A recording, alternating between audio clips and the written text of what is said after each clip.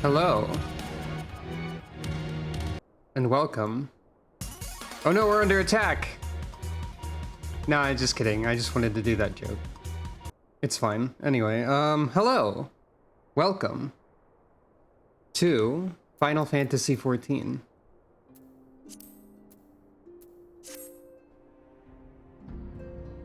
I'll be with you in a moment, but it is almost time for Prelude in Violet.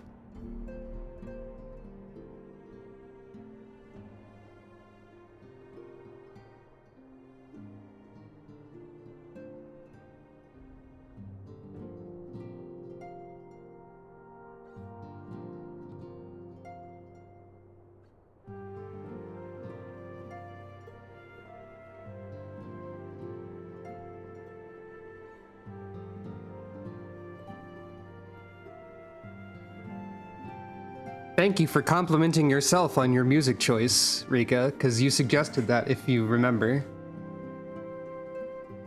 Oh, right. This isn't capturing Final Fantasy XIV right now.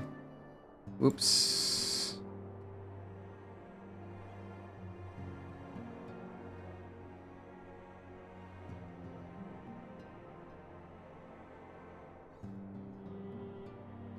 There we go.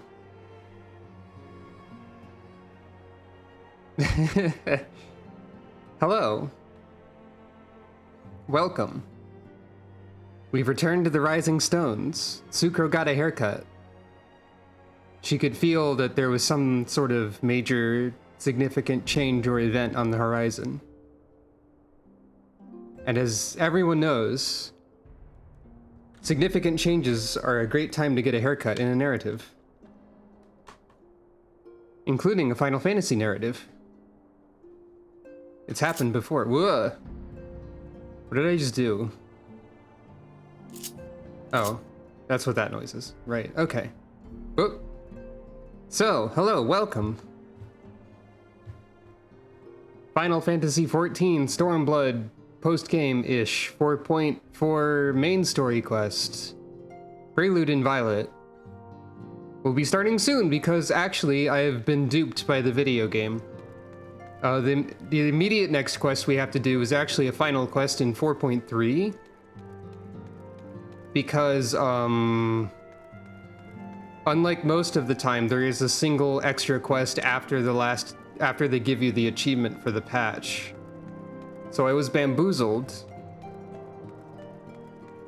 But I think it'll probably lead... Also, like, they gave us the little, like, patch ending preview stuff there, too, right? So this is more of like an epilogue to 4.3 or something? You can see we'll learn how to ponder. With thoughts of Alphino's plight weighing heavy on her mind, Alize might welcome some company. It's been an eventful few days, hasn't it? But I suppose all we can do now is wait for a word from Alphino. I don't recall the last time I had nothing pressing to be getting on with. We should probably make the most of it. Shall I put on some tea? Tea would be lovely. You may regale me with the tale of your adventures in the Far East, and of your encounter with this new primal especially. Nod. I'll put the kettle on then. That table looks free if you'd like to take a seat.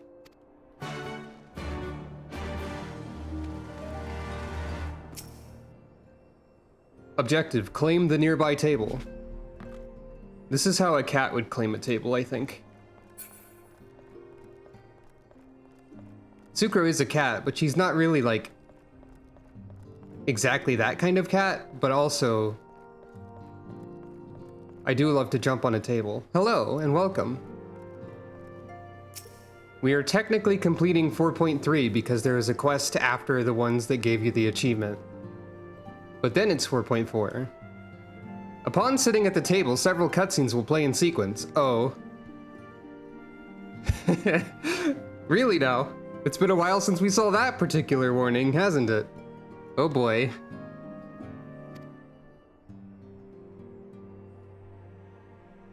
That's quite a way to start off the stream, isn't it? It's recommended you set aside sufficient time to view these scenes in their entirety.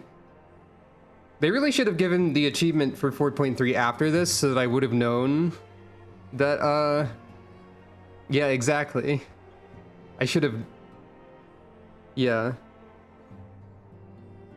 I think several cutscenes will play in sequence is by itself vaguely traumatic. Sit at the table? Fine. It'll be fine. We're just gonna have tea. Interesting. So this Guyomi was summoned in much the same manner as Susano, via the medium of a sacred relic. That's right. They believe their gods, or kami, reside in physical objects. Given the danger they represent, it may behoove us to begin a catalog of such relics. But if we are to contain the threat, we will require a better understanding of the summoning method itself. I believe I shall pay a visit to Doma and learn what I can on the subject. A fine idea, and I know for a fact that our friends in Doma would be grateful for any information which could help to prevent further summoning in the region. I will pin you a letter of introduction. Lord Hien will wish to welcome our resident expert on etherology. Greetings. Could it be that I am in time for tea? Certainly looks that way. Come on, sit down and tell us how your investigations went.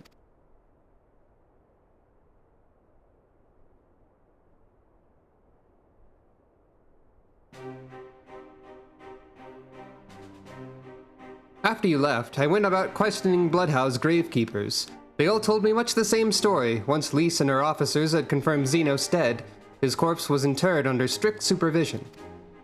There seems little reason to doubt their testimony on that point, but when I mentioned the defacement of Xenos' grave, accounts grew rather more vague.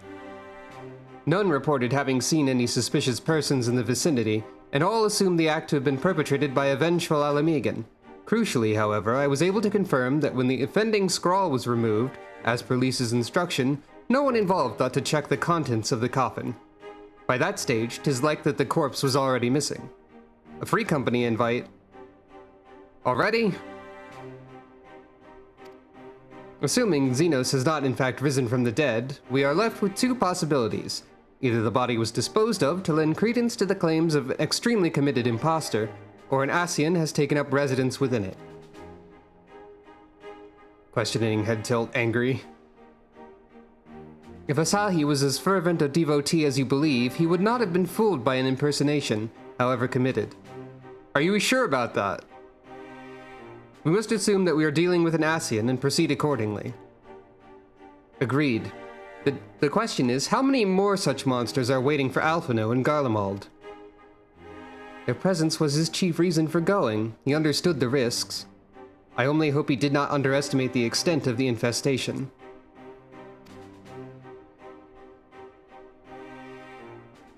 Looking up at the ceiling.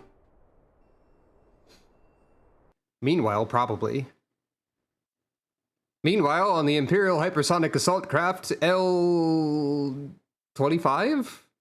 XXV?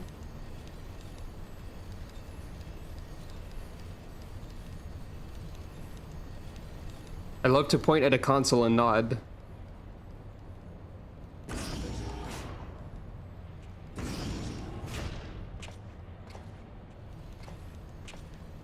Master Alphino, we are making good speed toward our destination. Is aught amiss?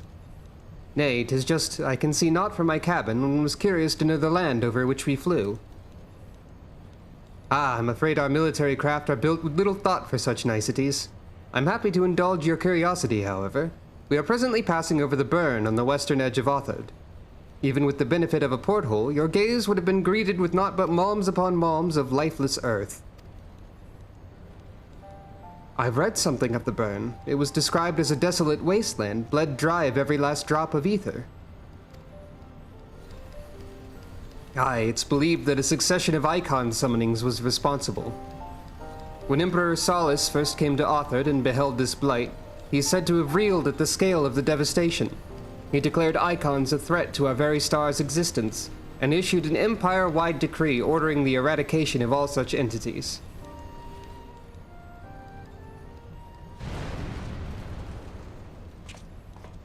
Report! We're under attack, sir! Magitech armor, no visible designation. Magitech? But who? Ah! All cannons return fire. Damage report.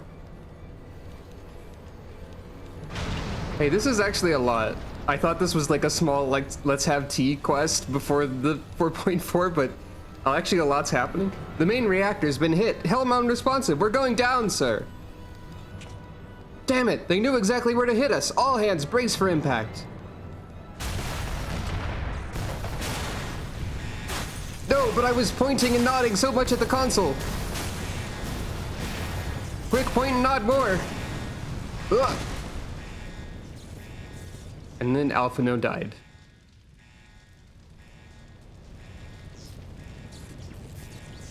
Glad to have you back, Master Alphino. We landed in one piece, more or less.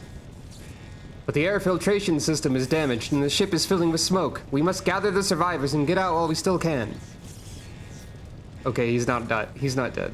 He's not die. Aye.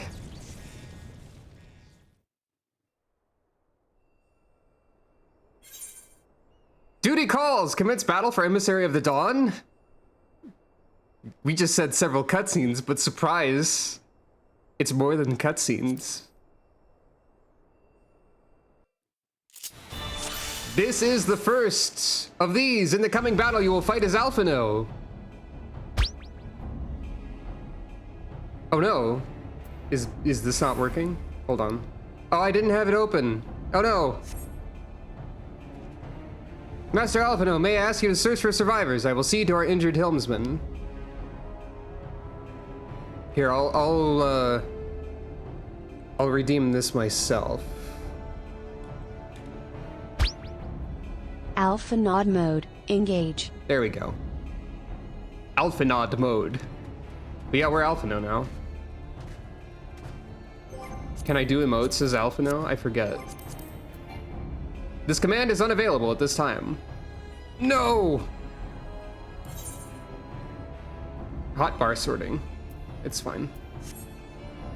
But yeah, in these modes where you play as a different character, like Alphino here, you have a very, like, I guess, limited version of their class hotbar, truncated perhaps.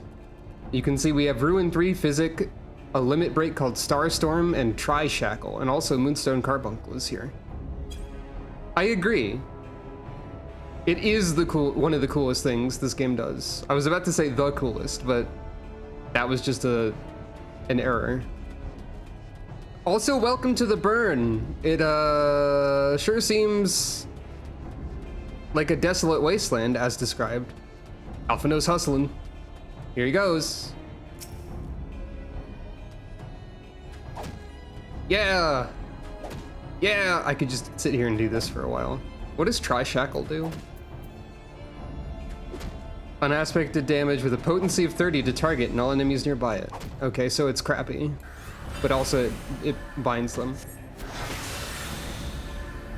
But yeah, this is the first time the game does this, and believe me, I was very surprised when this first happened. And it is very cool. Use Physic. Physic never does anything. Oh, it did something. Okay, just making Alphino walk around is oddly funny. I don't know why I said believe me, as if you wouldn't. My thanks, I don't think I would have made it.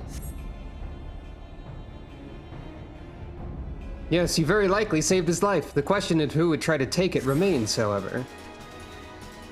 Put these last few out of their misery. The prince wishes none alive. The prince?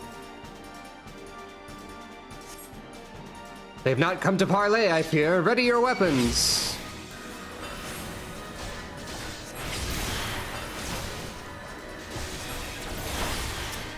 Alphino is an academician or something. Academy. I don't know how to say that word. There's a specific name for his version of whatever he is. Academician? Academia man. Like a robot master. I'll just have to find a duty support where Alphino's in the party and it'll show us.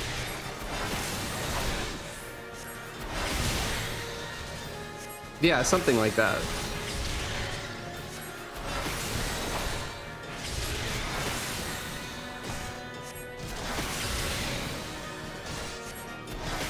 So yeah, this is still 4.3 by the way. In case that wasn't clear. I thought there would be less of that before we actually got to 4.4. You don't need to dismiss the carbuncle.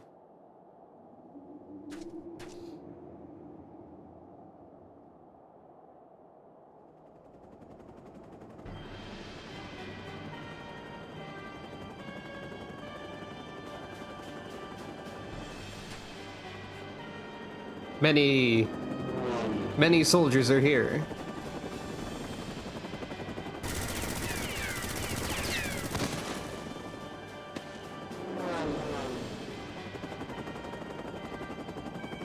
Alphino must have tried to fight Rathalos because he learned the Monster Hunter dive dodge. Confound it, not here, not like this.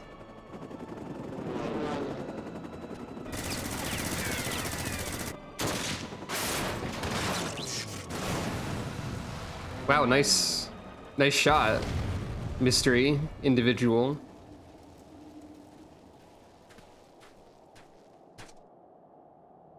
What? Who in the Emperor's name?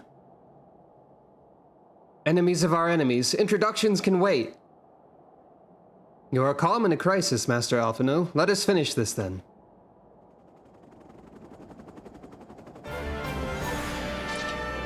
Okay, he did resummon the carbuncle at least.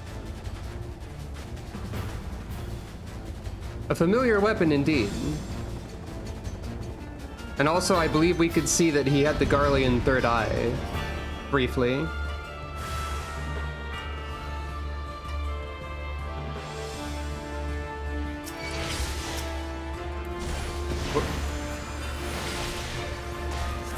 Menacing mercenary. Oh gee, that looks familiar too, huh?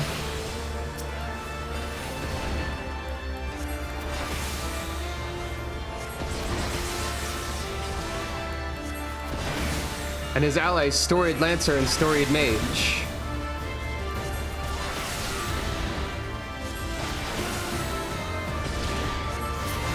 Down with you, says Mystery Man.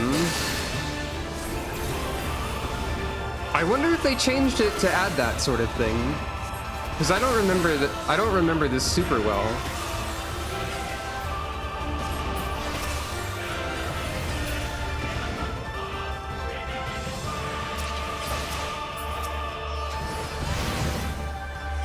By the Emperor, that man is a fiend! Cross formation, deploy restraints! Ah, a child's trick.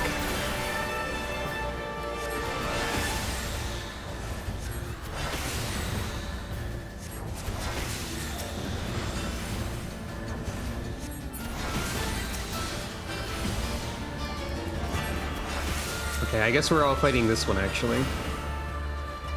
Oh yeah, I can limit break. I didn't notice that.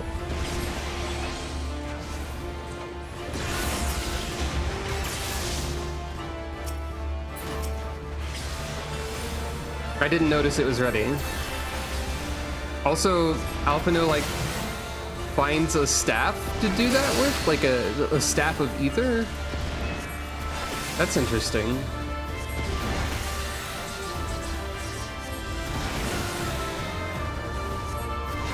Oh, what's this? I'm supposed to stand in this, probably. Shining Moonstone. Oh yeah, that's a carbuncle buff.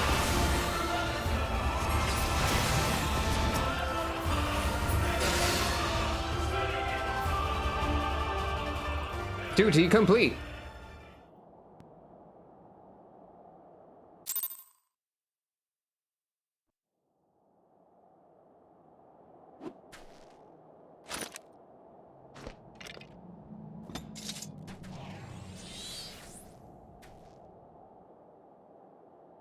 Again, you don't need to dismiss the carbuncle. My thanks, your intervention proved most timely.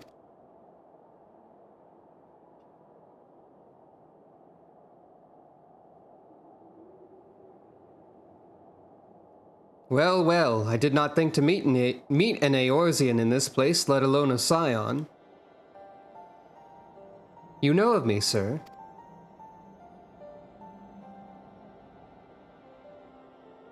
I have some small history with your order.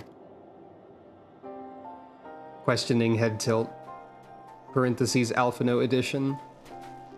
But I would speak of the present. Know you your assailants and the severity of your predicament? The soldiers bore the insignia of the Emperor's personal guard. And I could venture a guess as to their motive. But you yet have us at a disadvantage, sir. Will you not tell us who you are?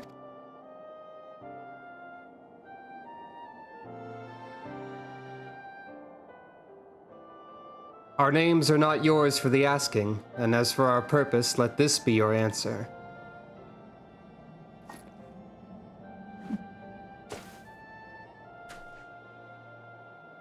An Asian mask. The face of our prey.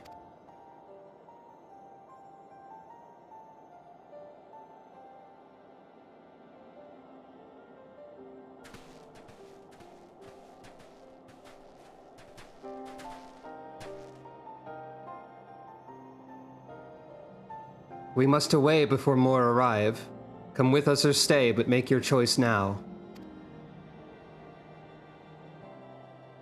Even should we manage the long trek out of the burn and secure passage to the capital, we'd no doubt be greeted by the Emperor's guard.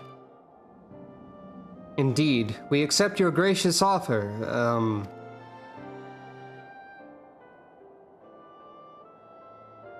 Shadow Hunter will suffice for the present. No, the expansion's called Shadow Bringers. It's different. Come. Shadow Hunters is like... that's something else. Probably like a World of Warcraft class or something.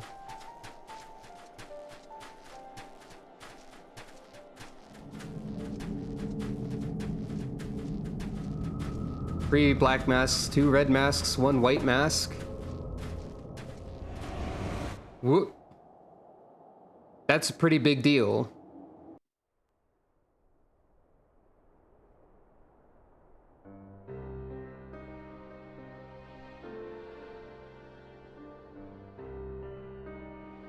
This is intolerable, but as much as I wish it were otherwise, there's nothing we can do for Alphino now but pray for his success. I also don't really remember or recognize necessarily what the white mask means, but I know that that's a significant one.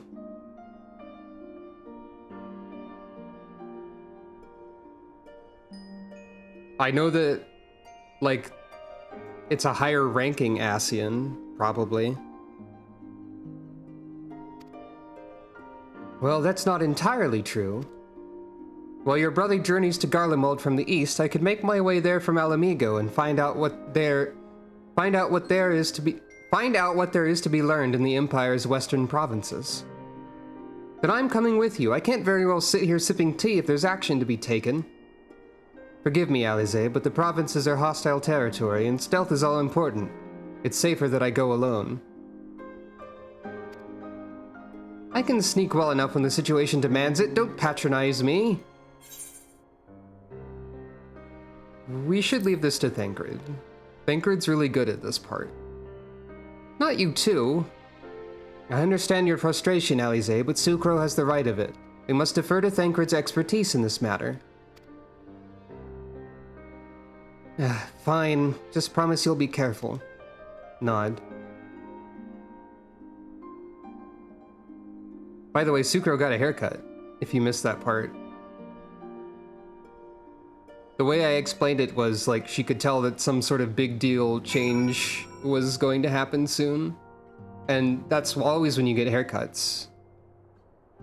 What I mean to say by that is actually that this is the Shadowbringer's haircut. And 4.4 is effectively starting... Given that the name is Prelude in Violet, I'm pretty sure that this is a prologue to Shadowbringers, so you can think of this as a prelude to her Shadowbringer's outfit. I just thought that was a fun idea. Well, I'd best put on my skulking boots. There will be no room for mistakes once I've crossed the border from Alamigo. Alize and her brother bicker as all siblings do, but she worries for him nonetheless. It would be a kindness if you were to visit from time to time and distract her from her cares. Oh, I did see your question in the middle of answering that, I think. It seems that praying is to be the extent of my contribution after all, but I will stay behind as I've been bid. We all have our talents. Mine just happened to involve a silver tongue and soft souls. I promise to send word the moment I learn aught of consequence. See that you notify me too. I mean to depart for Doma as soon as I find a suitable East Aldernard vessel to bear me thither, but I shall return if I'm needed. Be sure to drop in whenever you're next in the area, Sucro. With any luck, I'll have a painfully detailed report from Alphino to share. Nod. Ponder.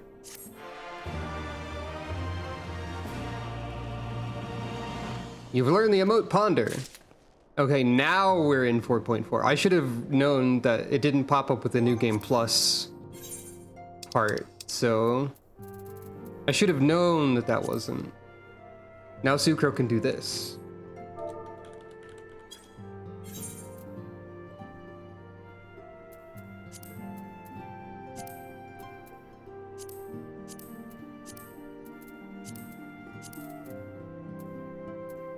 Thinking.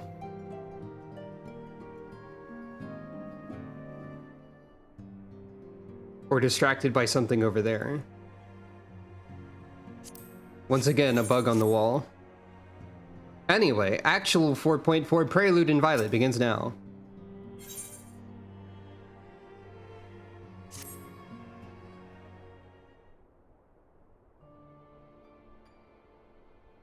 Oh, Sucro, if you've come here hoping for news, I'm afraid there isn't any. Shrug. Everything is exactly as it was. Y'shtola is still investigating primals in the Far East. Thancred is still gathering intelligence in the Imperial provinces, and Alphino is still out there somewhere. Questioning head tilt. There's been no word since his first scheduled report, nor does he respond to calls. And all the while, I'm just meant to sit around here waiting. It's driving me mad. Begging your pardons, I bear a message from the Eorzean Alliance. Thank the gods for that. We have a visitor.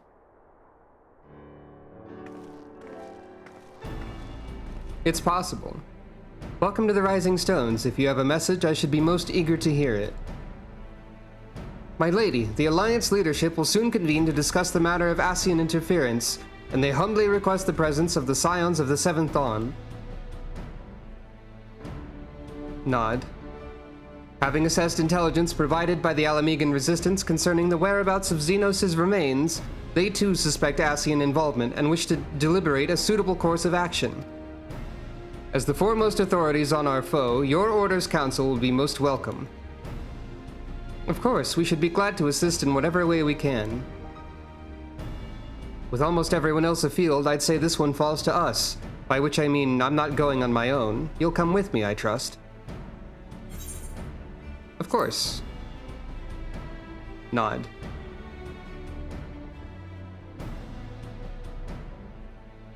There you have it. We accept the invitation.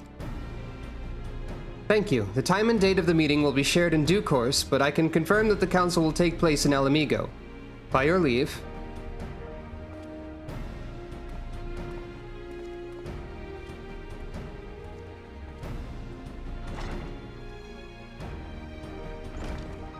I somehow doubt we'll have anything useful to offer, but standing mutely at a meeting will still be better than the nothing we've been doing of late. Let's make ready to depart, shall we? Thancred, what's going on, man?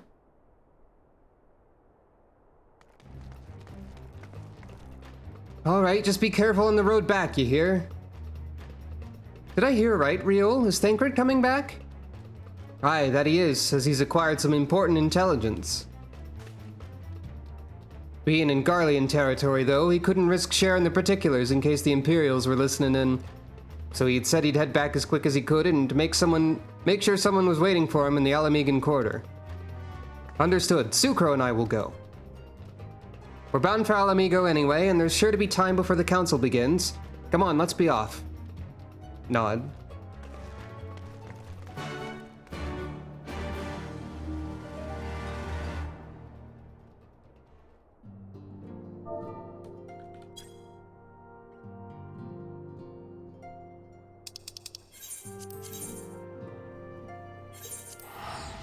And so we go to Alamigo.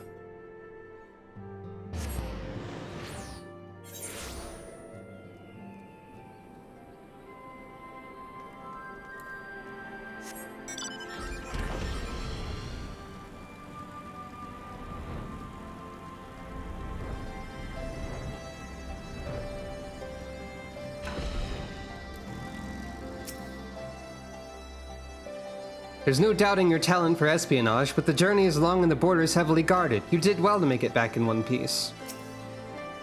You two are a sight for sore eyes. Now all I need is water for my parched throat. Fetch me a cup, will you? Traipsing through Imperial territory is thirsty work.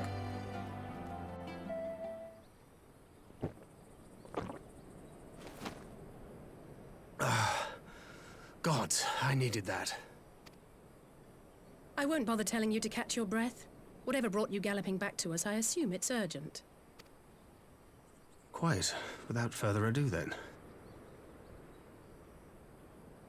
By the way, hopefully all the volume and stuff is okay. As I always ask every stream, as is tradition.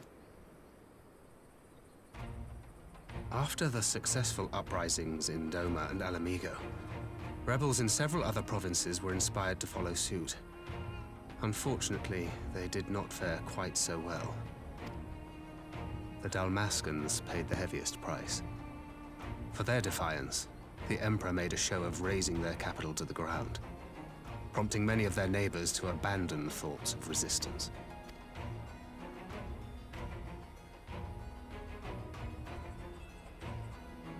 But not all have given up on liberty. Heartened by the news of Doma's prisoner exchange, some still believe that the Empire may one day be amenable to negotiation. We have the shinobi to thank for spreading the good word. They have worked tirelessly to keep the subjugated informed, and a little knowledge can go a long way. There is at least a spark of hope, then. Nod. A spark in want of kindling, yes. The Alliance has already begun supplying materiel to resistance movements abroad, many of whom would otherwise struggle to continue the fight. The support effort has been led by the Sultana and the Elder Seedseer, who have both seen enough Alamigan refugees to know the consequences of oppression. And for their troubles, they have quickly earned a reputation as folk heroes in certain corners of the Empire. That is all for the provinces. As for the Garlean motherland itself, our friends the Populares have suffered something of a setback, I regret to say. Talk is rife that Doma has summoned a primal, and the Empire's more liberal voices are being drowned out in the fearful clamor for retribution. And who do they think orchestrated this summoning? Oh, any but those truly responsible. Xenos has seen to that. Speaking of whom, the Crown Prince is recovering remarkably well. Well enough, in fact, to enable him to personally tour the provinces, putting the fear of the Emperor into the hearts of any would-be dissidents. He walks in plain sight, and none suspect him. Then it's as we feared. Nod again. Yes. An Ascian wears his skin.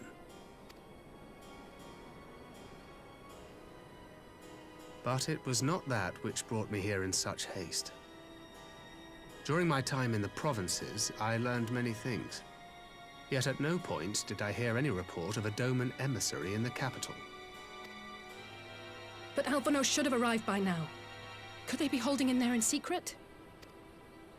The possibility did cross my mind, but I have reason to believe he never reached his destination. As you know, Scions assigned to covert operations, such as Riol and myself, are issued special link pearls for communication in the event of an emergency. I mention this because it was originally Alphino's task to coordinate the response at headquarters, meaning he has one. And whose voice should I hear when mine recently crackled to life? You spoke with Alphino? Spoke with, no.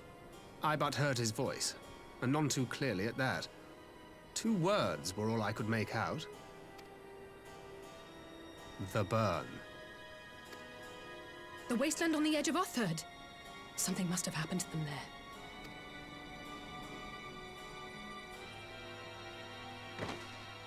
There's no time to waste. We must make for the burn at once. I had a feeling you might say that. And? I can't very well sit around here drinking tea if Alphino's in trouble. You said yourself that this link pill was only to be used in emergencies. So I'm going, and that's the end of it.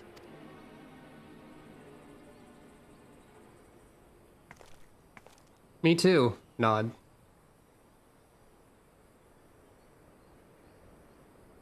Oh, far be it from me to change your minds.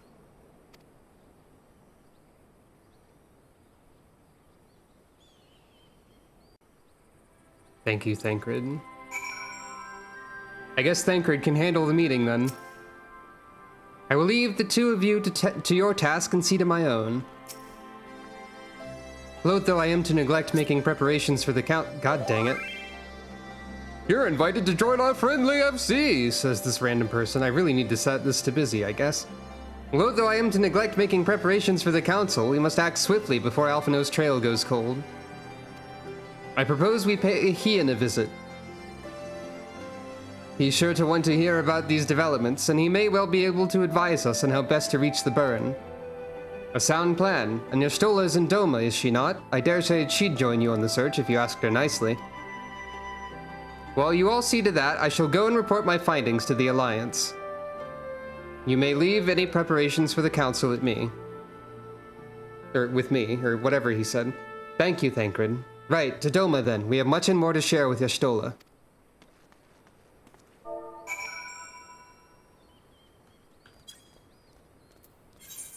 No.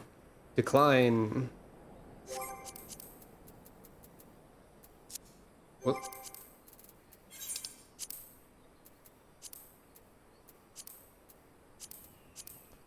There we are.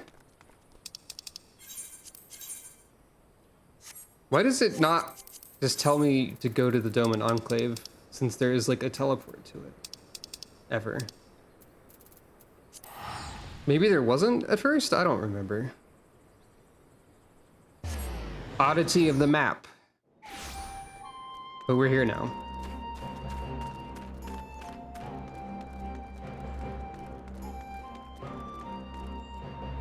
Y'shtola is thinking. Oh, okay, you had to take the boat before? I guess that makes sense then.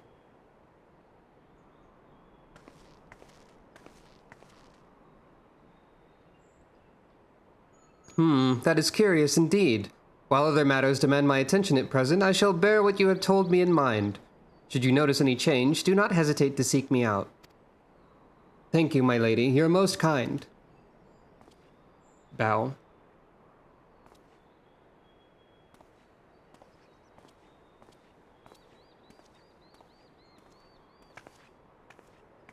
Well, well, two faces from the dim and distant past.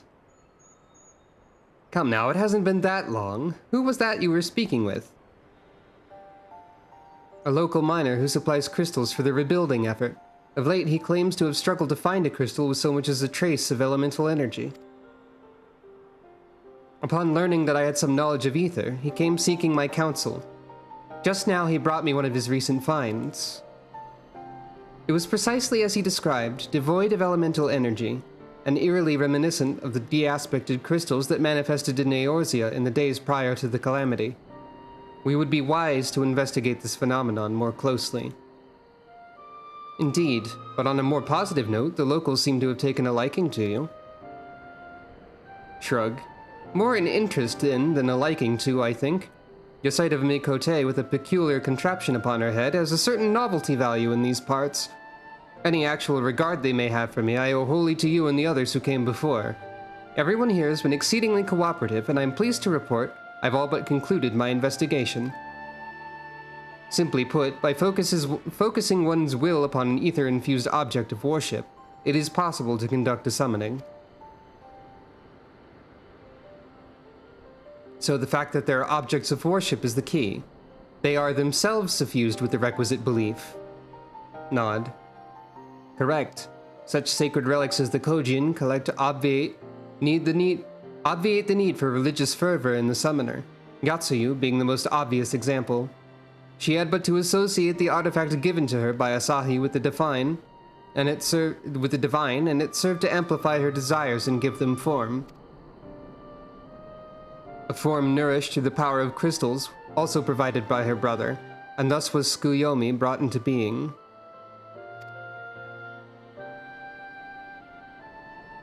Which brings me to the question of preventative measures, to which I have yet to find a satisfactory answer. At present, I know naught that will avail us, save to keep watch over the movement of relics and crystals, as if we did not have enough to keep watch over already. Nod, nod. But I doubt you came all this way to hear that which may be perused in a report. Has something happened to Alphino? Nod. Explaining. And yeah, this whole thing does seem pretty dangerous. I shall join you in the search, of course. Thank you, Y'shtola. I should be glad of your help, truly. Now, if there's nothing else, I shall go on ahead and request an audience with Lord Hien.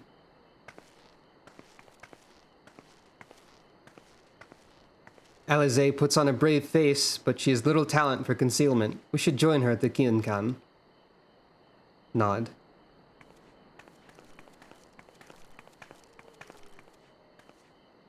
I'm still getting used to Sukro having this haircut. But it works for her, I think. Lord Hien is expecting you. May I show you in?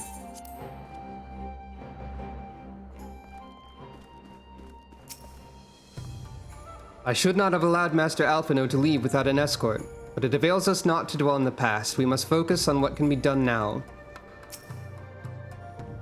My report can wait. Finding Alphino must take priority. There you are. I have apprised Hien of the situation. Greetings, my friend. Alize has explained all to me. Needless to say, you shall have our full cooperation in the search, even if Alphino's trail does lead to the burn of all places. I'll take silver pieces. Feel the burn. The region known as the Burn occupies a special place in Garlean history. Every child in the Empire is familiar with the tale. In the distant past, it was a verdant land teeming with life, but successive summonings saw it bled dry of ether and reduced to a desert. It was upon beholding the devastation that Primals had wrought that Emperor Solus was spurred to embark upon his crusade against their kind. The Burn offers a glimpse of the future we seek to prevent.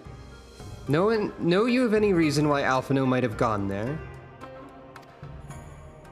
Aye, mischance. Though it lies on the route to Garlemald, it's no place to make a stop. My guess is they encountered some manner of trouble there. In any event, I'm of the same mind as Alize. We have no choice but to take our search to the Burn. Given the considerable distances involved, 'tis best we went by bird. Nod. Sukro and I have our yoles. Yugiri, will you ready falcons for the others? I shall gather our swiftest birds. Near the House of the Fierce, there's an overlook. Pray join us there once you've seen to your preparations. Nod.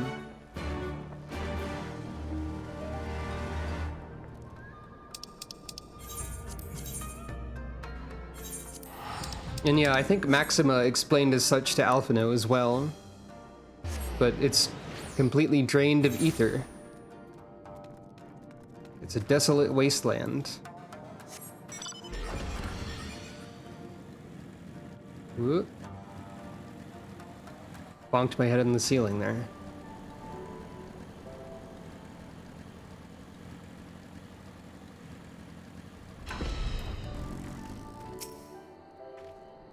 Having named him an emissary of Doma, Lord Hien considers himself personally responsible for Master Alphino's safety. Naught I could say would sway him from joining the search. We're coming for you, Alphino.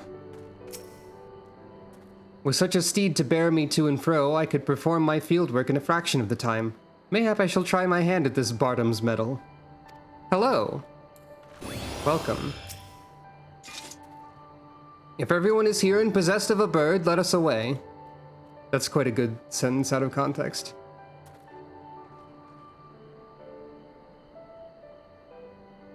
That's definitely not how you spell Hien. That's a completely different guy.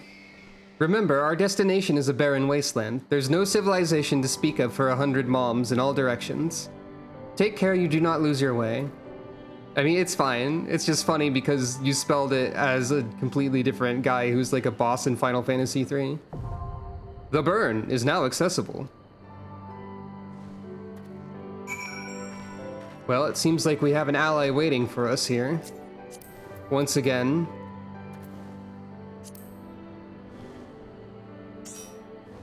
And before we actually go to the burn, I will BRB, because it's a dungeon, and I would like to BRB first. Cayenne and Heinz. I mean, I guess, given that Cyan's original name is Cayenne, Heinz is vaguely close by also technically being food. I say that as if peppers are not food, are only food in a technical sense. But what I mean is, they're very different food type items, but they are both food. If you can consider ketchup food, which I think you can, probably. Definitely not like a main course. Anyway, please remember that you need to eat more than ketchup to live.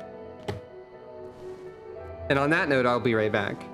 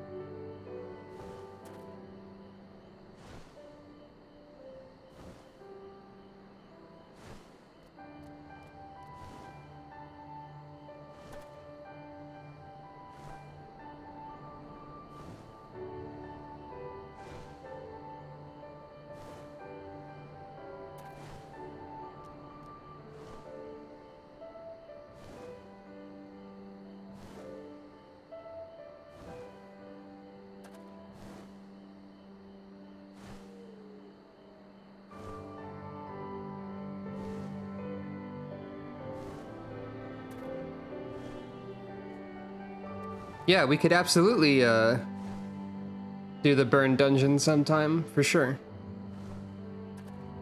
Hello. I am here again. And yeah, this is Sucro's new haircut.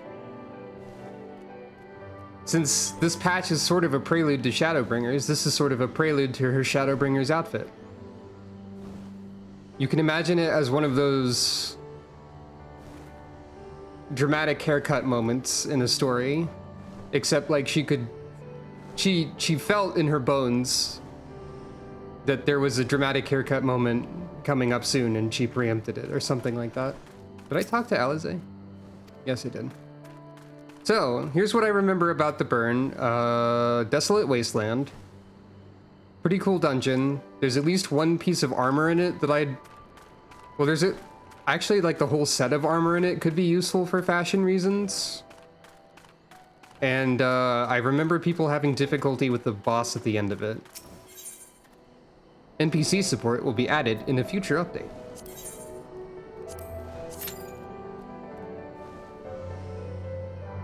That's about all I remember.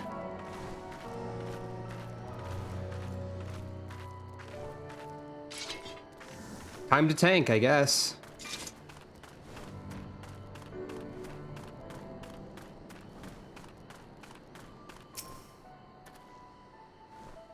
Fair note is, the burn is said to be home to hardy beasts adapted to the unforgiving environment. And then there are the specters, if certain tales are to be believed. I expect we shall find out for ourselves what truly dwells there. So this is one of the moments where we can tell pretty clearly who the duty support party members would be when they do add this. Because there are 4 NPCs standing right here. Yeah, I think the duty support being added in the next patch is for 4.0 stuff specifically. I don't think they're doing 4.x yet. So I don't think there would be duty support for here quite yet. Yeah. So it'll be like 6.5 when they have a complete duty support for the entire story.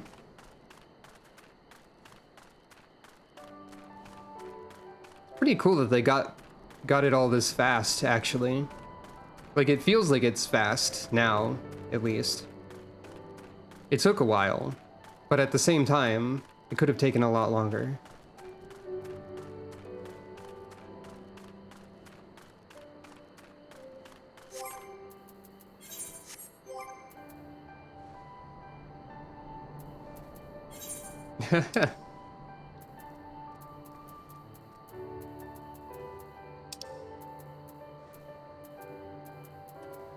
There it is.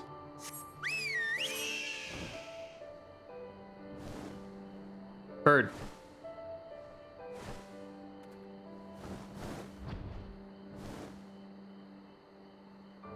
Someone's got a cube.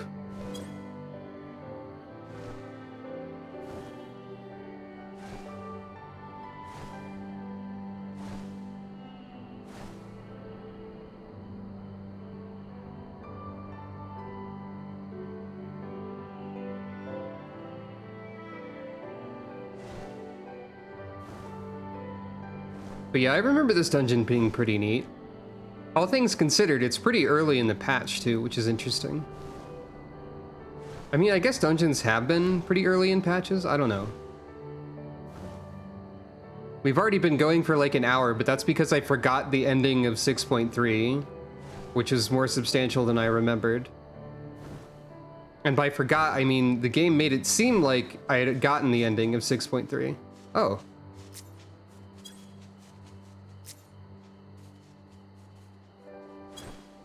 A friend.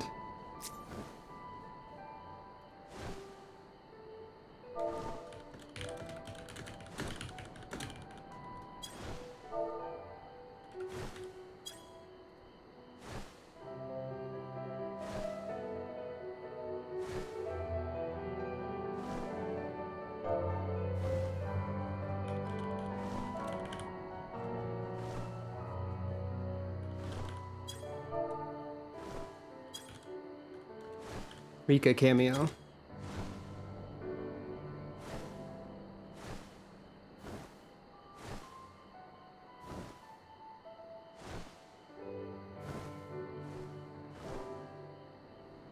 Oh yeah, I forgot about like the rainbow colored water over here.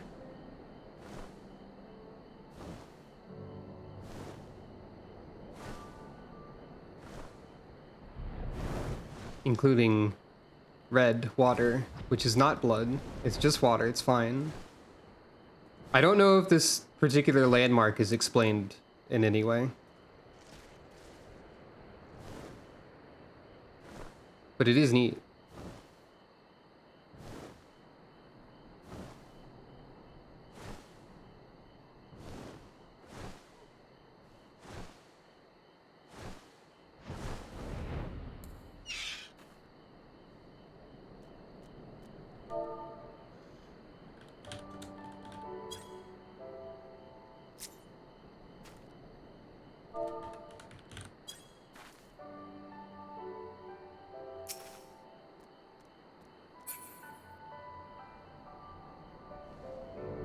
I don't actually know how near the burn this is. Oops. This might just be like a good place to go to the burn from.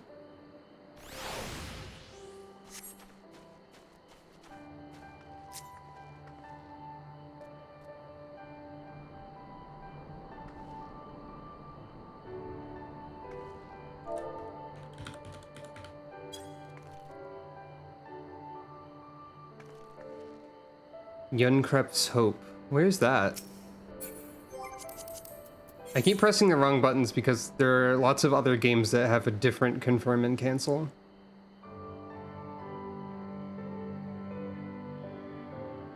Weird giant mushrooms in the Ruby Sea. Yeah, there's a lot of... I really like the areas in Stormblood, generally speaking.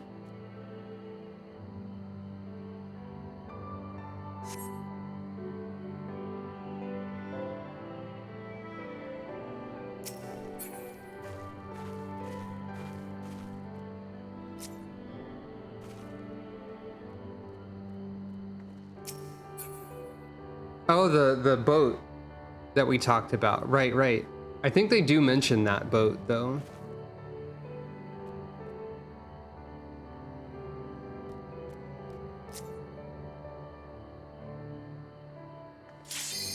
There we are. Time for the burn!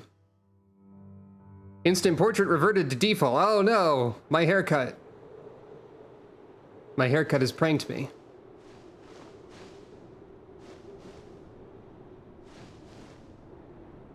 Make ready, friends! We are come to the burn!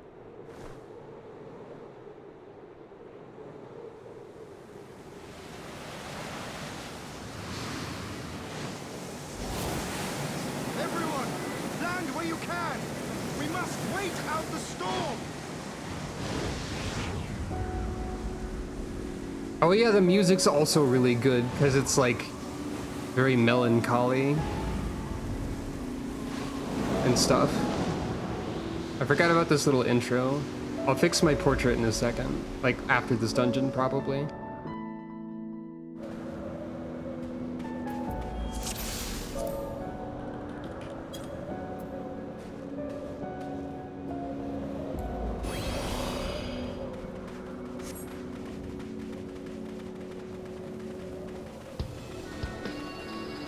Mouse cursor, no.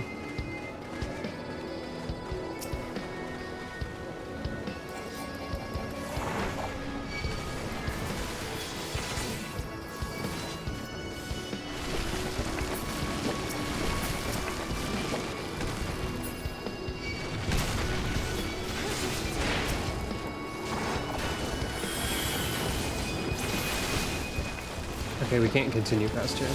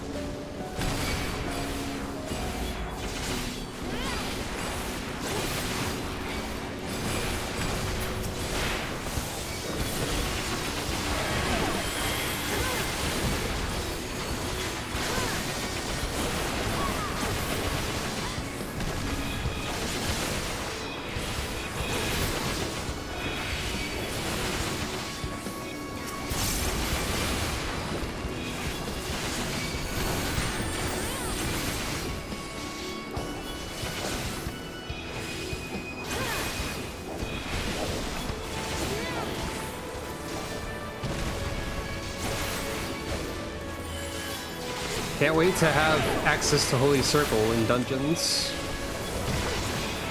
Although by then I will be doing dungeons entirely with NPCs. But still.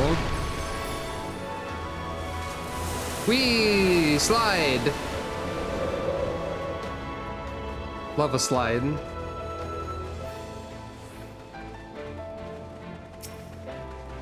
Habitat.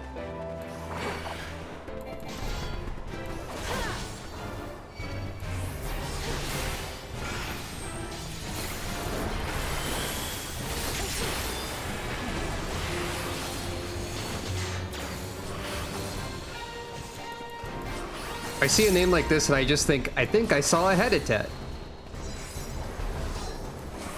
As Tweety Bird would say. I did see a habitat.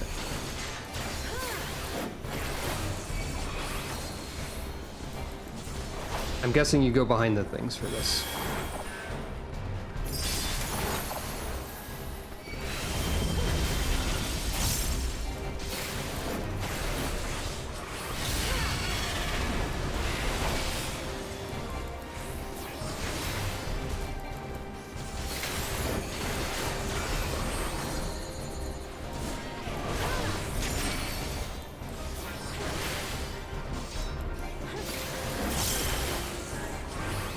Yeah, I agree. Like, the flavor for this... Oh, that was suboptimal! The flavor for this place really does stand out in general.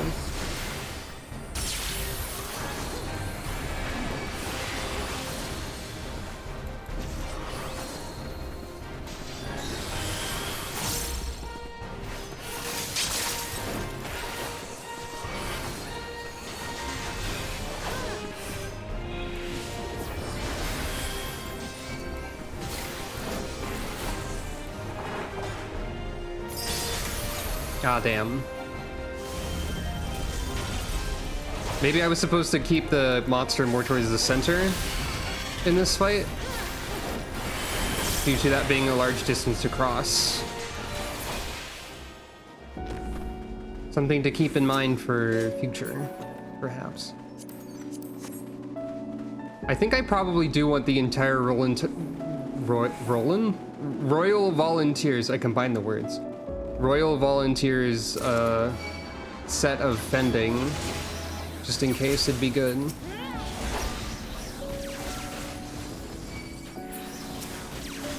Oh, I didn't realize that happened either.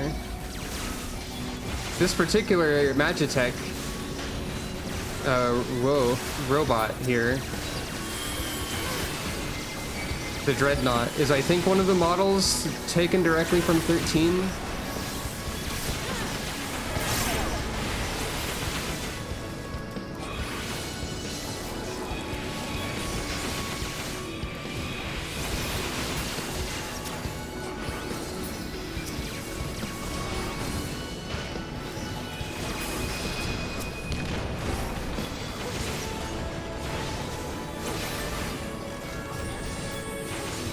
All the stuff taken directly from 13 really does feel like it already fits in 14, so credit to them for smart reuse of assets.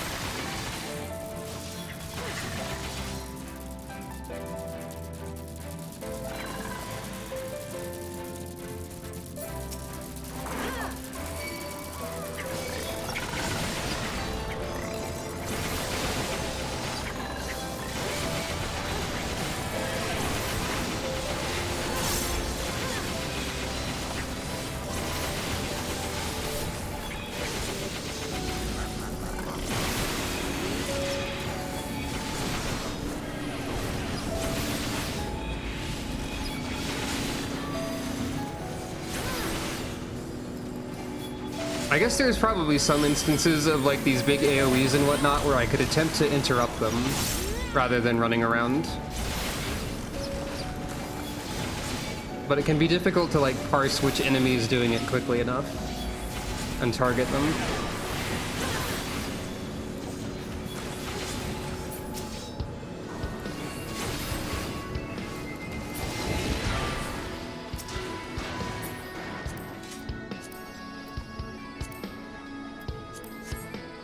Effective drone, huh?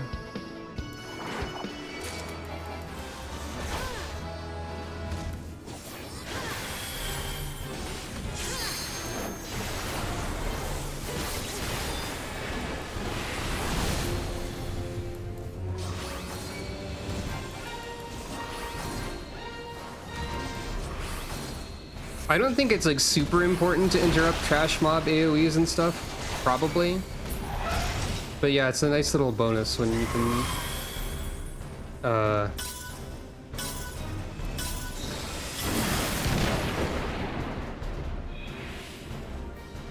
I guess, are you supposed to stand like where the smaller ones are for that, or what?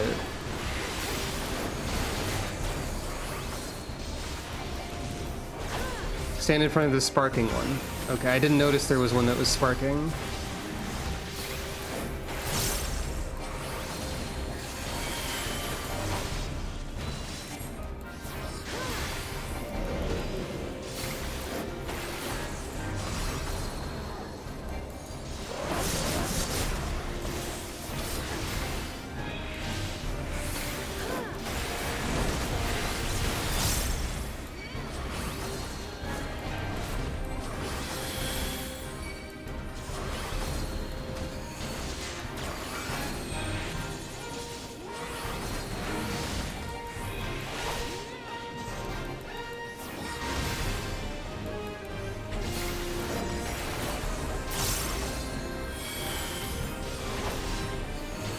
Reinforcements required. Nope. I guess we skipped a phase of the boss fight. That's fine. Such is the way of the video game nowadays.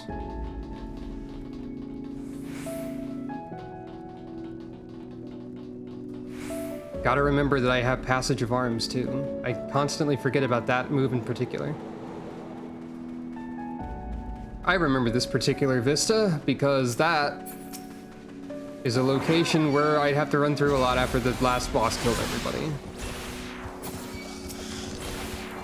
Failed Giga World.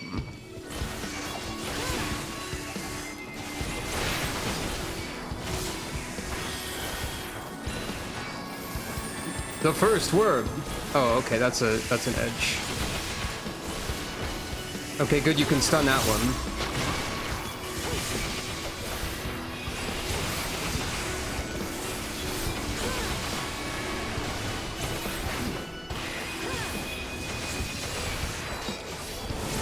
I was able to use that stun because I particularly happened to be targeting that guy already.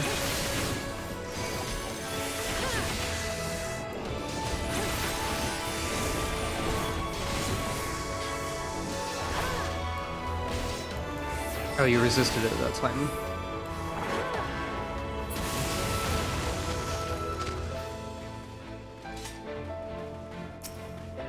Failed Giga Worm. There is 2 of them.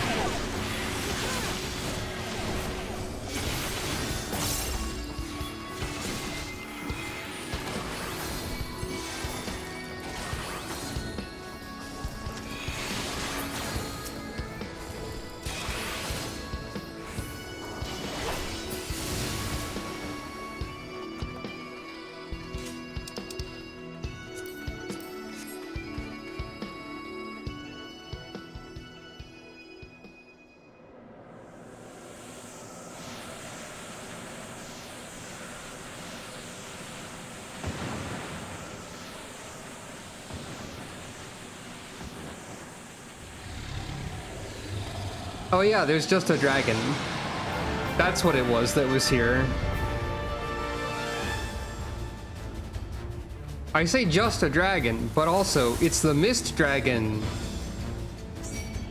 That name sure is the first boss in Final Fantasy IV, which is very significant to the lore of that.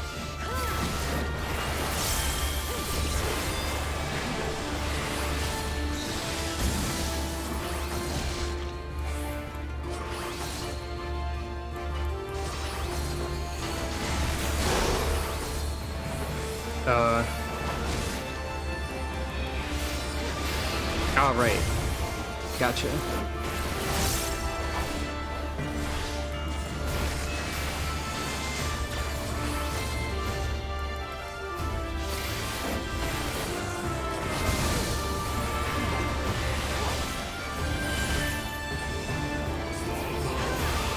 I think there's a funny prank that's about to happen that I don't really remember. The dragon dissolves into mist. Striking the mist is futile. I think that just means we have to destroy all of these, right? Probably. Yeah, it's just like the funny gesture. Oh. Oh, well, now we're all dead.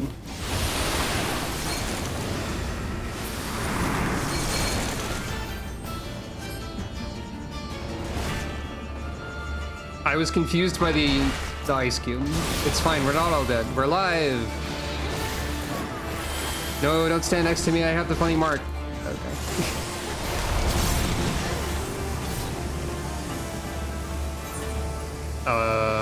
Okay.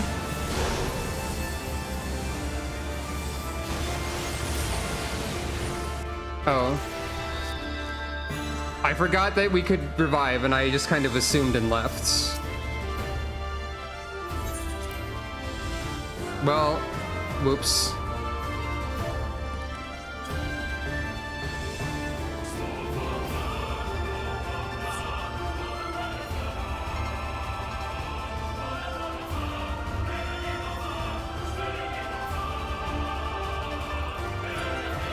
But yeah, that's about what I remembered from that boss fight.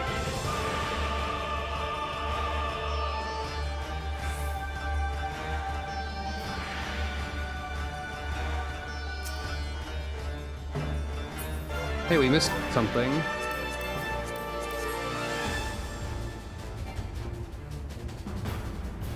Did somebody hit it when it was in mist form? I'm pretty sure I didn't.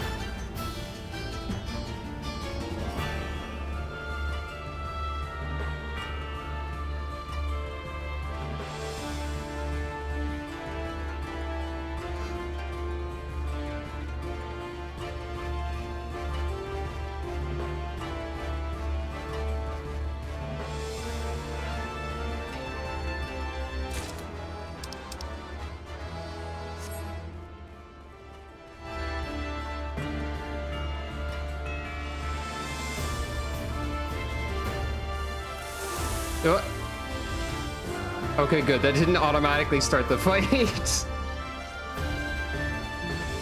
I was real worried for a second there.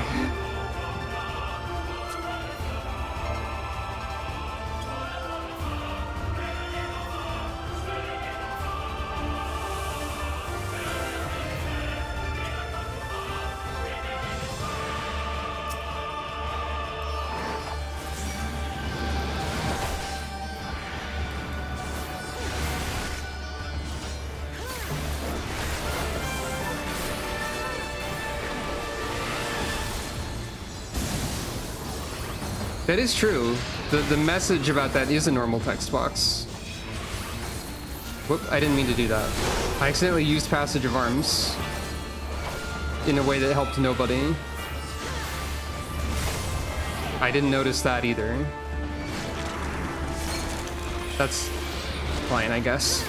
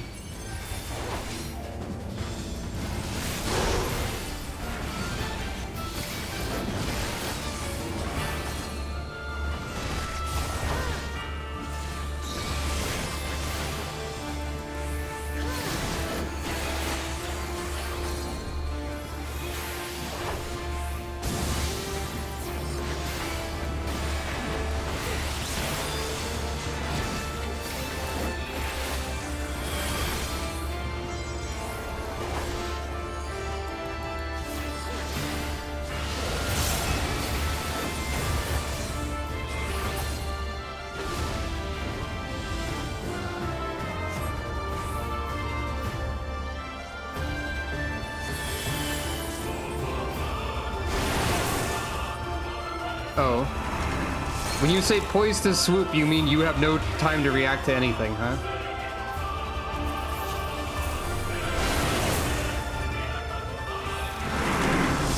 You sure do mean that.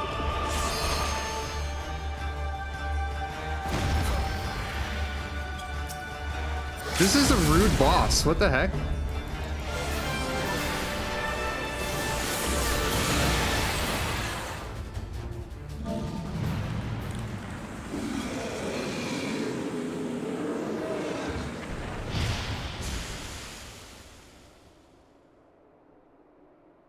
Why is this boss so rude? No, I didn't mean to do that.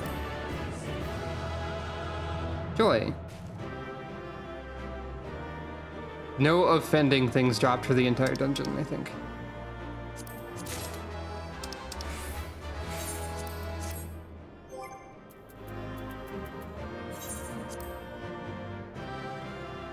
You must be in a city or sanctuary. Okay, fine.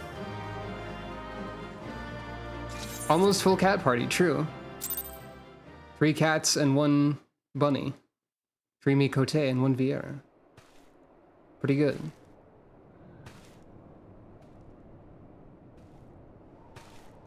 Ah, there you are. Between contending with bloodthirsty beasts and sand in my every conceivable place, I had begun to despair of finding you again.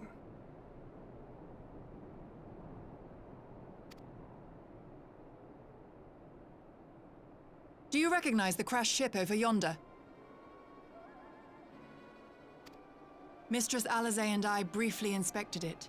It is the vessel that bore Master Alphino away.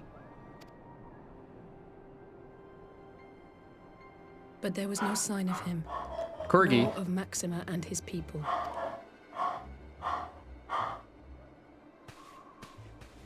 I think you did fine, by the way.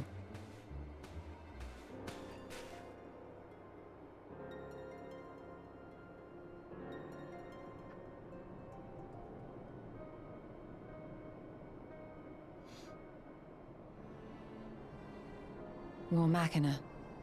It would seem they were involved in a struggle. They've never said War Machina before, I don't think.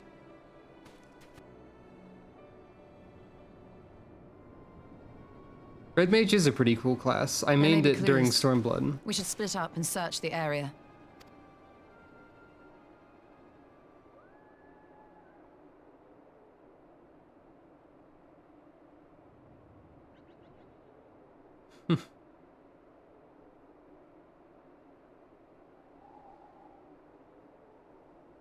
That's a good point. This probably does look weird to Y'shtola.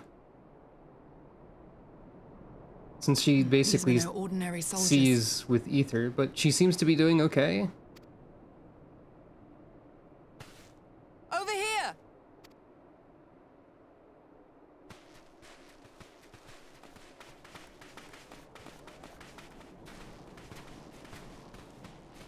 The insignia on this man's uniform identifies him as one of the Emperor's personal guard. Hand-picked soldiers, answering only to the royal family. That would explain why all the casualties are Garlean. They were fighting their own. You're saying the Emperor was behind all this? That Alphino is his prisoner? We don't know that yet.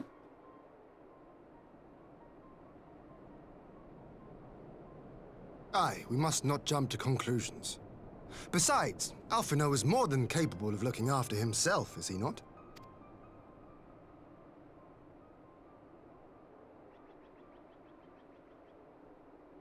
Nod. I suggest we return to Doma to consider our options. Whatever happened here, Master Alphino is long gone, and any subsequent search may safely be left in the hands of the shinobi. Nod. Nod.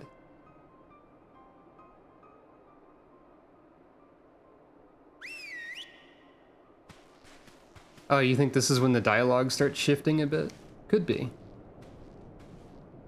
It'll be alright, Alize. Where in the world are you, brother? If you die on me, I will never let you hear the end of it. They won't kill Alphino, that'd be silly.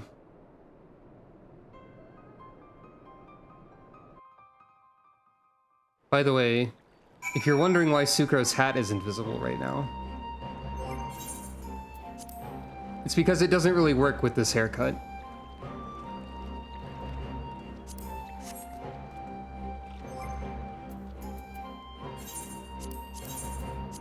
There we are.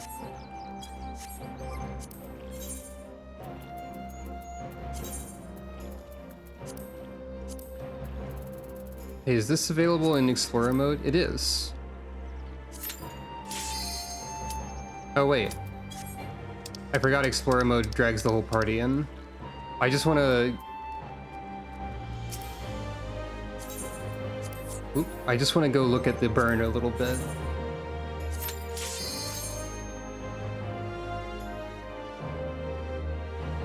Have I shown Explorer mode at all on stream? Because Explorer mode's pretty neat. You can like teleport to all the different parts of the dungeon, just sort of walk around and take pictures in it and stuff. Your minion can join you. You can place a striking dummy in order to try out different stuff and like get cool poses.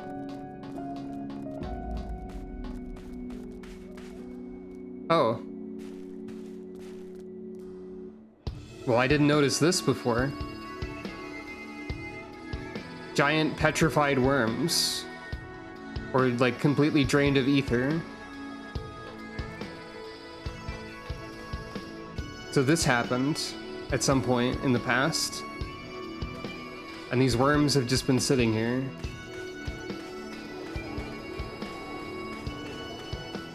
Not to mention whatever this all is. Presumably even larger worm.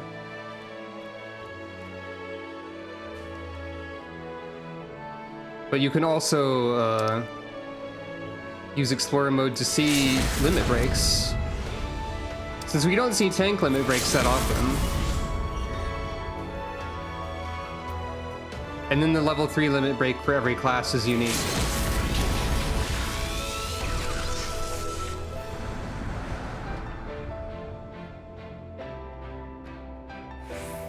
Oh, you can see the face of the first worm?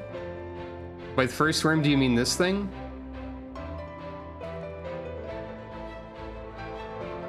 But yeah, you can like G-pose in here and everything. Sucro, you don't need to do that right now, actually. Sucro. Sucro. Sucro. Sucro, I need you to stop limit breaking. Sucro, you're breaking all the limits! Okay, it's fine.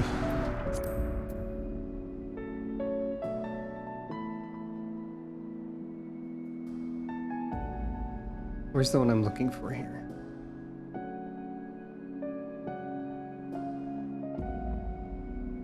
I think I can probably just type it, actually. There we go.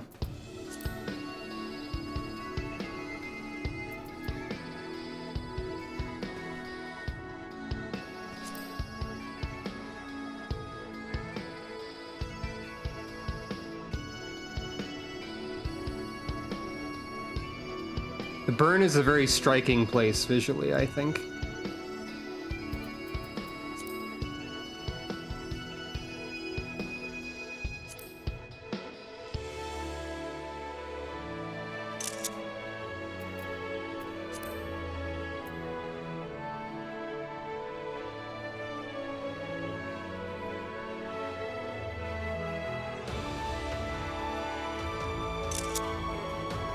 And I really like the music as well.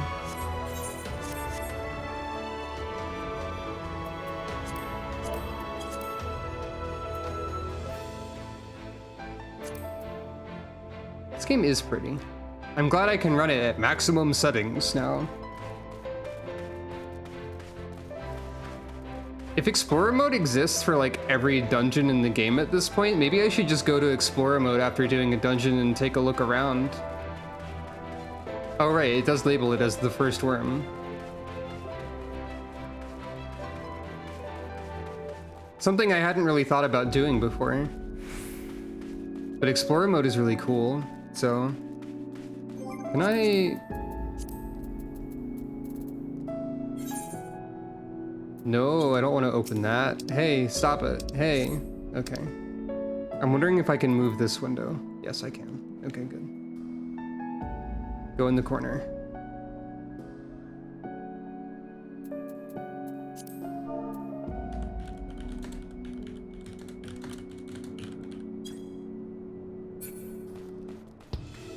But yeah, maybe that's something I should do. Because I want to, like, take my time through Shadowbringers and Endwalker and stuff. It'd be cool to just, like, go to Explorer mode and look around in the dungeons and such afterwards. Oh yeah. That sure is the face of the first worm.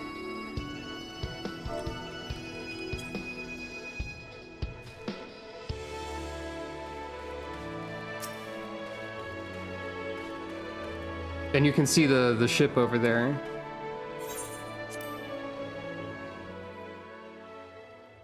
Number 1 worm.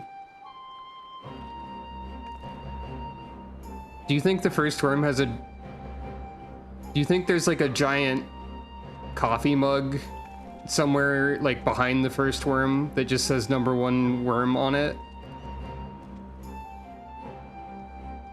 But you just can't see it from any of the camera angles that you're allowed to look through?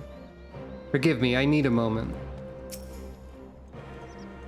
On present evidence, we have no reason to fear the worst. More than that, I cannot say.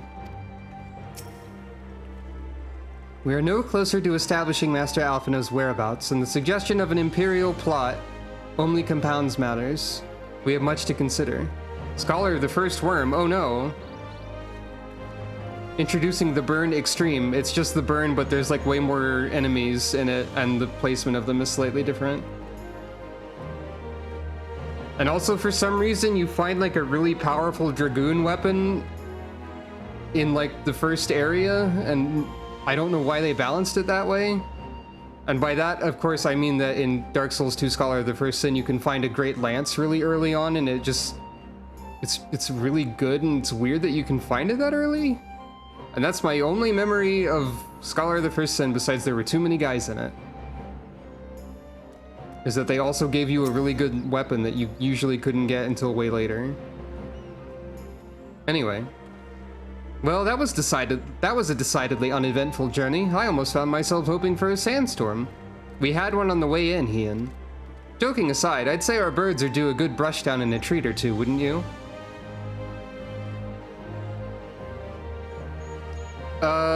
No, that's a different weapon. I'm just thinking of, I think it's just called like the Great Lance. Time to look.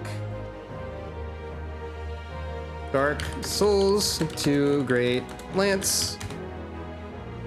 Extra life, save me. Grand Lance. That could be it. Yeah, it's in the Forest of the Fallen Giants outside the King's Gate. In Scholar of the First Sin. In the regular version, it's in one of the memories you visit way late in the game. So it's just like super early. It's weird.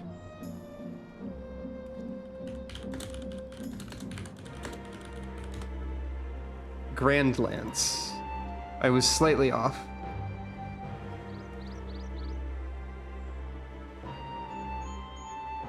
No, the web P is here again to ruin my day.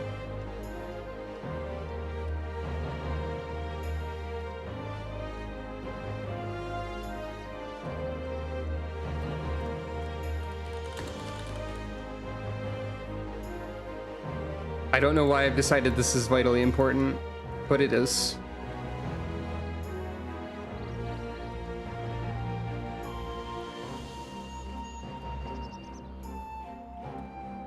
Here's a picture of someone holding the Grand Lance.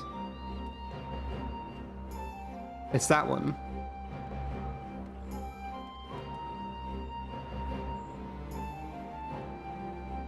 This is the weapon I'm talking about from Dark Souls 2.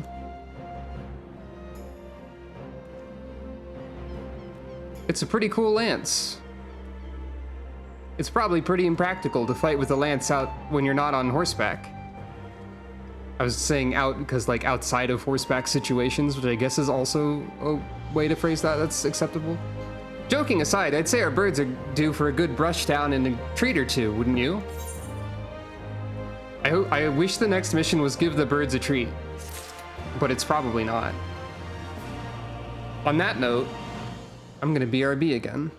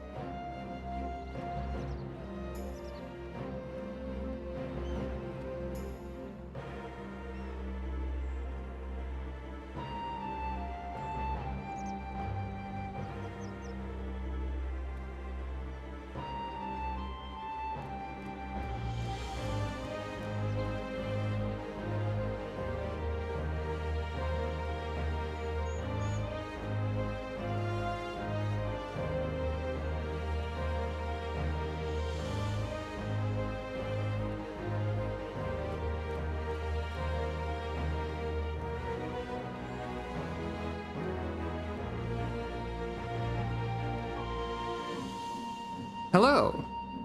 And welcome. Welcome back from appointment.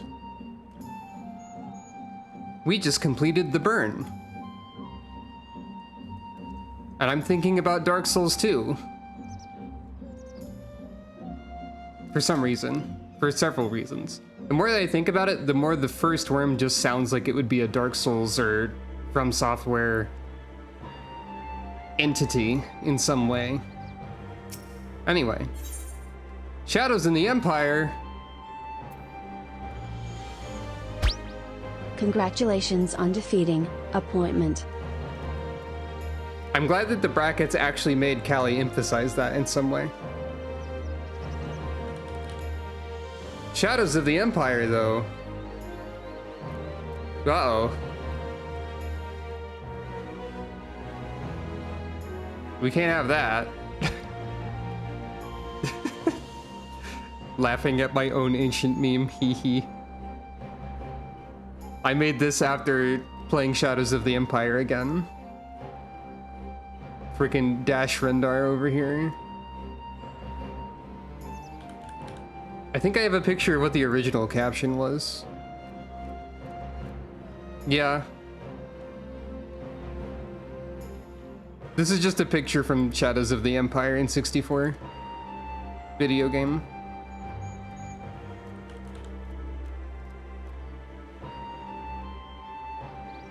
But did Dash Rendar really perish? Finish the game on medium to find out.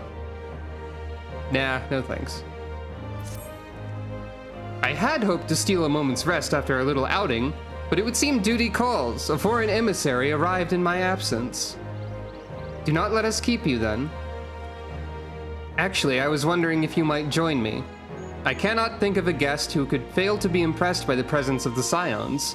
At least none I should be happy to receive. I feel like it does sound like a Star Wars name.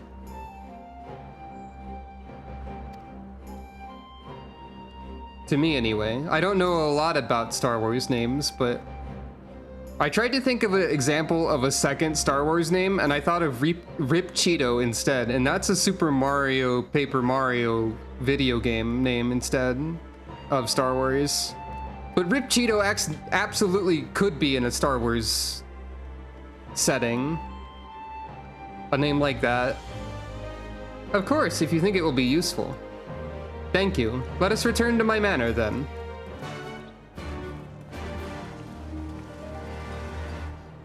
I want to see Rip Cheeto drive a pod racer. Super Paper Pod Racing.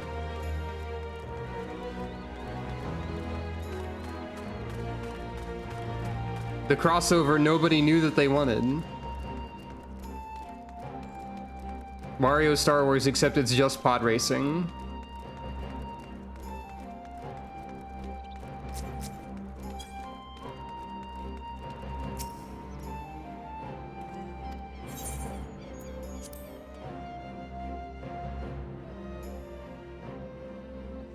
I'm going to be thinking about this now.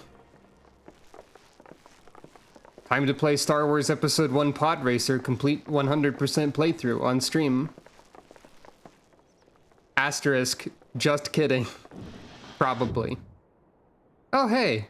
Lise, what brings you here? It's Lise. Oh, Alliance business. We have a request for Doma. Well, Hian. But that can wait. They told me you were out searching for Alphino. Did you manage to pick up his trail? Explaining.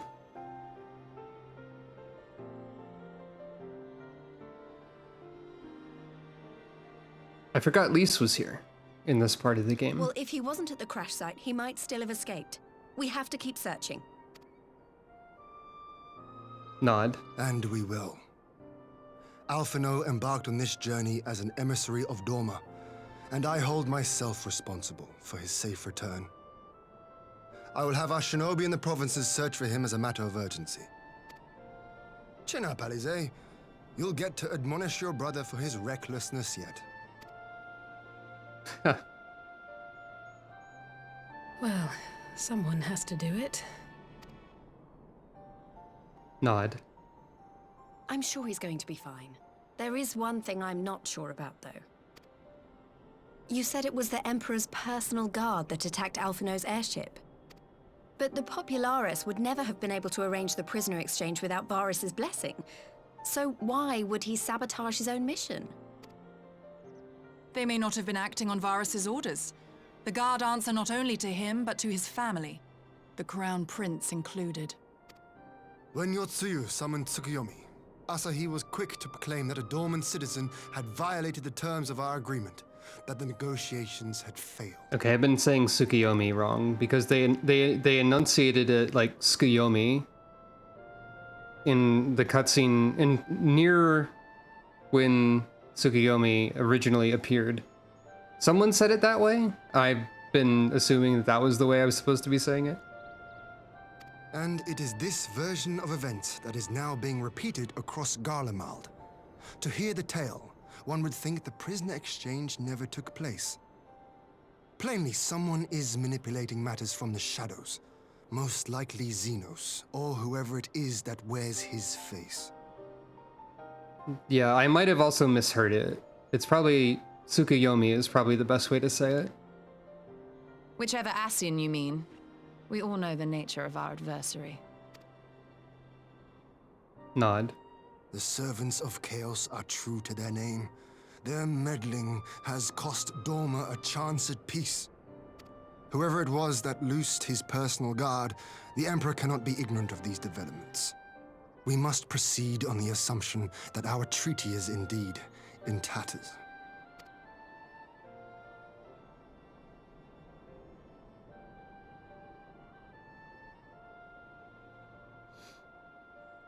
Much thinking. But come, Lise. You have journeyed far. Let me hear your petition. Yeah, what were you here for? Right. So the big news is that Alamigo has agreed to join the Eorzean Alliance. Yay. To make it official and discuss where we all go from here, the leaders of the 5 nations are planning to hold a meeting, and we were hoping you might come too.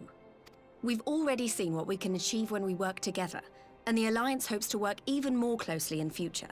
They think it's our best hope of keeping the Garleans in check, and I agree.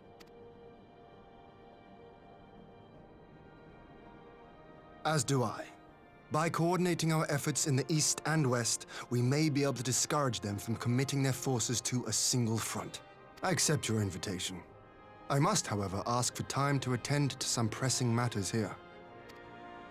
In light of recent events, the risk of Imperial reprisals is greater than ever, and I would not leave Dorma unguarded. Ere I depart, I must shore up her defenses. Understood. I'll let the Alliance know. We'll wait to hear from you before setting a date. The meeting's to be held at the Royal Palace in Alamigo, incidentally. Do you remember the way? Well enough. Please assure my hosts that I will not keep them waiting any longer than I have to. Consider it done. And thank you for agreeing to come. If we all put our heads together, we're sure to find the best way forward. For everyone. Hurrah!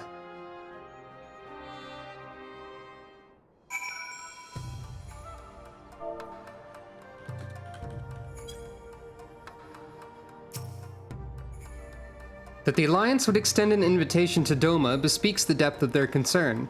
Nor are they misguided. If Garlemald has fallen under Ascian control, the threat we face is incalculable.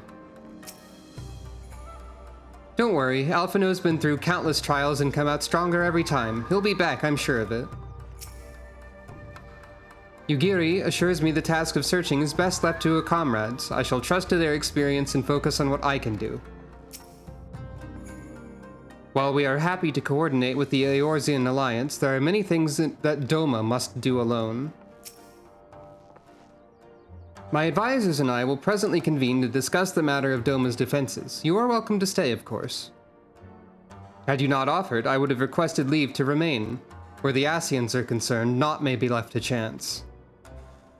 As ever, we would benefit from your experience. I thank you for coming, Lise, even if it was on official business. I'd hoped there might be time to show you the land you helped to save, but I will settle for a fleeting visit if needs must. There never does seem to be enough time for anything, does there? But I did get to see a little of the Enclave. You've made excellent progress, I must say. And soon you'll have the chance to see how we're getting on too. Till the meeting, then. Tsukro? I was wondering if I might have a word with you before I go, in private. Questioning head tilt. Go on, my friend. I will send for Hakuro and the others in the meantime. Nod. Great, I'll wait for you at the docks.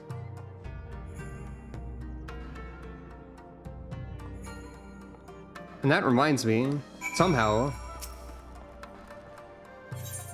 of the plan for Doman restoration. I.e., you donate on a weekly basis. It's been a week. Or it's a new week. So I can donate some stuff. And if anything happens, we can look at it. Oh, that sort of thing's actually worth more here than normal. Because that sells for 1,000, but here it's worth more. Neat.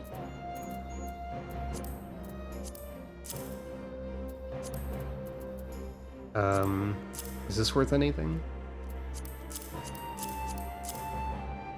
Might as well donate various stuff I don't need. Not the ultimate Kettle Nexus, though. That's important.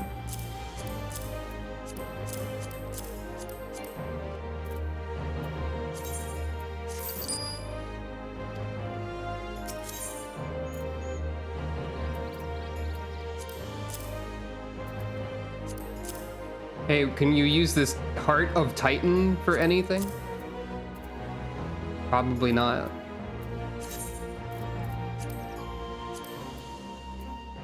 Got anything in here? So my plan is to just like do this weekly on streams, and if anything happens, we can look at it. Basically. That seems reasonable enough.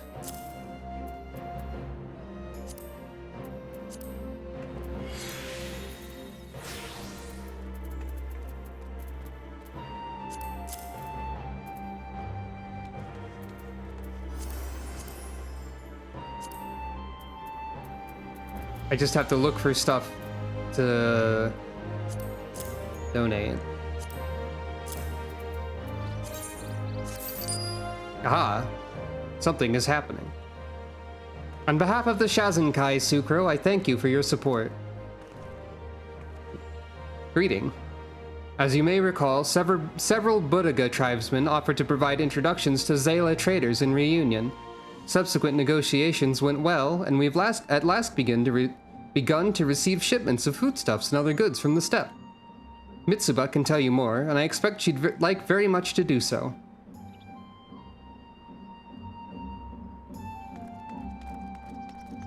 I believe that was over here somewhere. Maybe? Yeah, 10,000 stalls. There's a little exclamation point.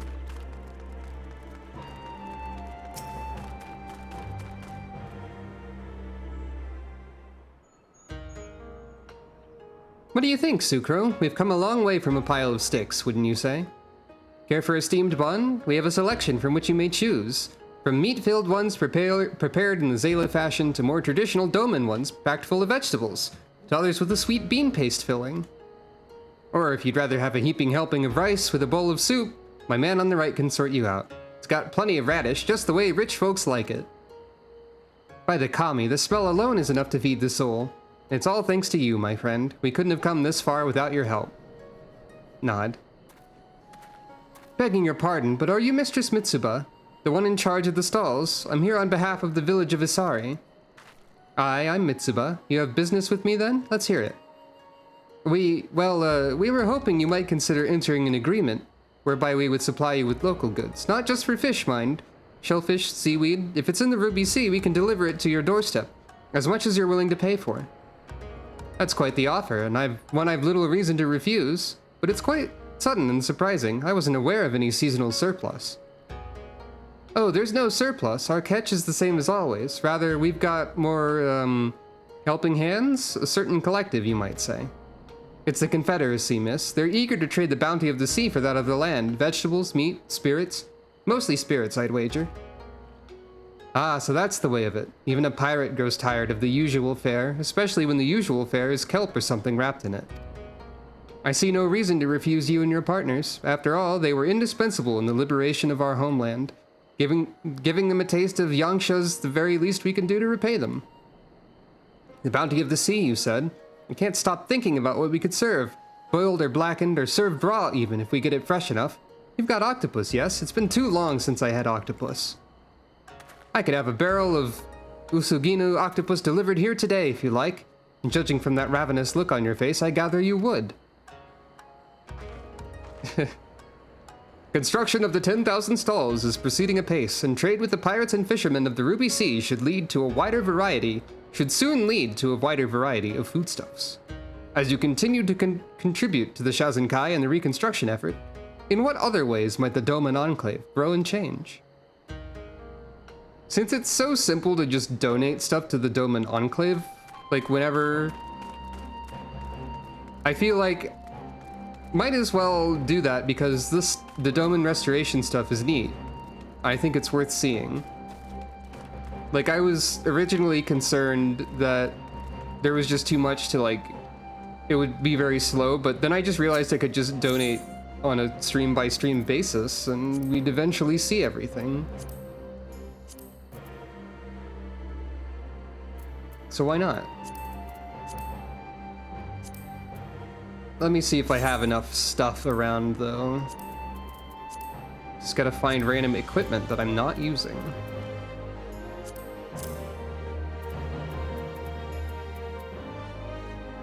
I can't donate everything here, but that's fine.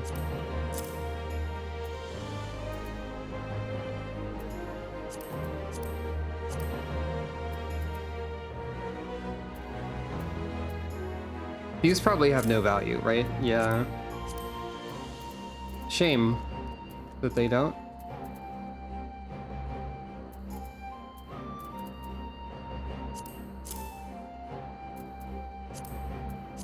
I'll have to, like, save up stuff to donate or something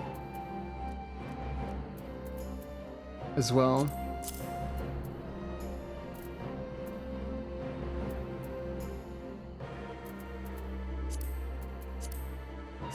barely anything in this venue. Oh yeah, earrings. The thing that doesn't matter right now. It will.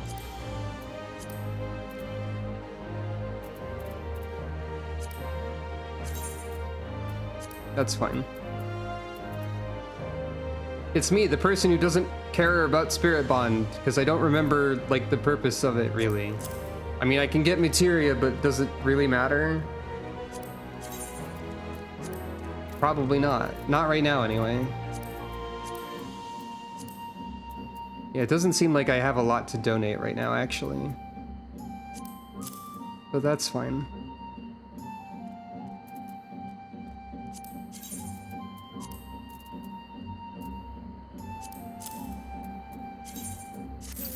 Oh, well, that's enough for something.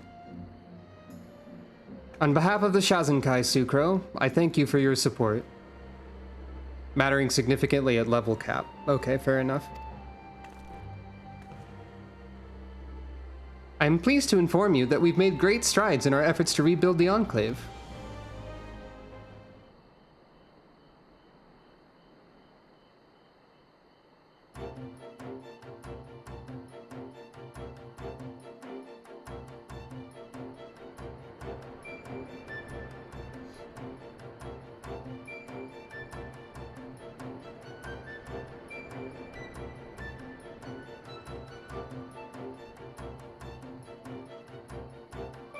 Owing to your many contributions, the 10,000 stalls have seen further development.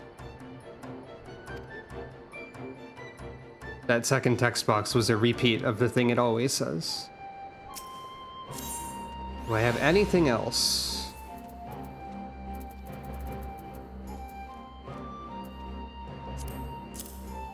I mean, I could donate 1 billion potions, actually. That'd be funny. Max potions are pretty... Are I think the best one that I've got? No.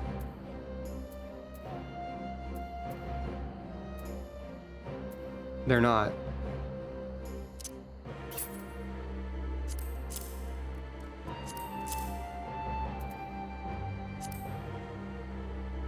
That's fine.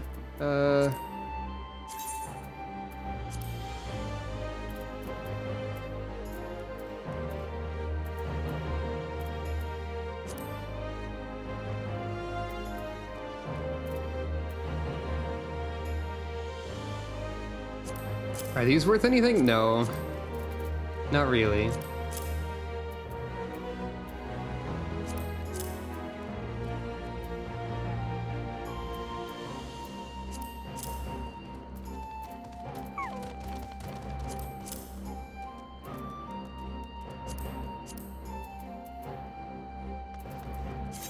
There must be something somewhere.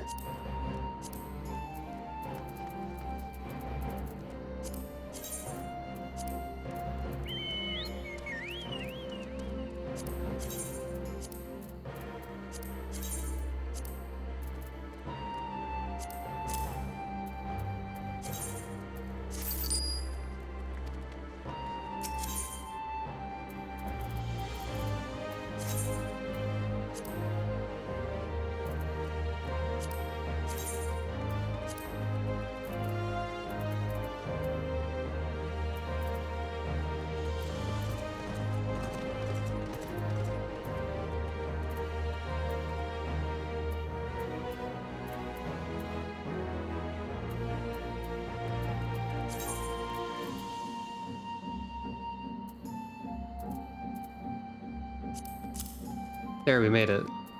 Well, that's... No, that's too many. Nope.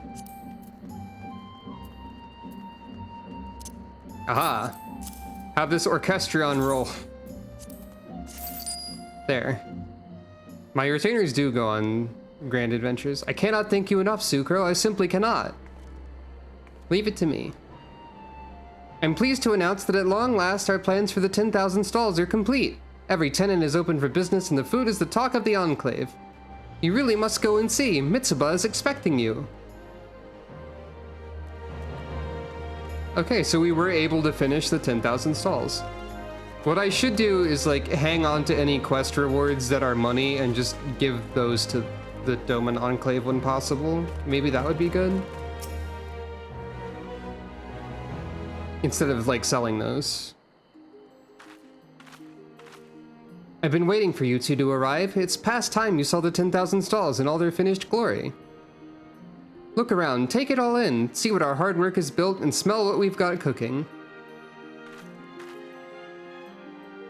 It occurs to me that if I had managed to donate, like, 10,000 each time, would it have shown me 2 scenes at once, or would I have not seen this one yet? Because I donated it in multiple parts. We had plans and diagrams, but this, I hardly recognize it. It's wonderful, Mitsuba. Never in my wildest dreams could I have pictured it better. This is your accomplishment too, Sucro. On behalf of the Shazenkai, I cannot thank you enough for your generous contributions. Stop, I'll not hear another word of praise until you've at least sampled some of our humble fare. A cook can't trust a customer's compliments if they haven't touched the food, can she? And quite frankly, if the sights and smells of this place aren't making your mouths water, then I've already failed. Find an open table and prepare yourselves, because you're not leaving here until you've had the very best we have to offer. Joy, the 10,000 stalls complete.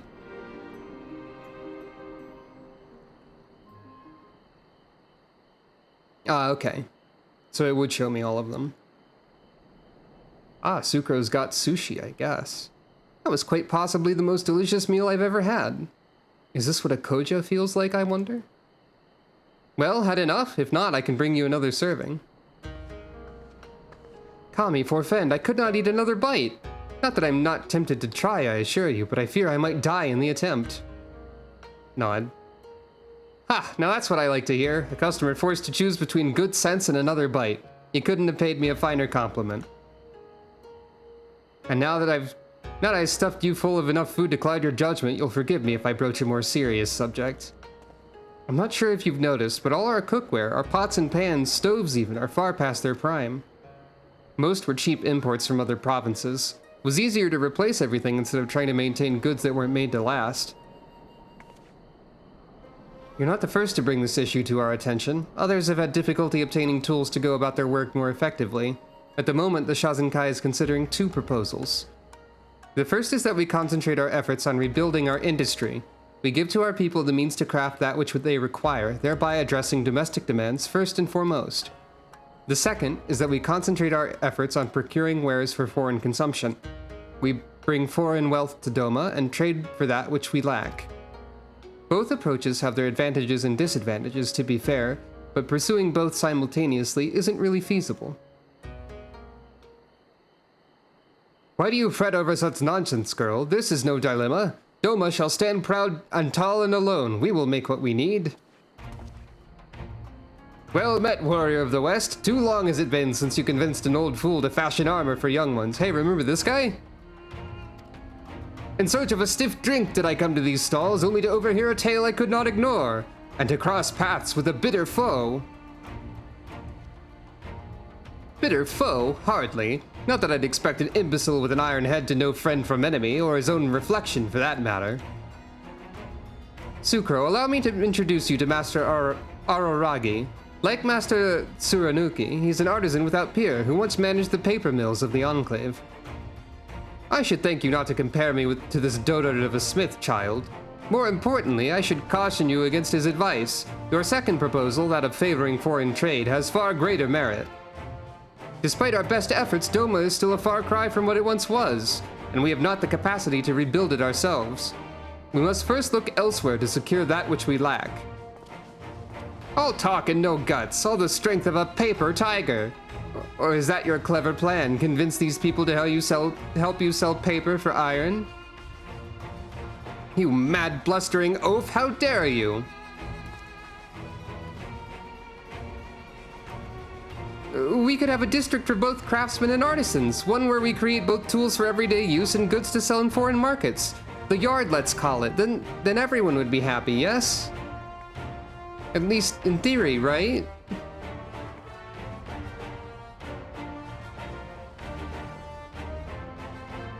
At the completion of the 10,000 stalls, an ambitious plan for a new area is born. The yard, a home for craftsmen and artisan alike.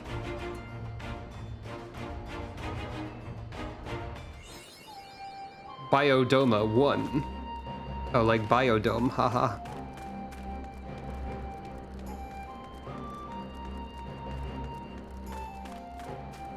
So I believe that's all we can donate for right now. I'll have to... There's a Tonberry here.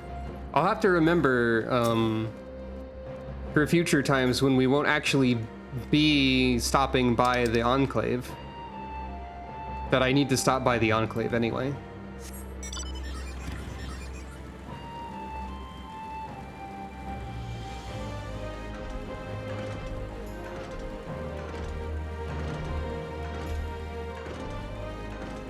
Anyway, let's talk to Lise. Hey Lise, wanna see me do a sick flip? A cool trick on my motorcycle?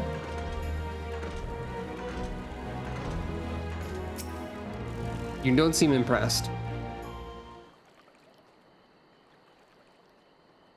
What's up?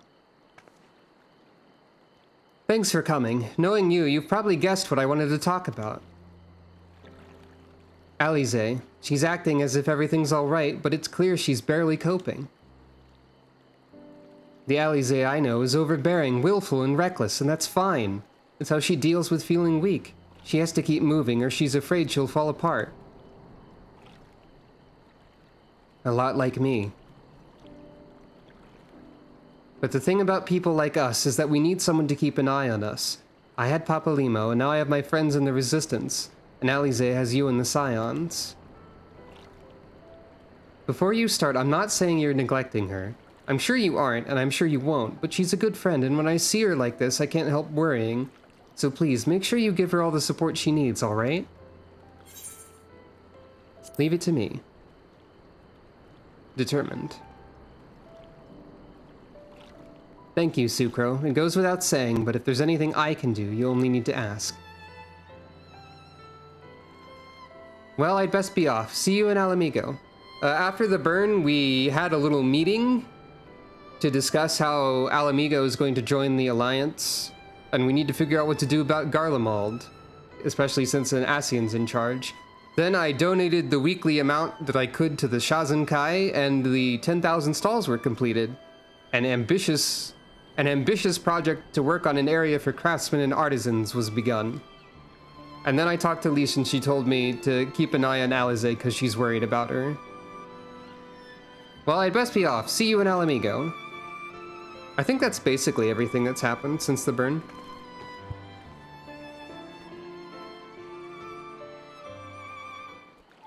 I might need to be reminded in future weeks to go do the Shazenkai donations. Because I almost forgot this time.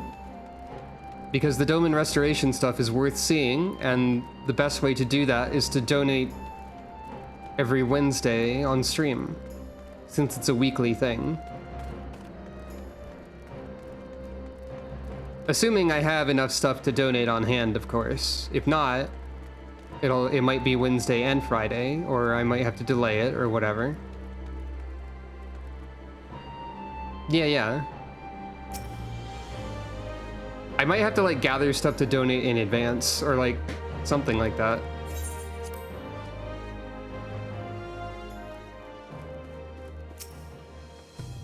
I dare say I can guess the subject of your discussion with Lise. She, too, was never one for concealment. Fortunately for you, the individual in question seems none the wiser. Is everything alright with Lise? I won't ask for details. I know you'd tell me if it were important. We all had our suspicions from the start, but a part of me was credulous enough to believe the Empire's promises. Never again. The Imperial Court is a nest of vipers, and any peace they offer is laced with poison. Well, now, the Populares, like, the real Populares do actually want to care. Or do actually want this sort of thing, but their opinion is sort of being drowned out by everyone else at the moment. Your return is most timely. We just apprised those newly arrived of where matters stand. Ah, there you are, my friend. Everyone is assembled, so let us begin. Nod.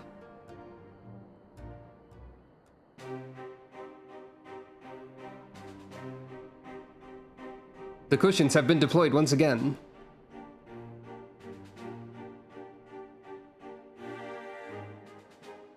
If we are to ready ourselves for invasion, we shall need manpower, provisions, and time, all of which are in notably short supply. I think I remember where this is going. Candid as ever, you giddy. And correct, I concede. Fortunately, I have an idea. Everyone looks at Hien. 'Tis plain no single nation can stand against the might of the Empire. And it was only with the aid of others that Dorma succeeded in winning her freedom. So, I mean to take a leaf out of our Eorzean friends' book and form an alliance of our own. In addition to those with whom we already share an understanding, I would reach out to Hingashi and Suinosato, and further afield to the myriad peoples of Nangsha and Dalmasca. I am under no illusion. Not all will answer the call. Yet disparate though we may be, we are united in our desire for freedom. If our neighbors could be made to see what is at stake, Ascian machinations and all, cooperation need not be so far-fetched a notion. It may even seem practical. Under the guidance of our former leader, Master Louis Soir, we once strove to unite the fractious city-states of Eorzea. I dare say that experience shall be of use in your endeavor. Nod. We should be glad of your wisdom. For the record, I would have been in favor of this plan even if it hadn't been my grandfather's, but I have to ask, how will we secure the time to carry it out? Not that anyone has forgotten, but the Garleans have airships. Lots and lots of airships. Should they catch wind of our plan, they could send an armada to overwhelm us before our alliance had even begun to take shape. Alize definitely sounds more panicked than usual. Not if we deny them access to the skies. During our time in the Burn, the Warrior of Light and I chanced upon some Allagan ruins. Oh? We did? As such ruins go, they were not particularly unusual. Oh yeah, we did. But something about the surrounding land struck me as odd. Faint though it was, its ethereal residue was uncannily similar to that of Azizlar. Identical, in fact. Oh, almost certainly. She's worried about her brother. For locations so far removed to share a single etheric signature is all but impossible. I conclude, therefore, that the Allagans created the floating continent with land taken from the Burn. While that is a most intriguing theory, I fail to see what relevance it has to Dorma's defense. Azizlar was enclosed in a powerful energy barrier, impenetrable even to an Agrius-class battleship. It occurred to me that those ruins may have enjoyed similar protection. I have no proof, but the Warrior of Light did report seeing a structure resembling other known Allagan field generators. This is an interesting bit of story because this wasn't like... This isn't stuff I really noticed or thought about, but I'm being told that I did see it and mention it. Nod. So Sucra's aware of some stuff that I wasn't, I guess. Right. But even if we could put up such an energy barrier, it surely wouldn't extend beyond the limits of the Burn. So what's to stop the Garleans flying around it?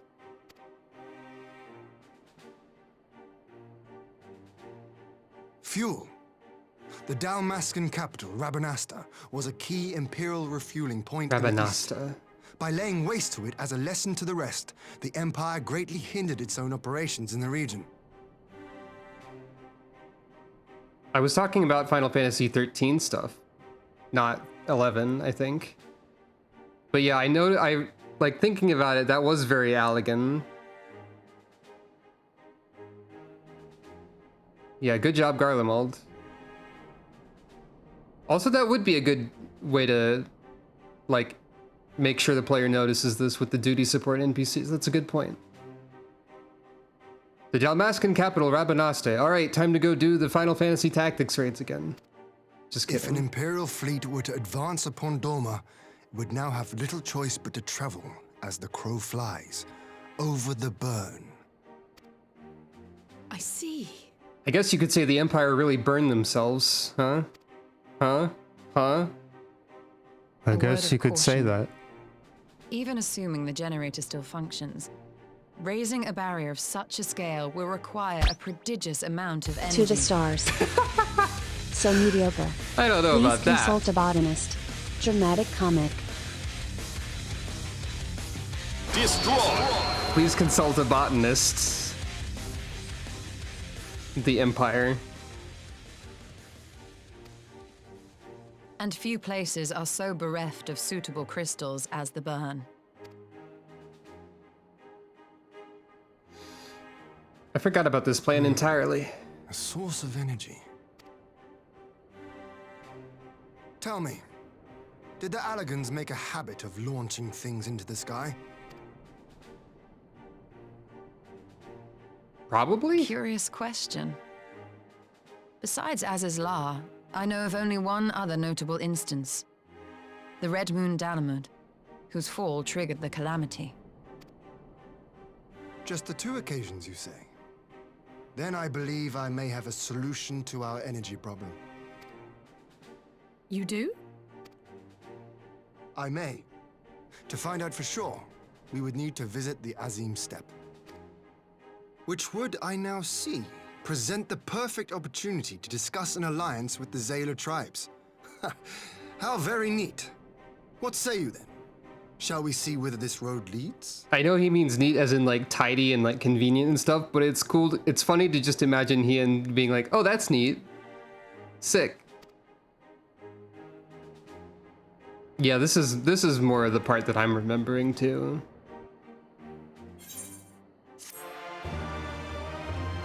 How very radical. How tubular. The Azim Steppe. I always wanted to see it. In the field of etherology, the Azim Steppe remains unbroken ground. Having missed your last expedition through injury, I mean to seize this opportunity with both hands. The reigning Ruby Princess is more receptive to the outside world than her predecessor, it's true. But what we offer is an invitation to war. Though I will plead our case, I fear we can expect little of Suino Sato. We fought long and sacrificed much to reclaim our freedom. I will die before I allow the Empire to take it from us again. Nod. Oh. Still have to talk to Ian. It is settled then. I will journey to the Azim Steppe with the Scions. Yugiri and Hakaru, I leave our other neighbors to you.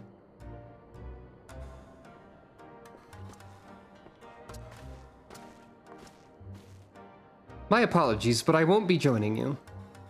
I'm no etherologist, and what skills I do possess are unlikely to be of any great use in the mission. But more importantly, it seems to me that the ruins in the burn warrant attention. And so, while you are away securing an energy source, I will engage our friends at Garland Ironworks to undertake a complete overhaul of the field generators. We'll need them in good working order if our plan is to succeed. I trust there are no objections? Come on, Alize, could you not get Tataru to do it? No, have care in the burn. Have care on the steppe. From what I hear, the Zayla like fighting with friends almost as much as foes. Good luck. The Warrior of Light's dialogue choices are definitely getting a little bit sassier, I think.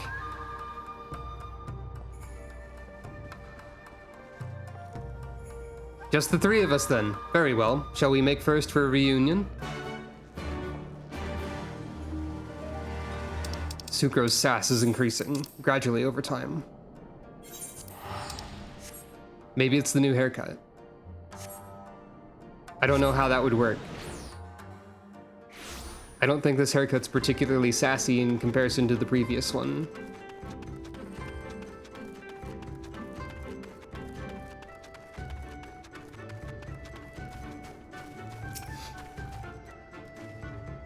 It's a fine feeling to be back. Were it not for our mission, I would like nothing more than to lie on the grass and watch the clouds float by.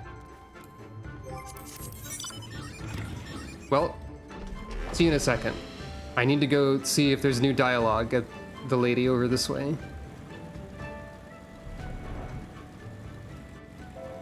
Yeah, that makes sense to me. I don't think Sucro's a particularly sassy individual. But she does have more experience than she did.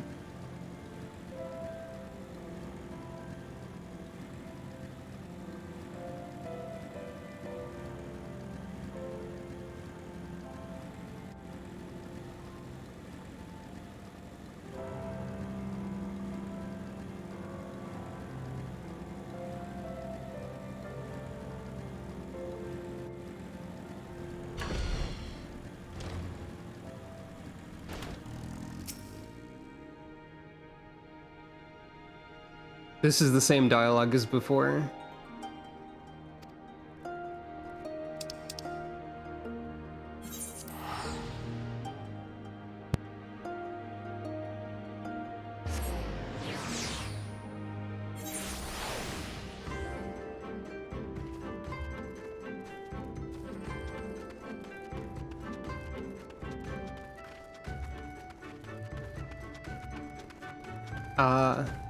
I'd say that the difficulty curve of the game is probably pretty gradual at this point. Talk to the future seer. I just did.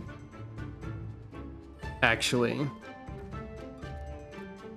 I was just saying that that's the dialogue that was the same as before.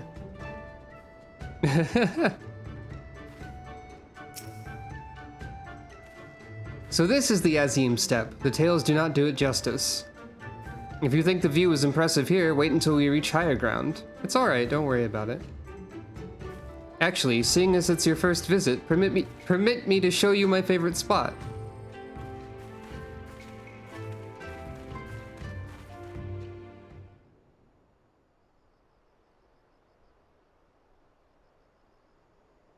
This is where we met Hien.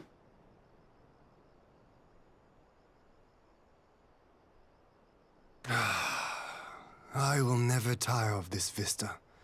The endless fields, the boundless skies. 'Tis a sight to make a man forget his cares. But not his purpose, I trust. Might this be a fitting moment to tell us what we are doing here? Nod. Of course. During my time with the mole, I learned some few myths of this land. One goes thus. In the distant past, when all seemed doomed, a wayfaring soul came unto the steppe. Venturing into the northern crag, he received of Nama a sliver of her essence, a shard of the shining moon, and with it clove the tainted land from the earth. The end thus averted, to these fields did the wayfaring soul return, and venturing once more into the northern crag, he buried the shard, and made unto the heavens an offering of blood. Yeah, there is a funny moment in the future. The near future. A tainted land cloven from the earth and an offering of blood to the heavens. Azizlar and Dalamud. Actually, there's multiple funny moments in the future. One of them which is funny specifically to me, and one of which is considered funny generally. Also, as far as Y'shtola being blind, she can still see ether, and it's probably still neat in some way. I don't know. That was my thinking, yes. Or like she can see through ether? I don't know exactly how her sight works. And you believe that yonder mountains hide an artifact possessed of sufficient power to raise Azizlar up to the heavens. I suppose that might suffice. Worth a closer look, would you say? I would.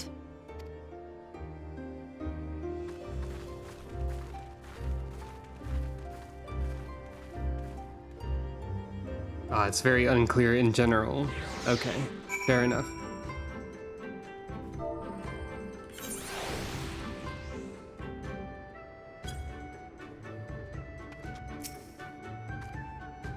An intriguing myth, though I wonder how Nama came to be woven into it. An Allagan hand, perhaps?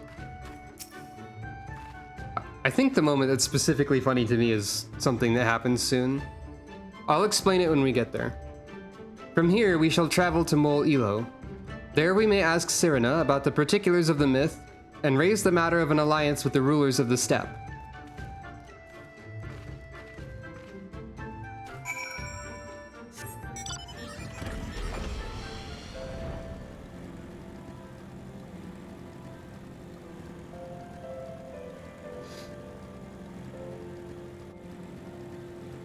I guess I would have had to go in this direction anyway, so...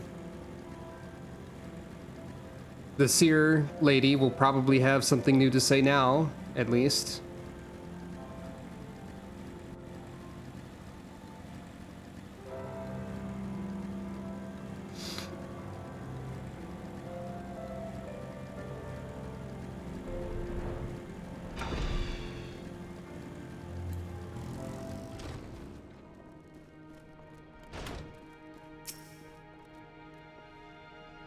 Tell me, do you notice anything different about the mole? How they carry themselves?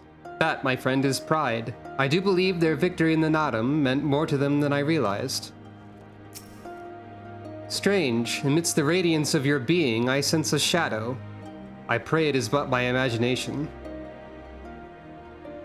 Looks directly at the camera. I guess I'm always looking directly at the camera, but you know what I mean.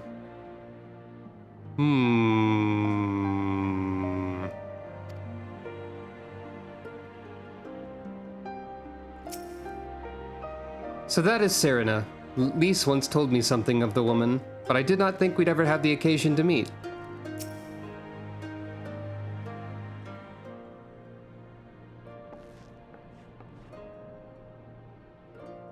Ian, Sucro, I'm glad of your visit and the opportunity to welcome a new friend.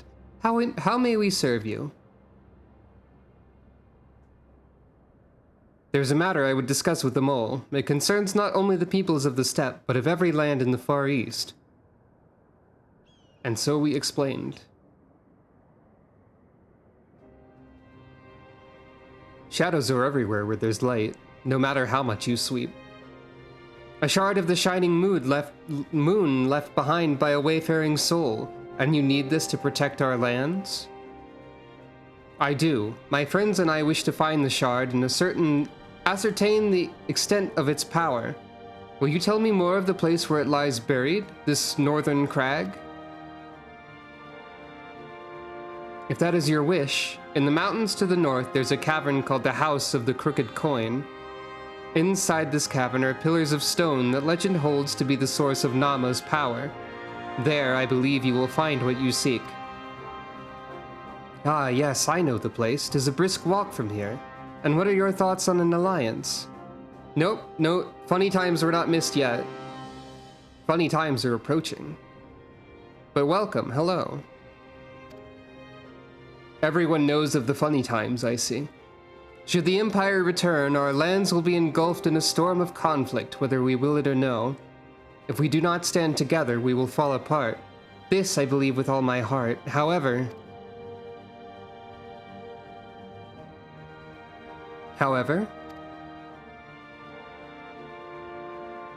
Among the tribes of the steppe, there are those who revere Nama above all else. To them, the pillars are sacred and not to be disturbed.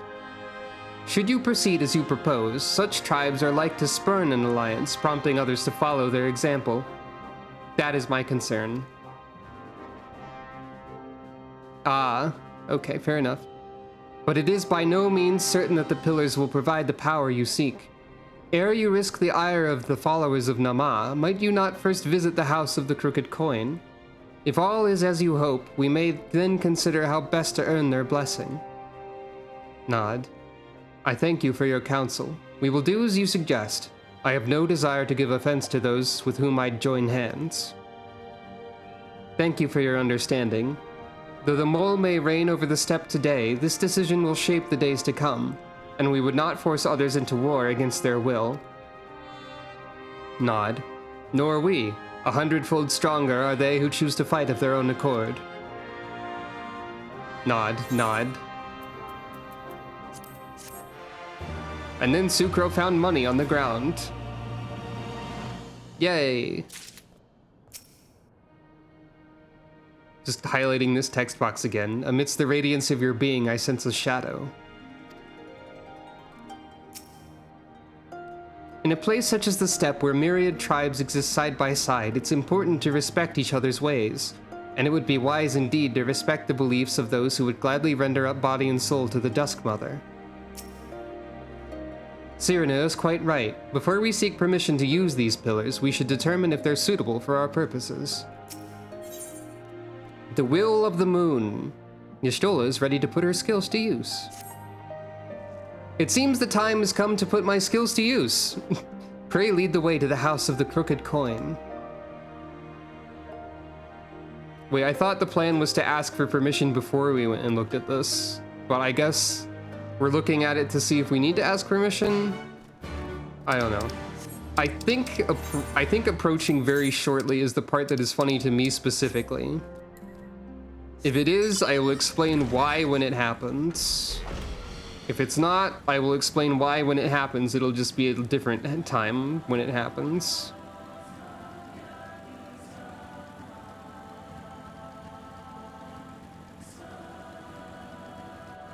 I'm pretty sure it's immediately right now. Here's the giant crystal structure.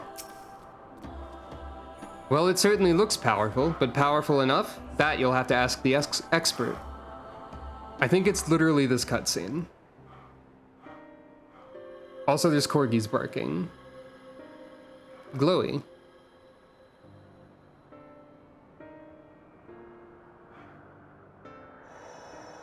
Such an abundance of ether. Are we in luck? We are. This is an elegant artifact, most likely built to regulate the flow of ether. I strongly suspect the ancients used it to stem the flow from here to the burn. That would explain how they were able to untether what became Azys La from its surroundings. If it's not this cutscene, it's a later one with the same crystal. But were we to throw open the floodgates, the resultant deluge would surely be sufficient to raise our wall. And in restoring the flow, we may also restore life to the wasteland.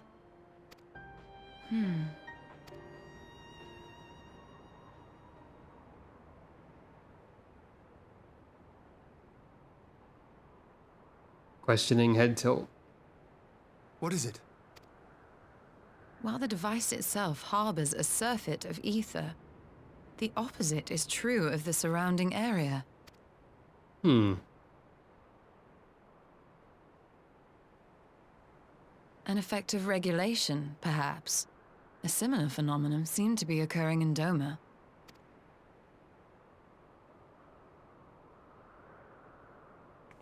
Whatever the explanation, the answer will not reveal itself here.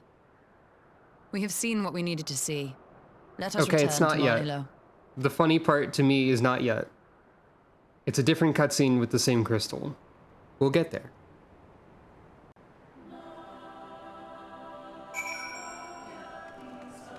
Well, same object, whatever this is. Same artifact. It looks very crystalline, crystal-like. We'll get there, don't worry about it. But yeah, weird stuff happening with ether seems concerning. Hello! Is it disrespectful to drive my motorcycle in here? Probably. That such an abundant source of ether should lie undisturbed for millennia is a miracle made possible by the steppe's long history of isolation. Well, it looks like I was right about the pillars. Now all we need is permission to use them. You found that which you seek, then. Great indeed is the Dusk Mother's power. If not less will suffice to protect our lands, the blessing of the other tribes must now be sought. Of course, but to which tribe should we appeal? There are many who worship Nama, but none are so fervent in their faith as the Dotharal. Their consent shall be the key. Surprise. The Dotharal, Lee spoke of them, a warlike tribe possessed of unique customs and beliefs. I sense their cooperation will not be easily won. Nay, but it will be well worth the effort. The Dotharal fear nothing, death least of all, and our alliance would be greatly strengthened by their presence.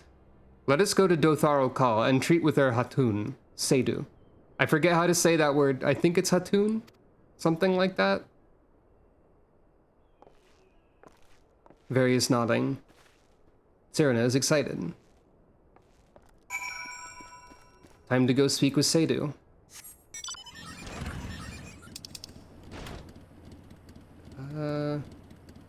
I can teleport closer.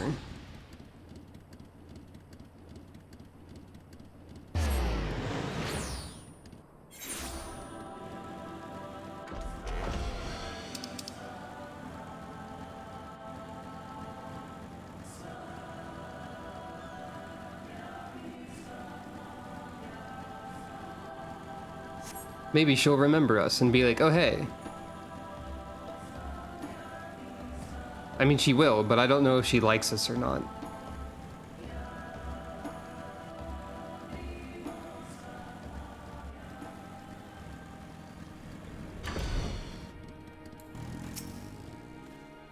Despite her fondness for battle, Seydu is an astute leader. If we plead our case in earnest, I'm certain she can be persuaded.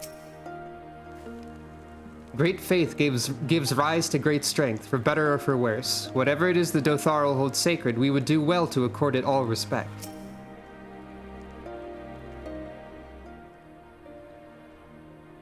You again. Other matters demand our time, Han. Think that's how you said that? Unless it's battle you seek. Alas not. Quite the opposite, in fact. Explaining. I've forgotten how to pronounce all of the words that people say. It's unfortunate. Talking, always talking. You say the pillars hold great power? Of course they do. They are the source of Nama's strength. To the Dotharil, no place is more sacred, and we will make ash of any who would defile it. Though I see this is not your wish. They are very rarely voiced. You see the wisdom of our proposition, then. You will join hands with us. I said nothing of joining hands. You wish to wield Nama's power to defend these lands, and this I will allow. But for leaving the steppe to fight the men in iron, I would have something in return. Namely battle with you. Gasp? The Nadam ended ere it began. I would face you again, alone, without distractions. Defeat me, prove yourself the stronger, and you shall have the Dotharil as your allies. Surely these are agreeable terms. Well, this is a not wholly unexpected turn of events, though I'd assumed I would be the one required to fight. Alas, the Hatun has made her choice. Well, I'd rather not. Or shall we dance? Well, I do have level 90 dancers, so why not? Determined. Ha! It shall be a battle the steppe shall not soon forget. Already my soul burns brighter. Prepare yourself and await me outside the car. I will gather my witnesses and join you anon. Shrug, nod. I feel like trying to avoid the words I don't know how to say in dialogue actually makes it more awkward. It was an experiment briefly. Why are you still here? Go, wait for me outside. I will join you soon enough. Which one am I saying right? Hatun? Ka? Those are probably fine.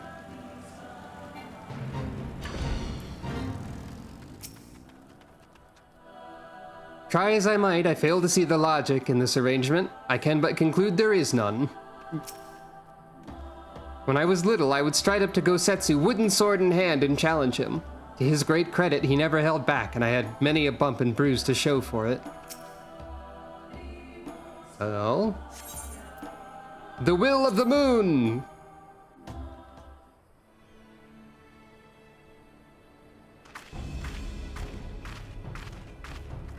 Seydu is a fun character, yeah. Hello. What's up? I know what's up, but what's up, still? Yes! This spot shall serve as well as any. I shall enjoy this, Han. Han, gotcha. Is this truly necessary? Have you no peaceable way of making decisions? Speak not of peace. You stand before proud warriors of the Dotharil.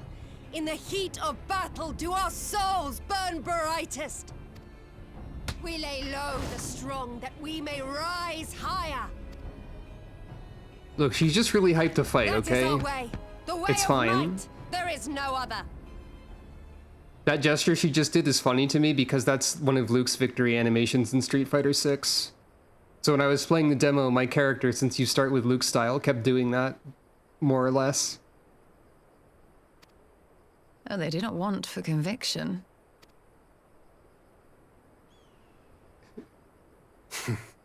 Indeed. It's what makes them such dangerous enemies, and such useful allies.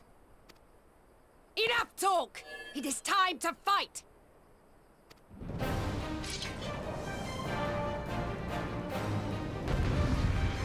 Enough talk! Have at you!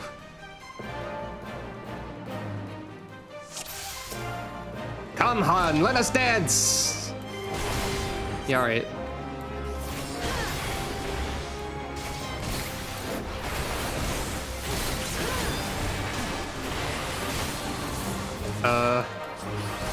There's more to this, right?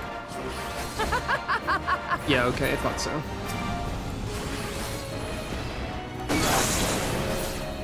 You are strong indeed, a worthy champion of the steppe. But you are mistaken if you think I'll fall so easily. Oh, she's powering up.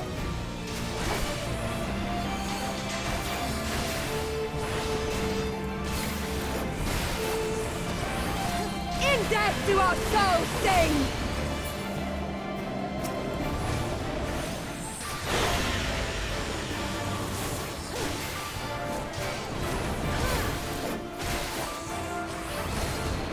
Hey, maybe.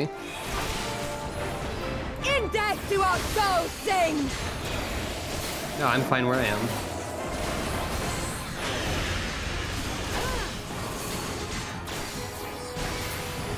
Ah, fighting you is pure bliss. Such sweet pleasure I will not suffer to end so soon. You could calm down a little bit, maybe. Oh wait,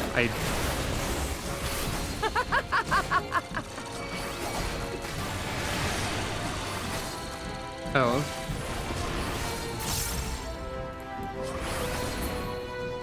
Well, do not tell me that's all you have. Your soul, my soul demands more, Han. Han, give me more.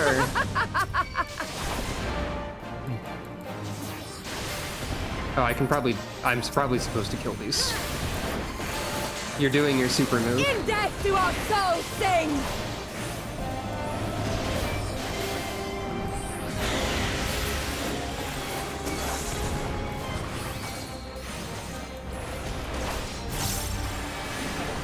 In death do our souls sing!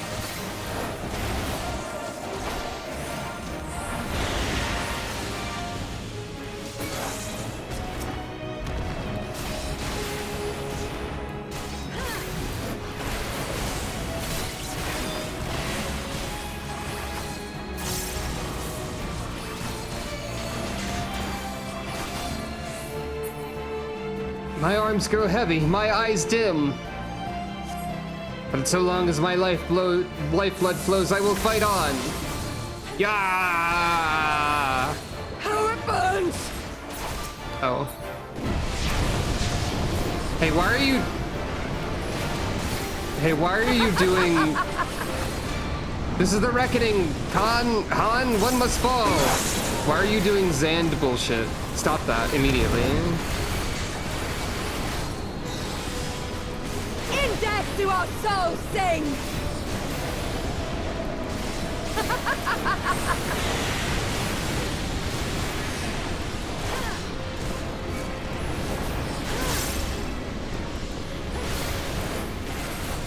I got confused. There we go.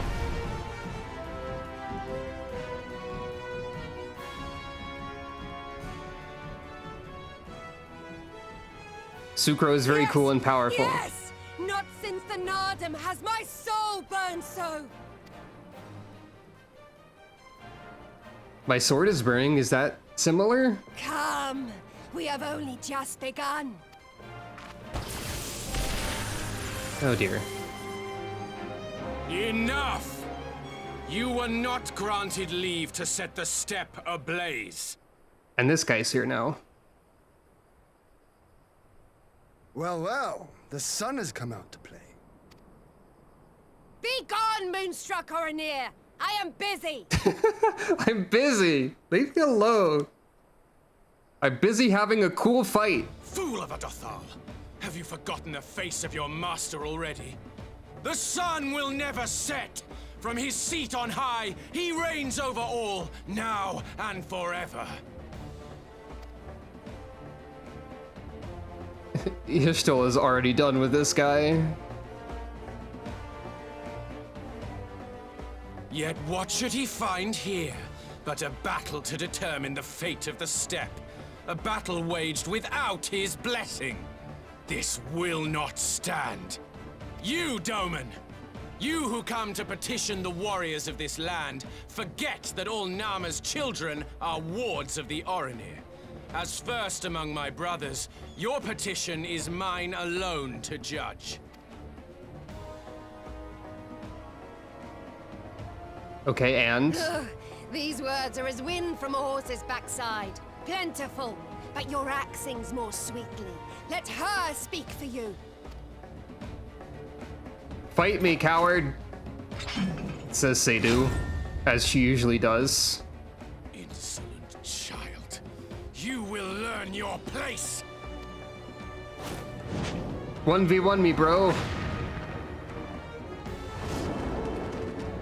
Say that to my face and not online, etc. Forgive me, Brother Magni, but we have an arrangement with the Dothal. We will not abide any interruptions. So be it.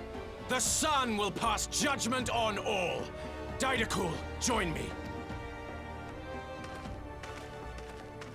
This is the Titan axe, I think.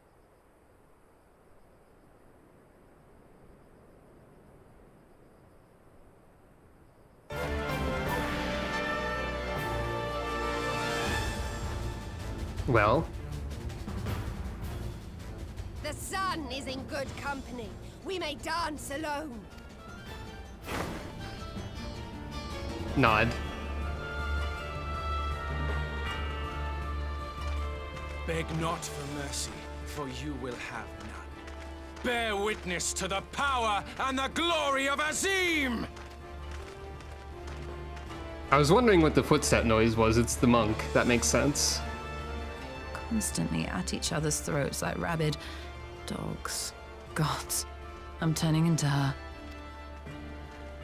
I have not the patience for this, but if we must fight, let us at least be brief. Come.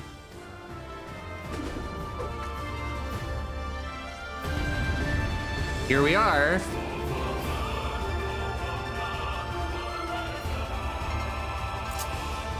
Defeat Magni the Older. What? But I thought Sucro was fighting someone else.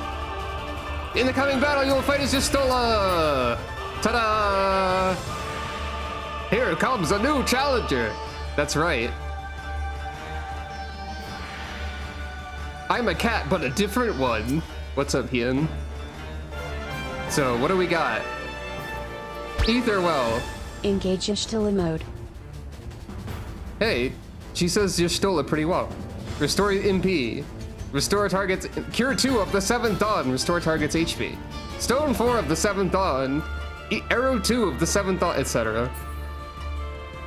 Effectively, battle White Mage. Alright. Come, plead your case unto the sun. I guess I have to fight you. Oh, we shall endeavor to be most convincing. When we've claimed victory, I claim Hien for the Budaga. Do as you will.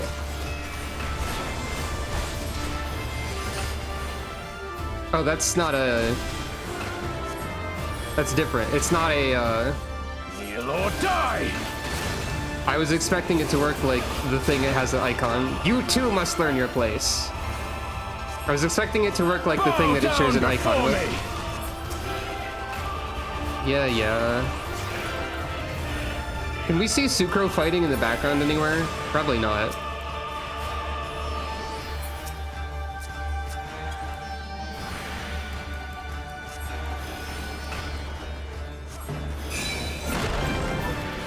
You know, I probably need to heal Ian as well. Yeah, I do. That's fine.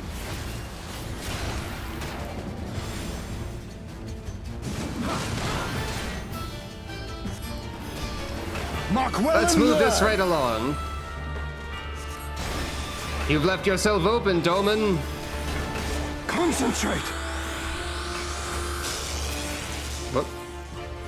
This bodes ill. Y'shtola, some healing would be welcome.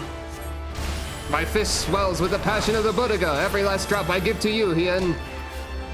Whoops. I have to like switch to the mouse because targeting NPCs is really inconvenient.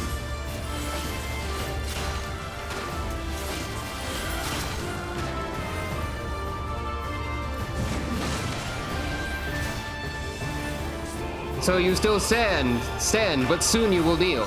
Bow down before me! Mark well and learn!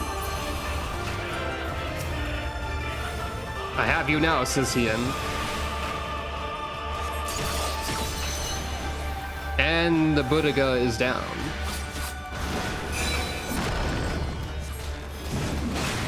Aw, dang, I didn't stand quite correctly.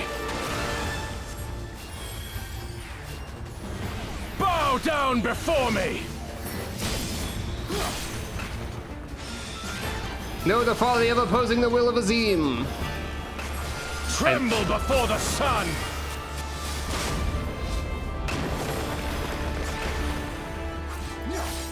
Those axes will not break. You have nowhere to hide. Very well then, Y'shtola to me.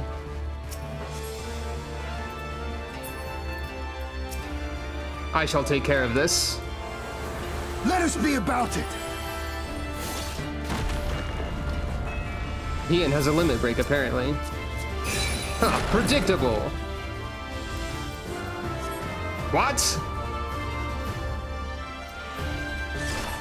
Every step you will take, every move you will make, the sun sees all. Don't say that.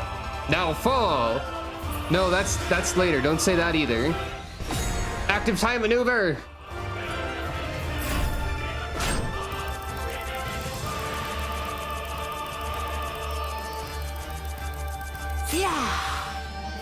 Time to finish this. Ether, to me. Y'shtola gets a cinematic limit break to kill this guy. Have at you. Fuck you in particular, Magdai.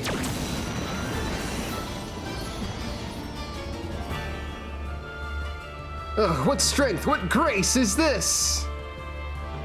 Duty complete.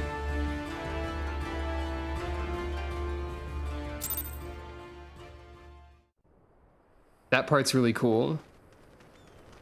Now get ready for silly.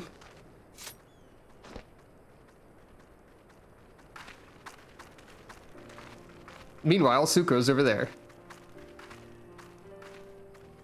There's probably some kind of obstacle. Never have I felt such bliss in defeat. Yeah, alright, Seydu.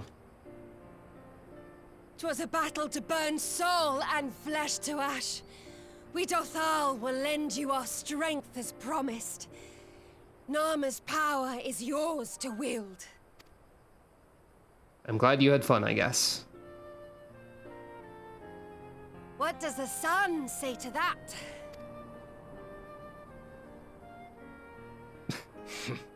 The sun is not driven by base motives such as yours. But they have been judged and found worthy.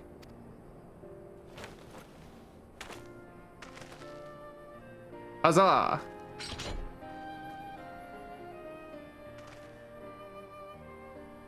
It is the way of the Oranir to accord recognition and respect to the strong. You have made sufficient proof of your strength. The sun shall answer your call. You have our thanks. We are glad to call you allies. Nod. You? By what are you called?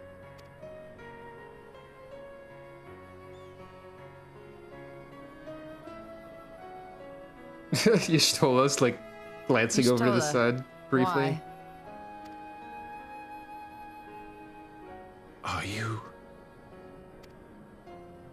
Are you my Nama? Music fades out.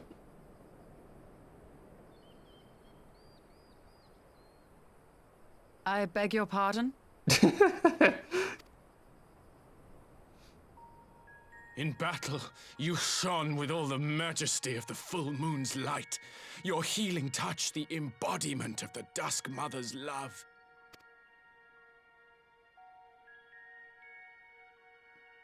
Long had I wondered if my Nama might not be a woman of the steppe. Beholding you, I am all but certain.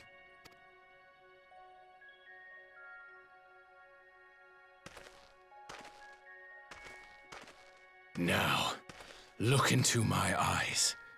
Could it be? Could you be?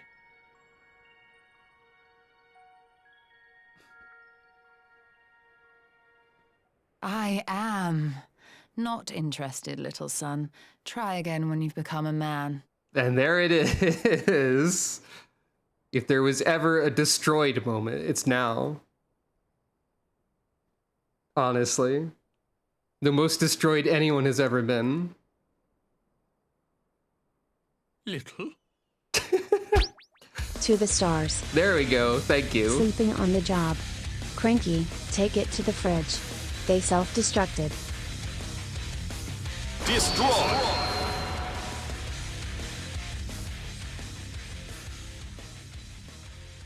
He did self-destruct in a way. He's putting his arms down. Yeah, Seidu thinks this is the funniest thing ever, and it is. Little son! Little son! I forgot her delivery of that line. That's pretty good. That's pretty good.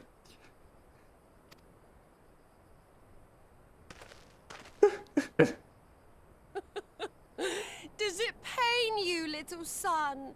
Crave you salve to soothe the ache? Fire to sear the wound in your heart? I forgot the battle music starts up again. Tsukuro's just like... wasted enough time here. Siren awaits for word of our success. Well, alright. She just walks straight through them too. God, this whole scene. Shrug. I think this is like the only time the battle music happens for other people that aren't the main character party. Oh, you even hear the really like muffled battle engage noise there. Incredible. Y'shtola is great. But yeah, that was the funny moment everyone was waiting for. Magnai's unannounced appearance had me worried for a moment, but it was not his day to shine. Still, I cannot fault the man's bravery. Offended? Not in the least. I'm no stranger to clumsy propositions, and that, believe it or not, was far from the worst I've heard. Y'shtola's just like, that's not even significant to me. For me, it was Tuesday. Or whatever. On the matter of Nama's power and the Alliance, the gods have remained silent. That is their way of telling us to choose with our hearts. You had not only to contend with Seidu, but Magnai too. Such a fierce battle that must have been.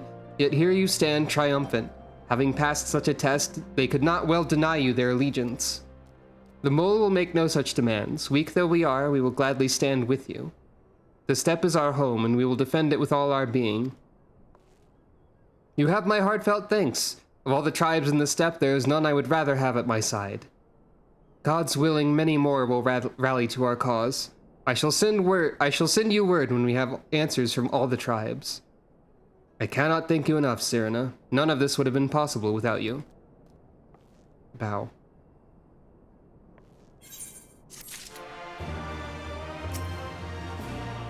And so our alliance begins to take shape. Now if we can just get that ether flowing again, it will have been a successful trip. Though the Mole have no love for war, we love our home fiercely. Should the steppe be threatened, we will rise up to protect it, as will full many other tribes, I believe. The call. Oh, we will learn endure. We have the requisite consent. 'Tis time to put Nama's power to use. If the ether flows as planned, all that remains is to have the Ironworks engineers do their work at the ruins. Come, let us return to the House of the Crooked Coin. Nod. Various other emotes.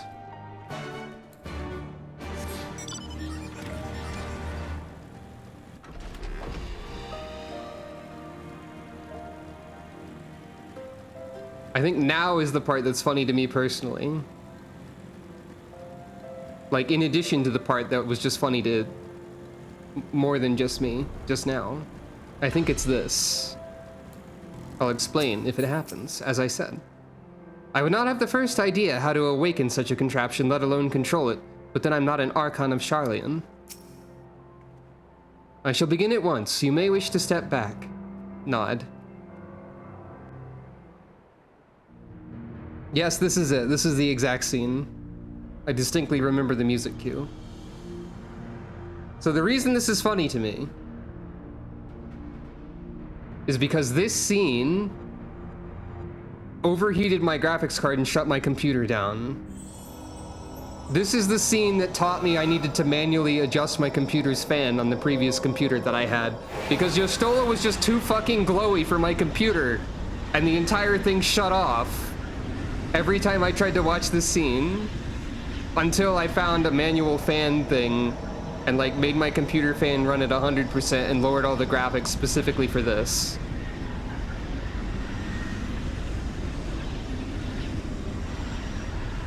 So this was just too glowy for my old computer.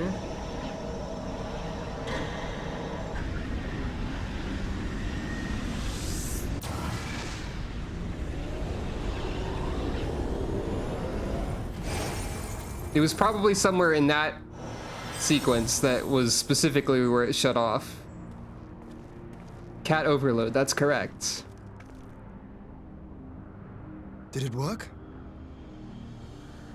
That was me when the scene that Hien just now, did it work? It was me when I got through the scene after manually adjusting the computer fan.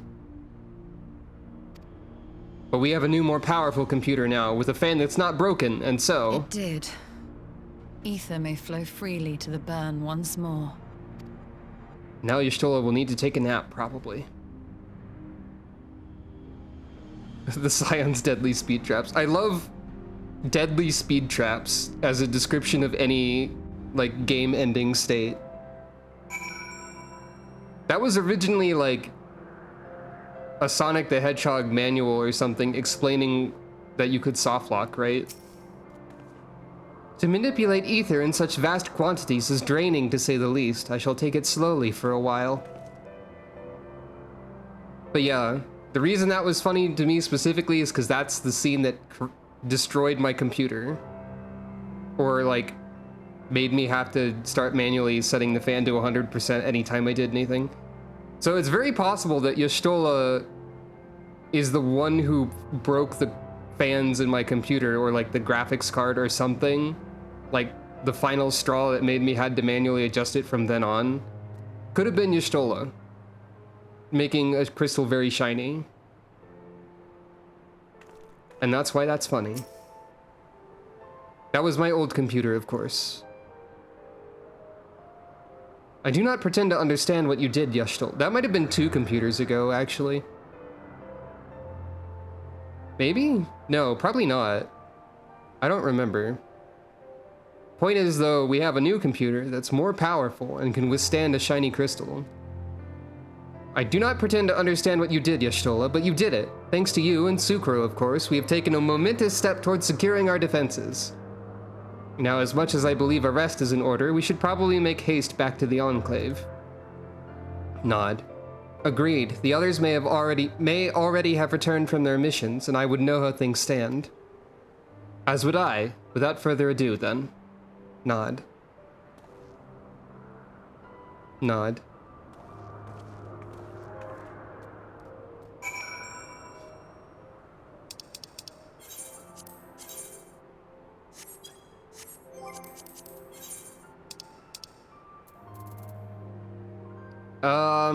Yes.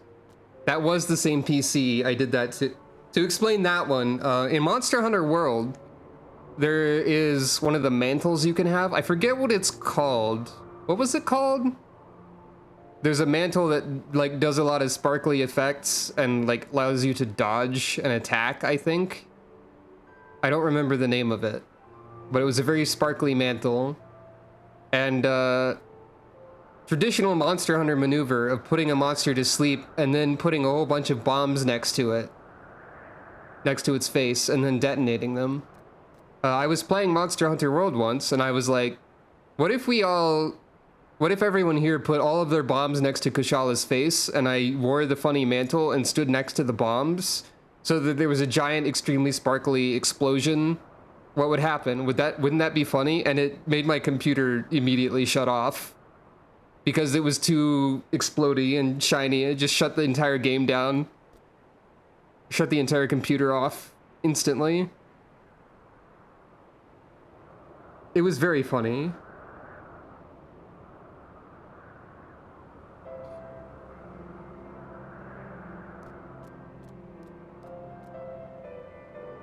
I forgot about that part of Final Fantasy IV. The Curse of Extinction? Is it like called that in some way? Did they like give a name to that error, much like the deadly speed traps were named? I forgot about that. Oh, the English manual calls it that. I didn't know. I wonder if I have that manual somewhere. I do own English Final Fantasy IV Super Nintendo. I don't think I have a manual. I think I got it used without the manual. I wonder if that's really valuable right now or something. Probably. There's probably at least some old video games that I have that are really valuable to have physical copies of now that I think about it. Like Chrono Trigger or something. I have the Super Nintendo card of Chrono Trigger. Yeah, the Final Fantasy II manual. That would... Yeah, since it was originally 2 in the US release, that would make sense. I don't think I have that manual, though. But now I kind of want to go check and see if I have it. Each of the factions lent an ear to our petition. As anticipated, however, many were unwilling to do any more than that. Everyone has returned. Excellent. Time to take stock. It would seem we are the last to arrive. But yeah, I'm pretty sure that that was the same computer that Kushala Daora's funny explosion... Well, I mean, our funny explosion versus Kushala Daora also killed. Judging by your triumphant expressions, I take it all went well on the Azim Steppe. Indeed, we've secured a suitable source of energy for the barrier. Nod. Good. Tataru and I have commissioned Garland Ironworks to ensure that the field generators function as they should. A team of engineers stand ready to set out for the burn at a moment's notice. You need only say the word. I thank you for engaging their services on our behalf. The minutiae of the arrangement you may leave to me. Is that how you say that word? Probably. Which just leaves the small matter of our alliance. So, Yugiri and Hakuro, how fared you with our neighbors? My lord, all of the factions we approached are in agreement that the Empire poses a threat, and many responded positively to talk of an alliance. From Hingashi and Suino Sato, however, we received outright rejections. The former will not break its treaty with the Empire, and the latter will not involve itself in conflict. Just as we expected then. Well, there's not to be done about it. We must focus on the rest. To each of the nations that were amenable to an alliance, I will personally send a missive. And once I've attended to that, I believe we will have done everything we can to fortify Doma's defenses, for the time being at least. All of which means I may leave for the meeting in Alamigo with a lighter heart. Yugiri, Hakuro, if you would be so kind as to hold the fort in my absence. Nod, nod, nod. My friends, we could not have achieved so much in so little time without your help. For that I give you my heartfelt thanks. Till the meeting, then. Nod. I took the liberty of asking Thancred to attend as well. He should have arrived in the Alamegan Quarter by now. Then let us not keep him waiting, shall we?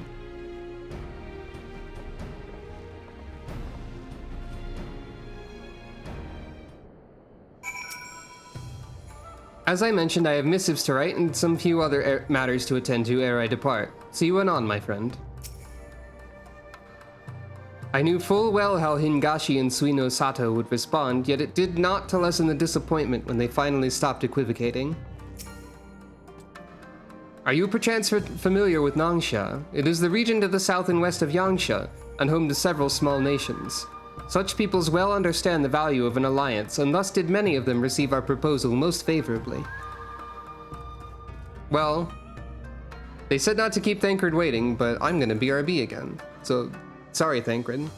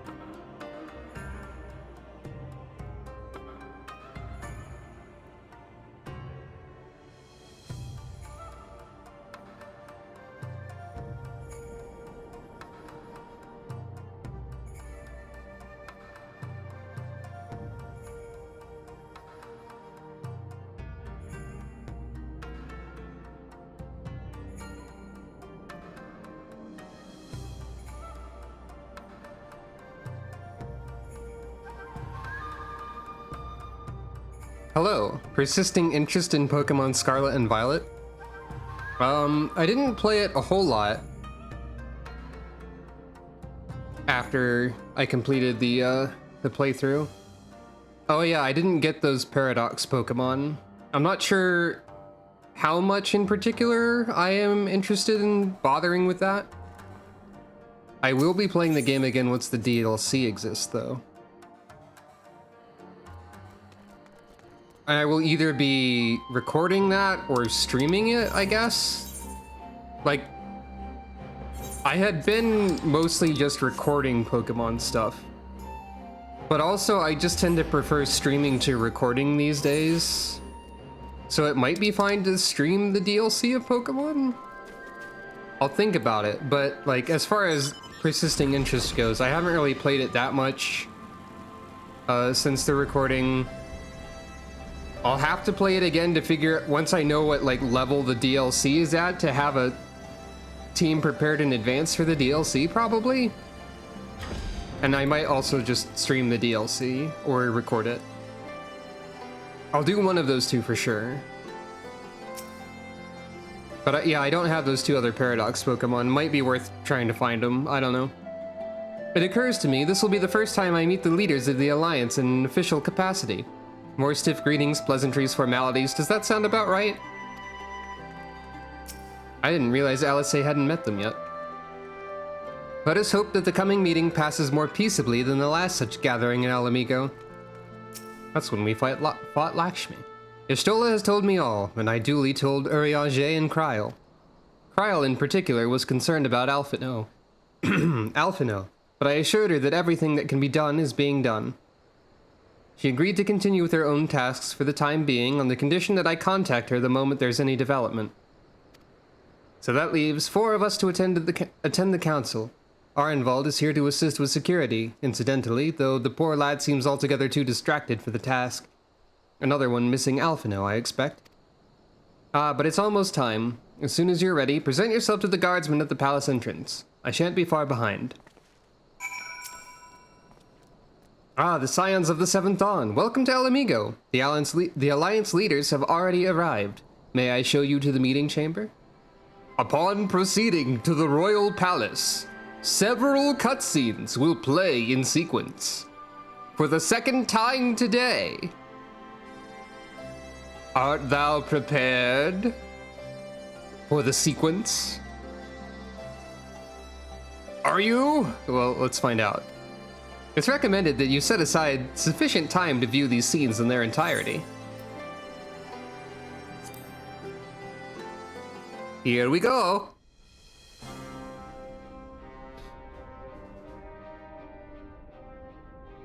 Mistress Lys, Commander Aldin, it gives me great pleasure to formally welcome the city-state of Alamigo to the Eorzean Alliance. The pleasure is ours, Your Grace. I know I speak for all Alamegans when I say that we are glad of this chance to stand with our comrades of the Alliance. Really? I don't remember the particulars of this scene. These several scenes. We, for our part, are glad indeed to be able to welcome friends both old and new. Lord Hien of Doma, at your service. Pray, accept my heartfelt thanks for your generous invitation. Nay, 'tis we who must thank you for journeying so far. And 'twould be remiss of me not to acknowledge the part the Scions of the Seventh Dawn have played in bringing all of us together. I'm sure we'll find out if it happens here or later in times of moments. Great unrest, you and yours have been our constant companions, without whom we would not be here.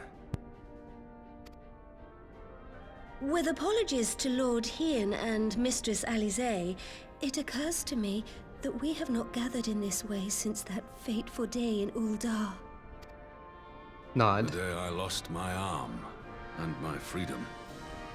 As I lay in my cell, never did I dream that I would one day be given the chance to represent my homeland at this council.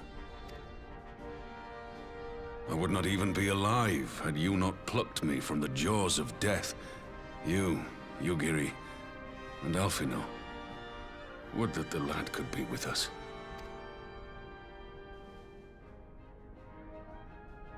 I too owe my presence here to Alphino, in so many ways.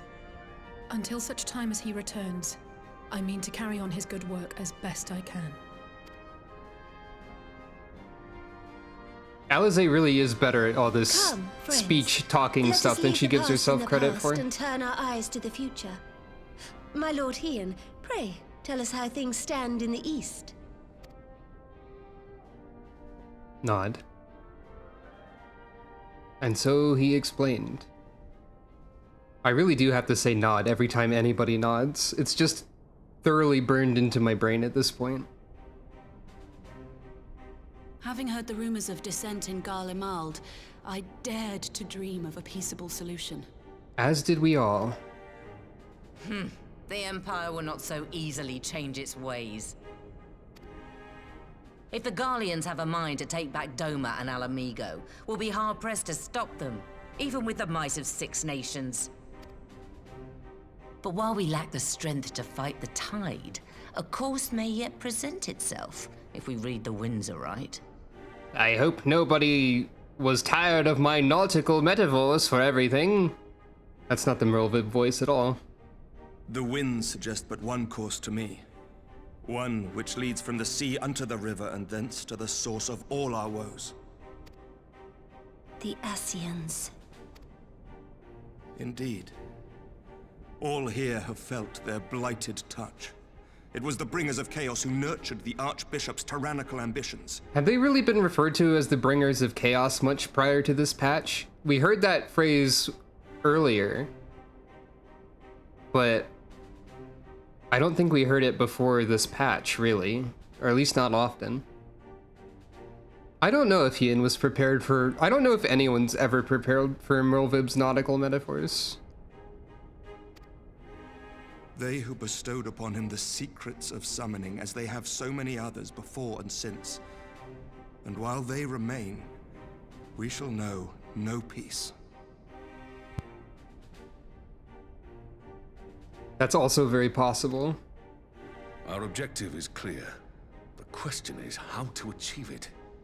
That our enemy parades about in Xenos' skin poses problems in itself, but ere we get to them, how are we to infiltrate the Empire and get close enough to strike?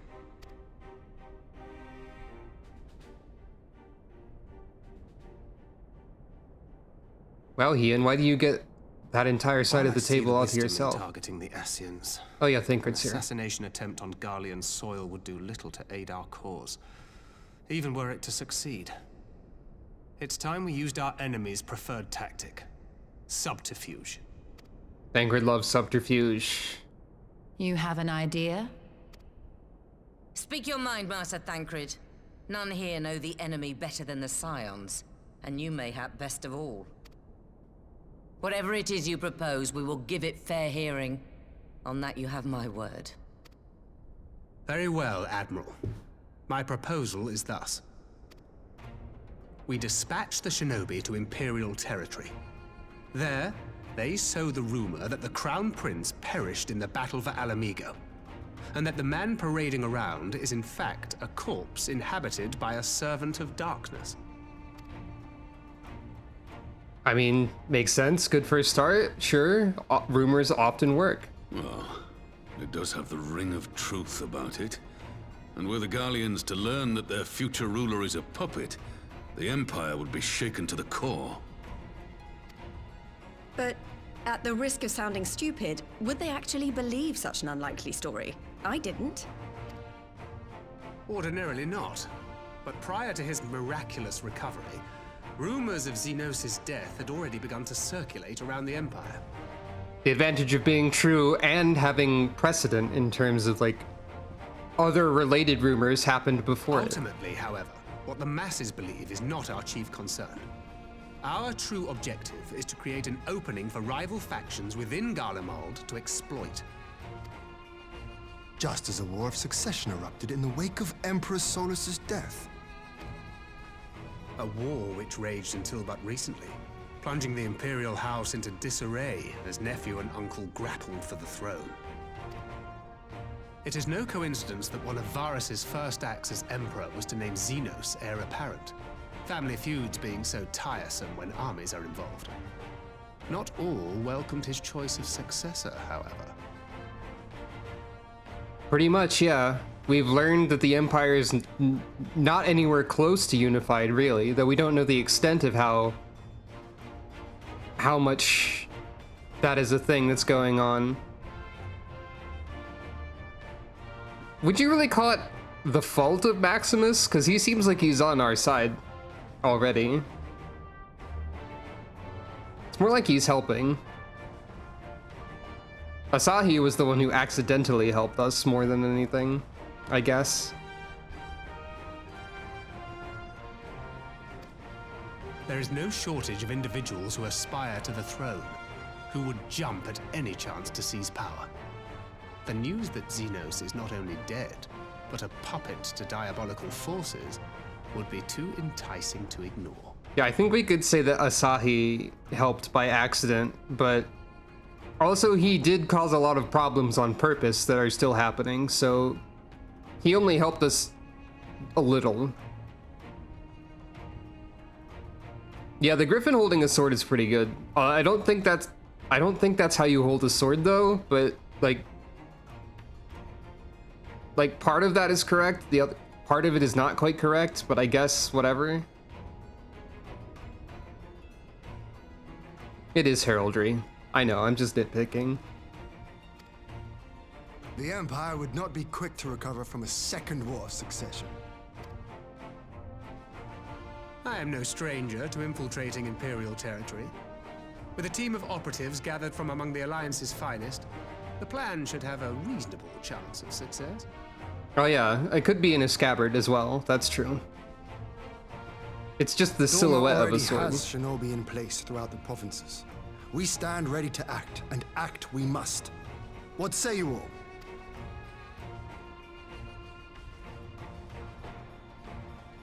I'm for Master Thancred's proposal. We shine a light upon the Ascian and test the Empire's unity.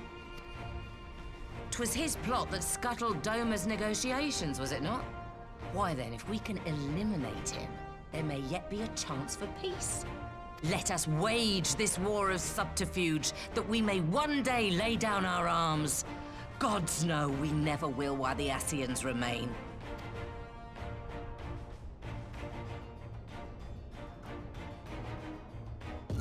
What? That's different. That way. Sorrow. Whomstediv. What do you mean her hair fits well? But, hey, what? History must be changed. Who is this, or I don't understand. Well, whomst is what I said, so who is this? Has the right vibe, I see. Ahead looms a calamity. Well, those are bad. Ahead looms light, expunging all form and life.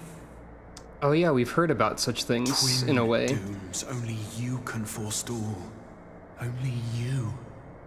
What's the matter? Oh. There's a voice. Spies in our midst? Nay, I sense no such presence. Let expanse contract. Eon become instant. I hear Provide the a gates sound. that we may pass. That feels like a reference to something that I'm not remembering. I missed the line that was just said. Like, my brain didn't parse it. Whoops.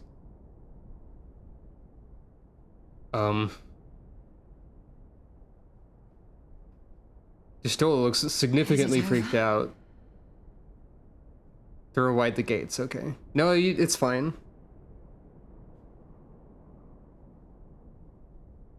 Alize looks a little uneasy. Jistola looks really freaked out, and Thancred is not having a good time over there.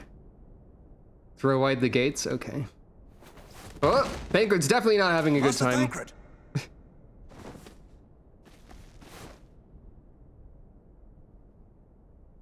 12 for Fend. Bear him to a private chamber. Have every healer make ready. What was I hear a sound a reference to, if Swiftly. anything? I was waiting for this sort of stuff to start happening. I knew it was somewhere.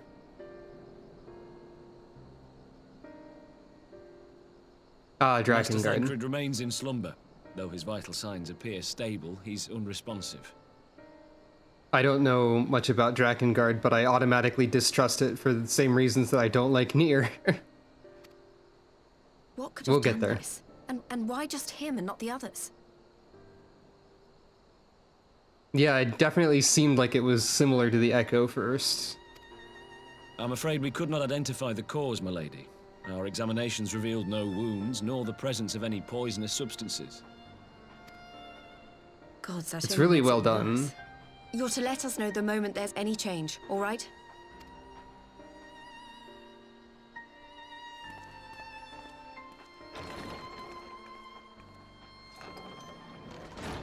Thank you for coming.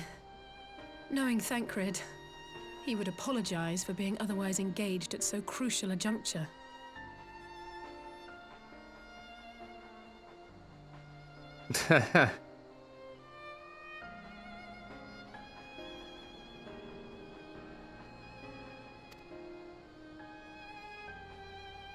In gifting us a course of action, Thancred sowed the seed of all that is to follow.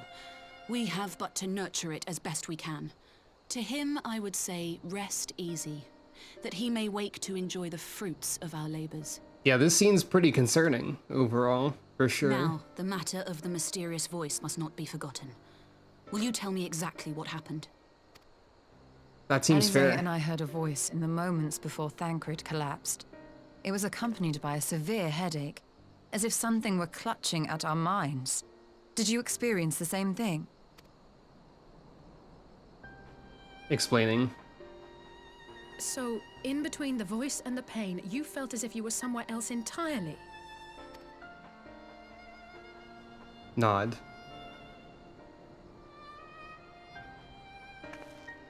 Your testimony confirms my suspicion. That which you experienced was, I believe, your soul being plucked from your flesh. Called. Called? I myself examined Thancred. Reach out as I may, I could not sense in him the spark of life that is his soul.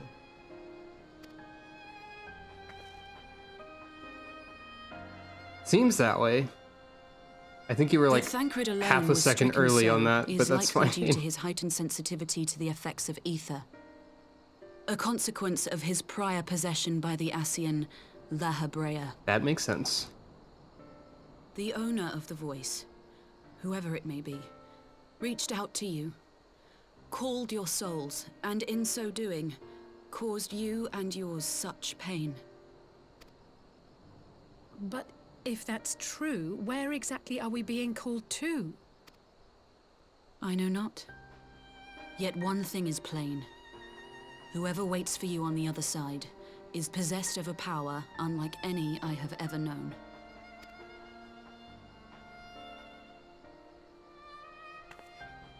Forgive us, Lys, but may we leave Thancred in your care for a time? As if you had to ask. I may Nod. not be a scion anymore, but I'm no less a friend. Almost forgot to say nod. Don't worry. I'll see to it that Thancred's well looked after. Just focus on solving this mystery, all right?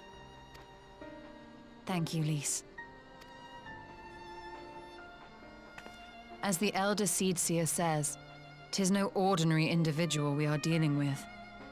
Nor can we discount the possibility of Ascian involvement. It's kind of fascinating just how much this sidetracks everything else we were doing and working towards. Like, of course it does. It makes sense. It's very concerning and all that, but like, we spent most of this patch working towards stuff related to forming alliances to fight against the Empire and whatnot, and then this just suddenly shows up and kicks the train entirely off the rails. Because that's what you do with trains, I guess.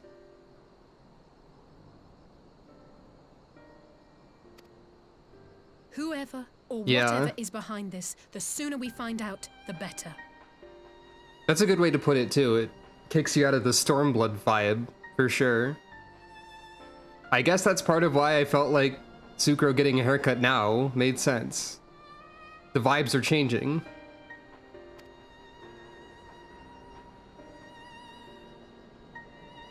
Nod. I feel like there's various sentences I'm not entirely parsing in these cutscenes for no particular reason. Like, I just immediately forgot whatever Alizé just said. It's difficult to read and speak what I read and read what I speak. I don't know what I'm saying anymore.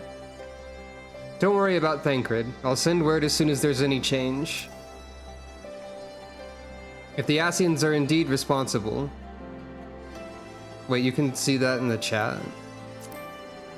Okay, yeah. Whoever or whatever is behind this, the sooner we find out, the better. I can probably scroll up to the mystery voice, maybe? I don't know if that part is in here.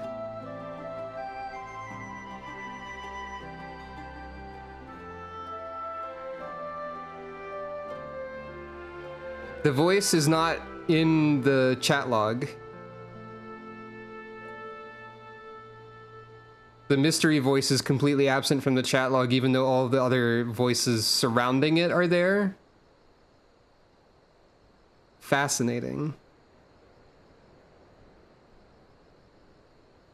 I feel like that is actually like that feels like an intentional creepy touch for sure.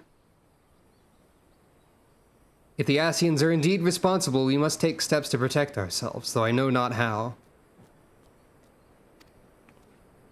Normal Volume 5? I don't know what... Oh, I guess Volume 5 of that's what I call normal. Never have I encountered such a phenomenon. If this is magic, it's beyond my ken. I just tried to call Urianger on his link pearl. He didn't respond, but I dare to hope that he possesses some knowledge we do not. Ah, Urianger, something happened during the meeting. Thancred's collapsed. A disembodied voice suddenly started... What? But that's... We should talk about this in person. Alright, we'll meet you there. That was Urianger. He heard the voice too. In Thanalan? Huh. As we alone were afflicted at the meeting, I had my suspicions, but if the voice also spoke to Urianger, there can be little doubt. The Scions were targeted specifically. By whom and to what end is the question, one to which we must find an answer with all possible haste. You know, I guess that makes sense for this is why we learn the endure emote here, huh? Well, time for Sucro to grimace at the camera in a demonstration. Sucro silently endures, says the chat. That's fine. That's fine, I guess. Parentheses, not really. Prelude and Violet. Hey, that sounds familiar. Urianger agreed to meet us at the Rising Stones. If any of the others heard the voice, we'll find out soon enough. Nod, nod. Good luck. I should get back to the meeting with the Elder Seedseer, but if there's anything I can do, anything at all, you must let me know, alright? Promise me. Okay, so why doesn't Lise hear the voice? I know she's not technically a Scion right now, but she was. But then again, she was also known as Ida when she was, so... I guess the voice tried to contact Ida and just got like a...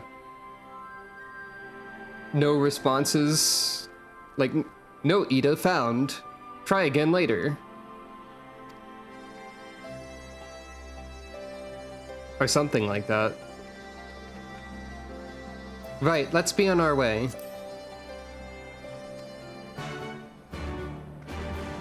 I feel like I need to have the event chat open so I can, like, track what was just said because my brain is forgetting stuff instantly. She might be too different now. Maybe. Like, in various ways. Possibly. It's Urianger. There he is. Hello. Urianger! Gods, it's good to see you. Nod. Would that our meeting were under happier circumstances. I judged the voice sufficient cause for concern even before you sent word of its effect on our comrade. Reasonable. The number you have dialed it out of you service. Had it too, then. Exactly.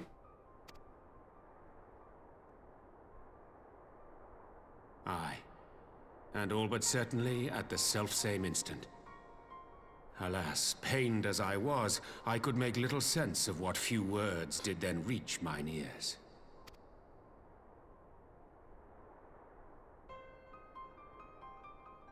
Who do you think is responsible? Could this be the Asians doing? Shake head. That I cannot say. Not when so little is known. Judging by what Sucro heard, I think it's pretty safe to say it's probably not the Asians because of what we were told, but I don't know if only Sucro heard those words. Ere I indulge in speculation, I would examine Thancred with mine own eyes. To Alamigo, then, without further delay. Nod. One other thing. During my visit to the Far East, I observed a strange phenomenon. Thou referrest, I presume, to the localized reduction in etheric density. Surprise. Well, that spares me the trouble of an explanation. Yes, I noted precisely that at two apparently unconnected locations. I take it the phenomenon is not limited to the Far East. That's concerning. Indeed not. Of late, our agents charged with surveilling the beast tribes have spoken of little else. In every corner of the realm, they tell of places in which the ether hath grown thin. Naturally, my suspicions first turned to primal activity, but the areas thus affected betray no evidence of summoning. I must confess to being quite perplexed. If the same phenomenon is being observed in multiple locations on opposite sides of the world, we may safely discount regional factors. Needless to say, this warrants further investigation. Yeah, that's fair. Does seem like an impending magical disaster of magical environmental disaster thing. Indeed. I shall make it my task to... What?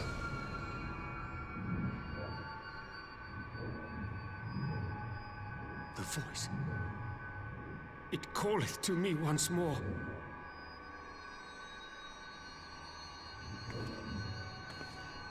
Gasp.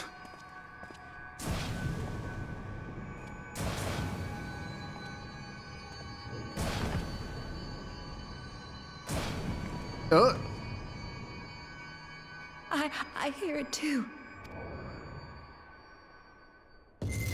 Oh. Only you. Only you. No! Ishtola! Urianger! Throw wide the gates. There it is. That was the line that presumably.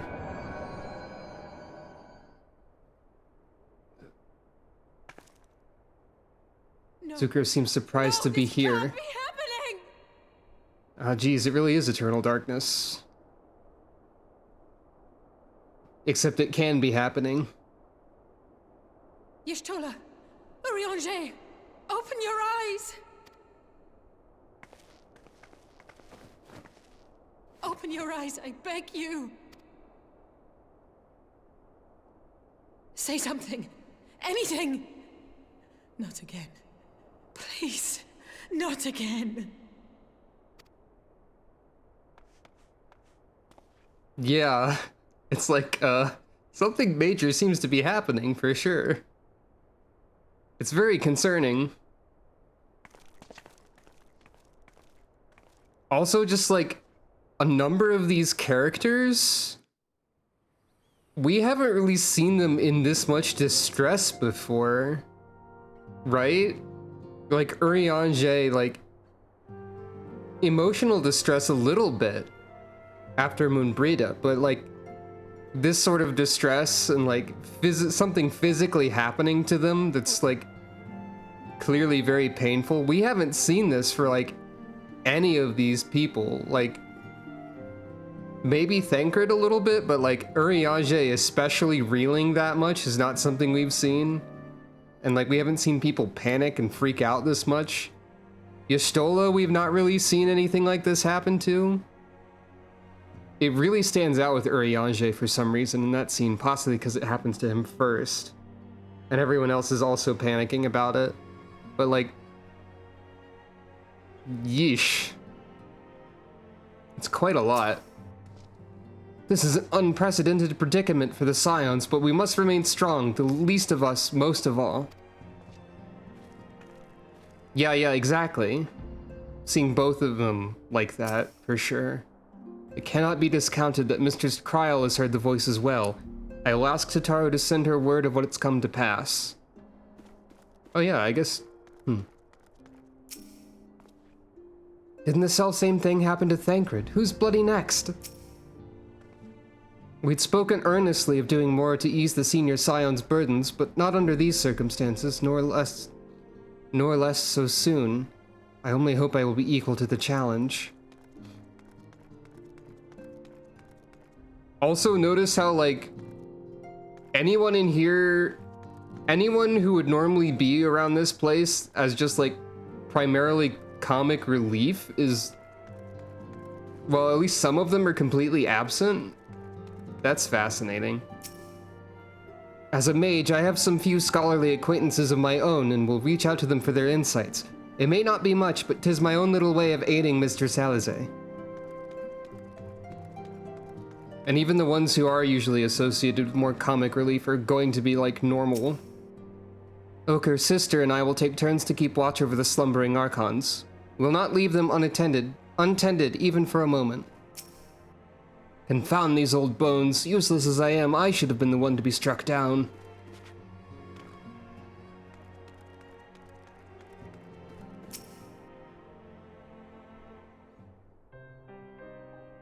Forgive me, that was an unseemly display. It happened before your very eyes, my lady. None here would have behaved any differently. We've borne the two of them to a private chamber, but tell me, is it true that Master Thancred languishes in a like state in Alamigo? I'm afraid so. Given the circumstances, it would seem best to observe them together. I will send word to Lys that he should be brought here. Take heart, my lady. The world is full of scholars and knowledgeable folk of every persuasion. Someone out there is bound to know what ails our comrades and how it may be cured. Thus will we rouse them, no matter what. Oh yeah, and what about Alphino? That's a great question. That we will, Hori. That we will. But first things first, our comrades will have questions. Might I ask that you explain the situation to them? I must attend to a private matter. Questioning head tilt. Oh, I promised I'd visit someone in Limsa Lominsa. He's been waiting at Maelstrom Command for a while now. You know, you should come along too. I think he'd be glad to see you. Nod. I forgot about this. Nod. I know what this is, but I forgot about it.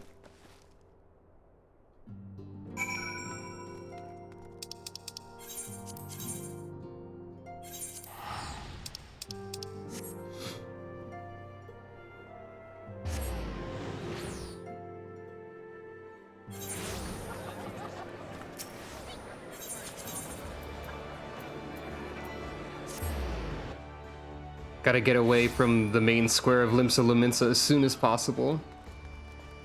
Or we really will start to have sanity effects like Eternal Darkness and yell about how it can't be happening. Okay, it's probably not that bad. As you probably guessed, it's Gabu we've come to see. The private here will bring him out to us. Ever since the Maelstrom took him in, I've tried to visit as often as I can. And after what befell our friends, I was taken by the urge to visit again. It's difficult to explain. Nod.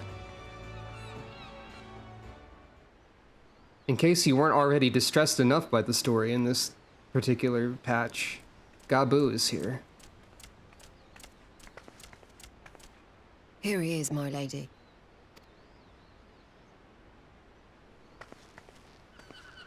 Also, I feel like the density of voice-acted scenes is rapidly increasing.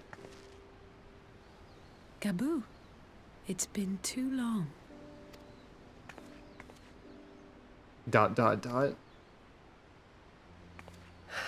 I'm afraid there's been no change. If he can see or hear us, he has given no sign. I see. You're still fighting. I can't hear that line without thinking of the I'm fighting, I'm always fighting, I'm fighting now scene from whatever that was. One of those Gundams. I'm proud of you.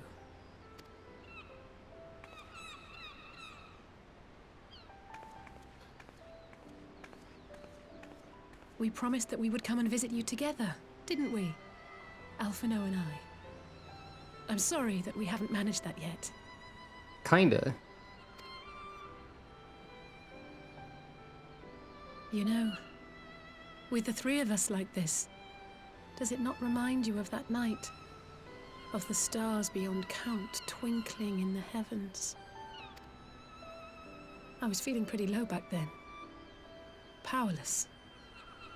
But I knew that my brother was close by if I needed him, and that the others would be waiting for me back at the Rising Stones. I'm fighting now. Brawling. Combating. Fighting.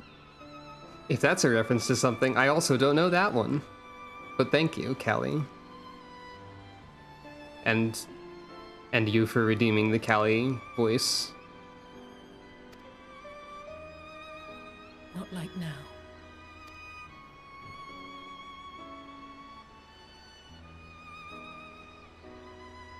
Oh, okay. I forgot about Kobold speaking like that, honestly. I've seen my share of trouble since coming to Eorzea. Been reminded again and again of my limitations, of how little I can change about this world. And I've come to know the sorrow of parting all too well. But to have the people I hold dear struck down before my eyes, and be powerless to help them, that I cannot bear.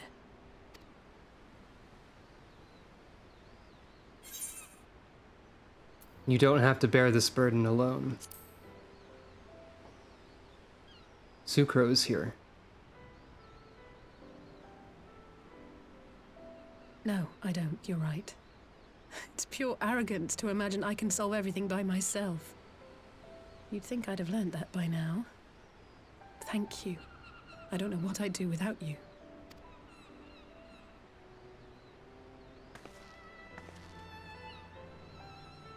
Well, that's more than enough brooding for one day. I don't remember the exact order of events, so I'm just expecting the ultra headache to just strike again at any moment. Come on. We have friends to save. Like right now would be a dramatically ironic moment for that to happen. I was about to say purpose, which is not a word that applies to the situation or the sentence.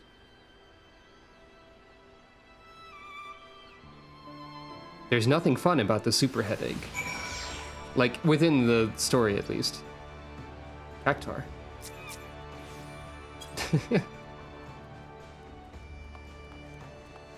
Yeah. Let's return to the Rising Stones and take it from there. Thanks again for agreeing to come. It meant a lot to me. That is true. You never know.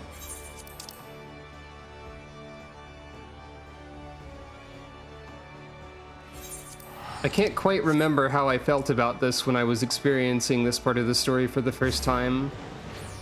Probably concerned.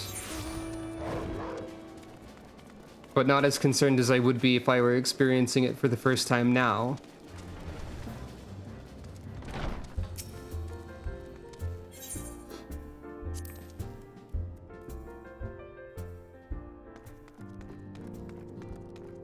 Back when I first played this part, I think I generally had less emotions to, less emotional capacity to experience such a thing with.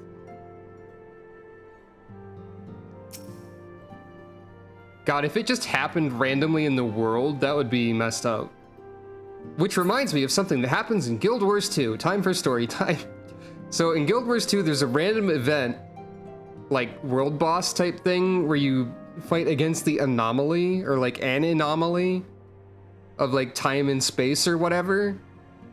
And after you encounter this event, in between that and like there's a side quest where you can discuss this with an NPC and like go to resolve the situation. After you experience that event, there is a small chance of like a glowing humanoid ominous figure briefly appearing nearby you anywhere in the game for like a second and then disappearing. And nobody else can see it except for you, because it's client side. And that's fun. He does look sad though. Something that happens in PSO2 that I told you about? I don't quite remember that, I don't think.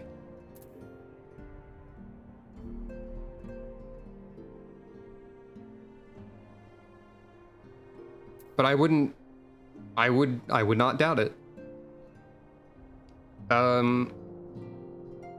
There's one part of the base, like, classic PSO2 story that's really cool, but I don't think... I guess it kind of has parallels to this situation, but not really.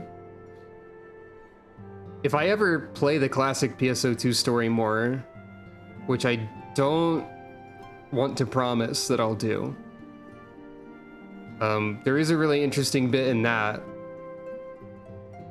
I don't know if this is what you mean, but like in PSO2 Classic, there were like random events and stuff as you ran around in the maps and whatnot, called like emergency codes. And they would usually like designate a target for you to eliminate or whatever. There's a point in the story where you're running around and they designate emergency code Abyss and you are the target and and everyone is trying to kill you. And that obviously doesn't explain all the context of that moment, but it's probably the coolest thing that classic PSO2 story does in all of 6 episodes of it. Because, like, you have the target on you as if you were, like, an enemy that you were supposed to eliminate. There's a UI element that's like, eliminate Robin, 0 out of 1. Or it was when I played that part, etc. It's great.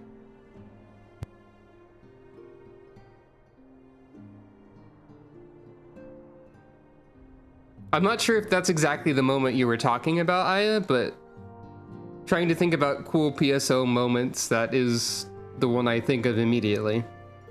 It was? Okay. I did some thinking on the way back, and I think Hori is right. We need to seek outside help. Ordinarily, we would turn to our own experts on such matters, but they're both among the stricken. I will begin by reaching out to the myriad guilds and research institutions here in Eorzea. Additionally, Grandfather and Minfilia had a wealth of connections between them, and I mean to explore those avenues too.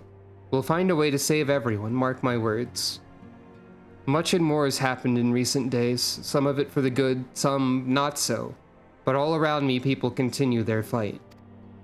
From the shinobi who search for Alphino to the Alliance members who make ready to move against the Empire, they march on in the face of great adversity, bearing heavy burdens. Everyone is playing their part, and so must I. You have your own part to play, I know, and it's bigger than most, so I won't keep you. Just promise that you'll visit from time to time, and I promise I'll have good tidings to share with you when you do.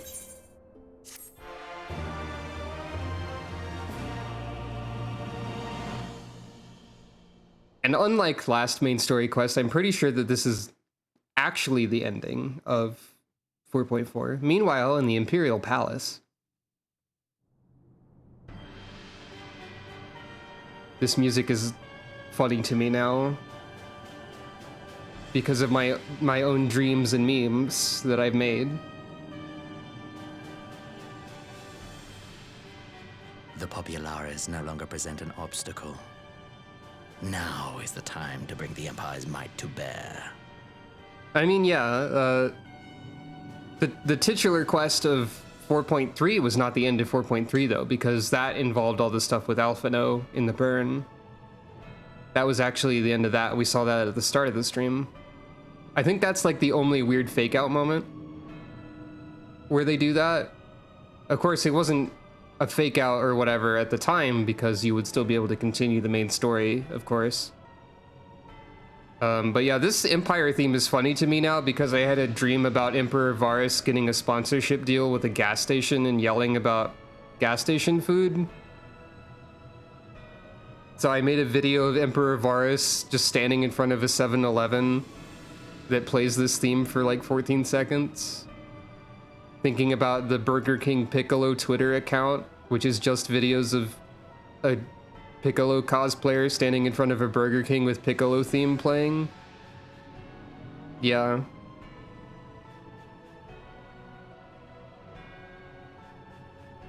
I don't know what else to say on that matter, but it's silly. A word from your radiance is all it takes.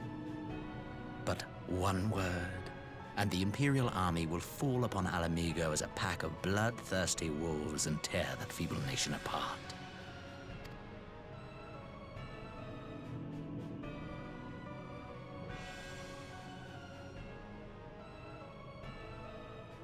It really is, too. Yeah. Have you no words for me? Now that you mention it, like...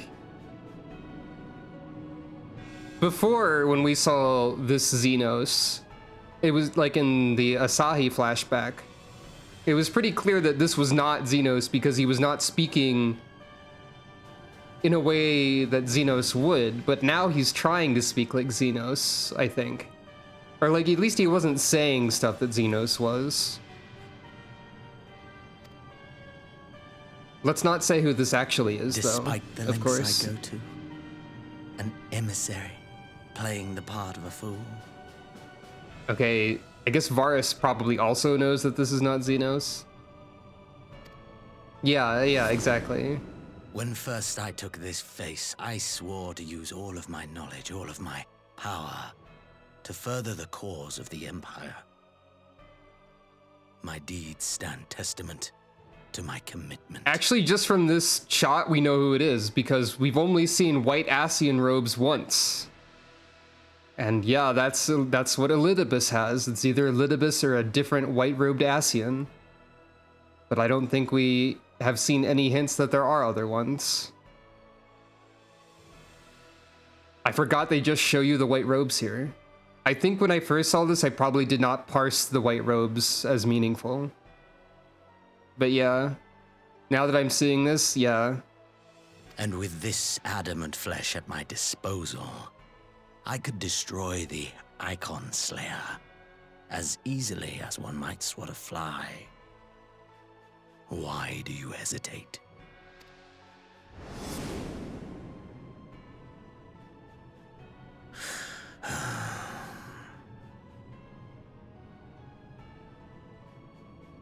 Our enemy is resourceful. Though victory is certain now, it will not remain so indefinitely. Deliberate if you must, but be quick about it. We'll speak again when you have unburdened yourself of doubt. Until then, I take my leave, Father. Yeah.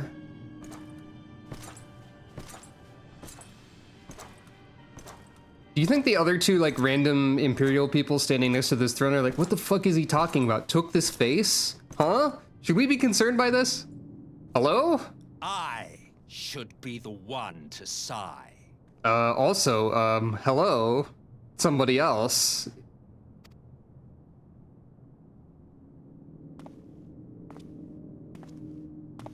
I played my part to perfection. I had Here comes earned the my beat. rest, and The then, beat. thanks to Laha Brea's crowning act of idiocy, our favorite emissary sees fit to summon me back.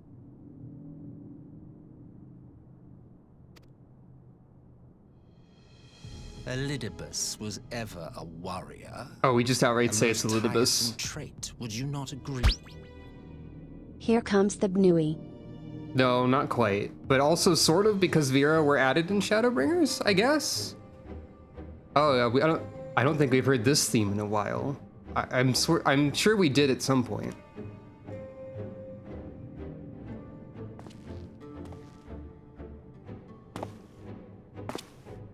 What? Have you no words for me either? No matter. I've long grown weary of this mummery. Oh, is this theme new? Does it only play here? Like, has it not played before? Also, you can immediately see by, like, the way this guy carries himself and gestures and, like, whatnot that... Yeah, you can immediately see something about this guy, for sure. Now, my dearest grandson, let me remind you of your place in the simplest of terms. It is a really strong introduction, for sure.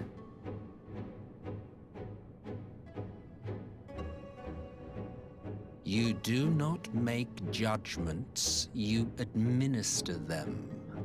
Swiftly and to the letter. Naught else is your concern. The voice acting is immediately really strong too. Elidibus may be an insufferable bore, but he is no fool. His choices as emissary seldom err.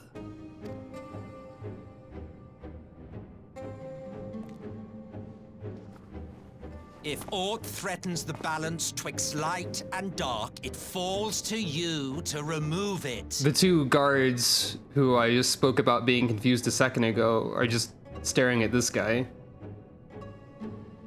Maybe they didn't even know he was behind the throne this whole time. Be it by your own hands or by your armies, you have ample means at your disposal.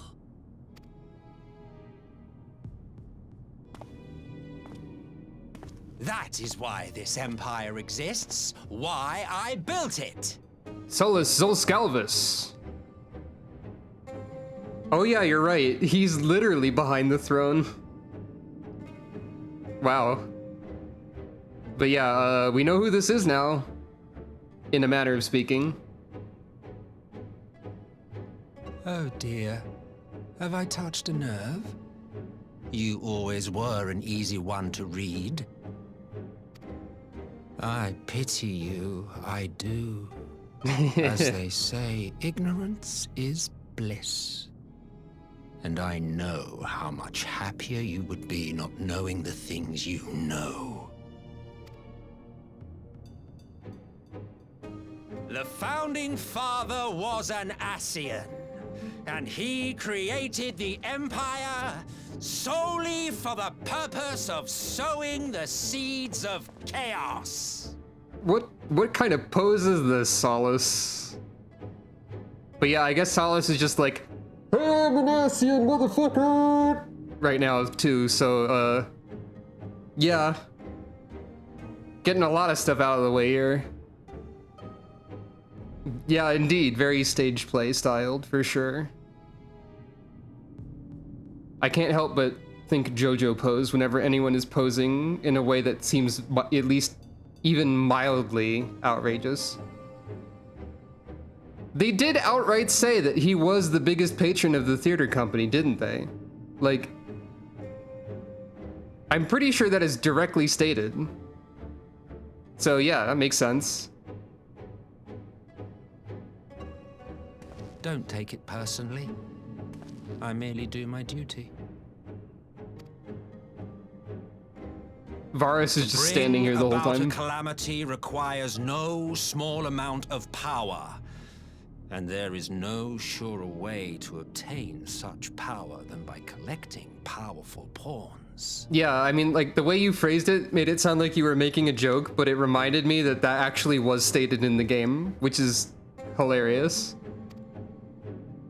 To that end, I have labored long and hard, and I must say I am quite pleased with my handiwork, paltry though it seems in comparison to Alec.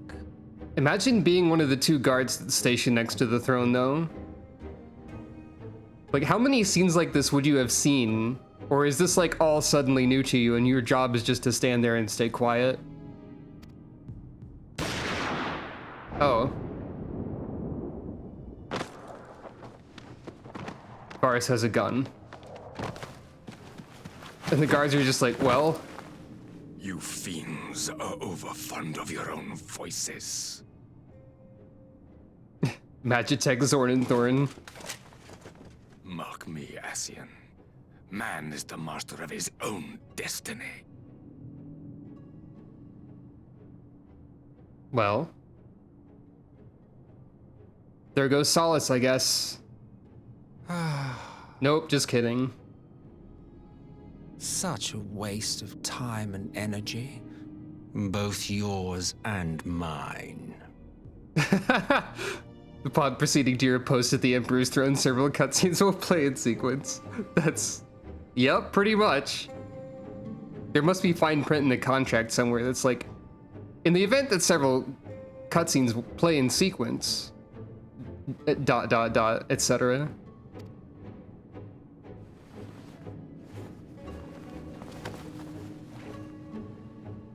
I kind of wish he just kept getting shot Lest you forget over and over. You are Emperor now.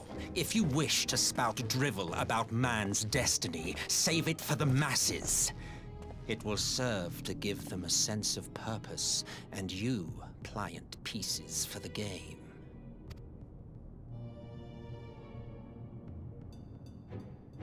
Shoot him again. Oh, do stop sulking, boy. You, of all people, should understand. Shoot him again, it'll be funny. Ours is a struggle to restore both mankind and the world to their rightful state. Viewed thus, our goals are one and the same. I don't think we've heard anything about this sort of grand goal of the Ascians before either. Maybe.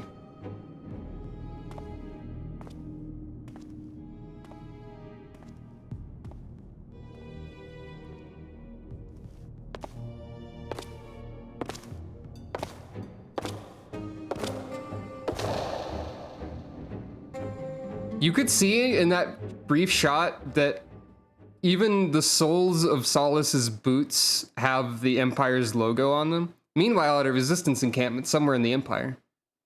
Or like they have the Garlemald symbol, whatever it is, on the sole of his boot. Which I guess is also kind of metaphorical, just like how he was behind the throne.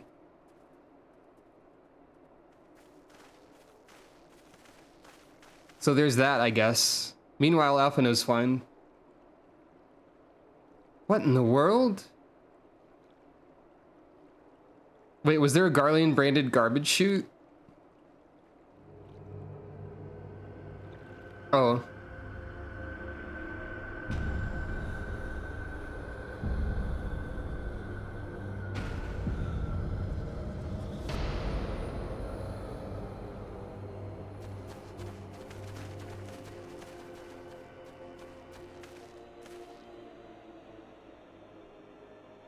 Dead, all dead, yet I see no wounds nor any evidence of battle.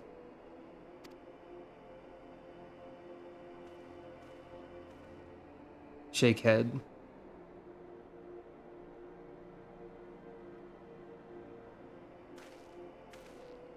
I did.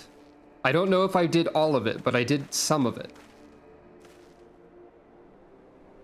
And yeah, I'm pretty sure this is the Black Rose.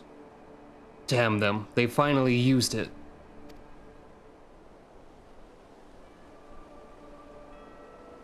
The Empire developed an alchemical weapon in Girabanya, a gas, Black Rose it was called, and to breathe it is to breathe your last.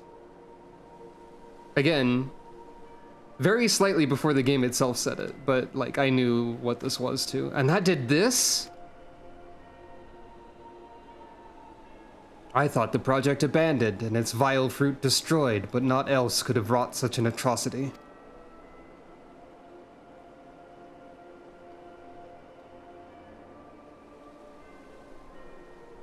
Fools, what do they hope to gain with this butchery? Can they not see that a rule won through terror will not endure? How many more provinces must they lose? Shake head.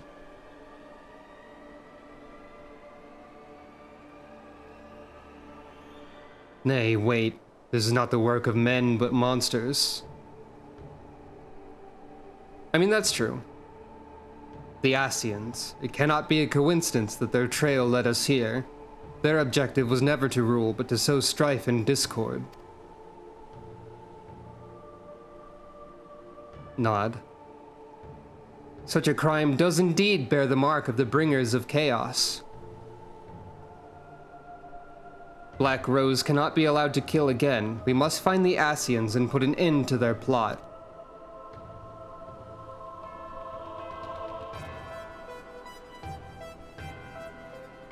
Nod. Also this freaking music again, too.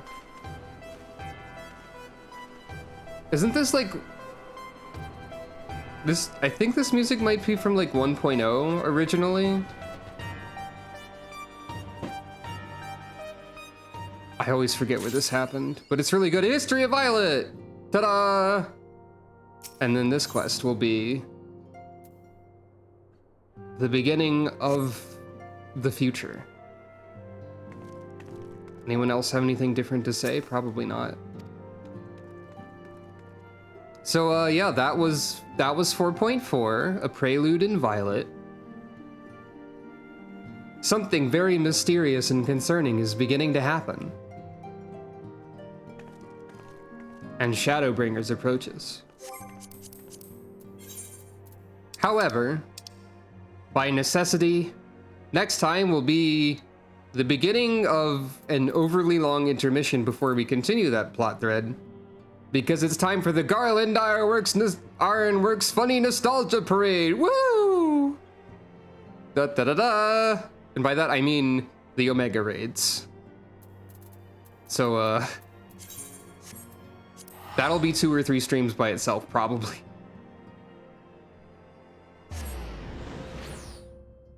For the Omega raids, please note that I've only ever completed the first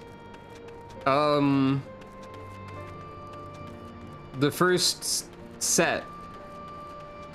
I don't know if it'll be relaxing. I doubt that it is. From what I understand, it's 12 trials and a fair bit of story. So like 2 or 3 streams seems entirely possible. By my calculations, if I am able to stream on every Wednesday and Friday successfully, and I stream this game each time, the absolute latest time that Shadowbringers could begin would be the 24th of this month. Possibly earlier, depending on how quickly Omega passes. Yeah. I think I've heard that the Omega raids take more time than the Alexander ones for their story. But yeah, next time we'll be dealing with Biggs and Wedge over here. The Garland Ironworks Funny Nostalgia Parade, as I called it a second ago, and will insist on continuing to call it, will be quite something. But what do the retainers have? More concise than Alexander, you say? I think I've heard varying reports on this.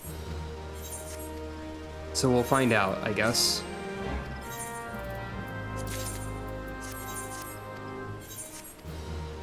Oh, look how extremely close I am to a level. 4376070 out of 4377000.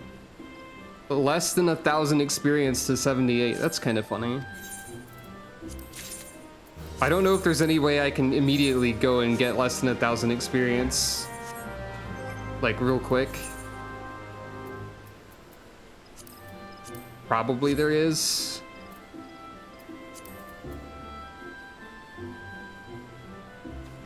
Like, I don't know how much experience one fate would get me.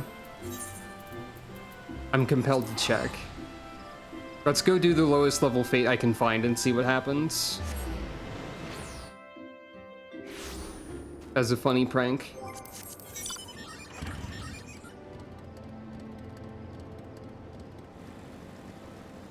Well, not the lowest level, but a very low level one.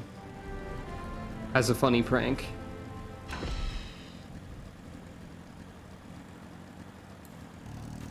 Hello.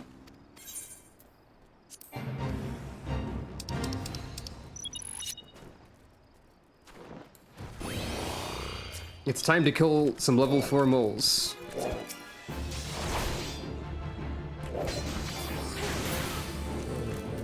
Perish.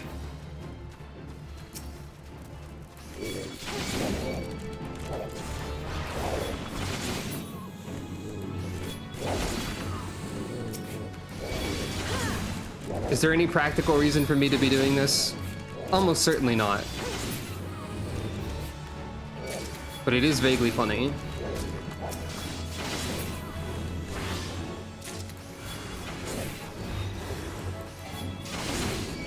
Someone else is here too.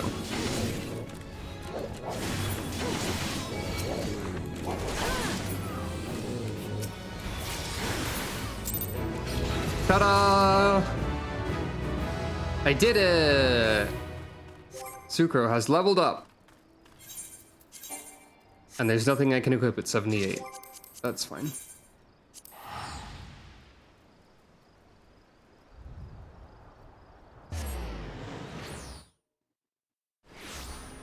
Interesting. The Omega raids might be more consistent in difficulty, you say. Well,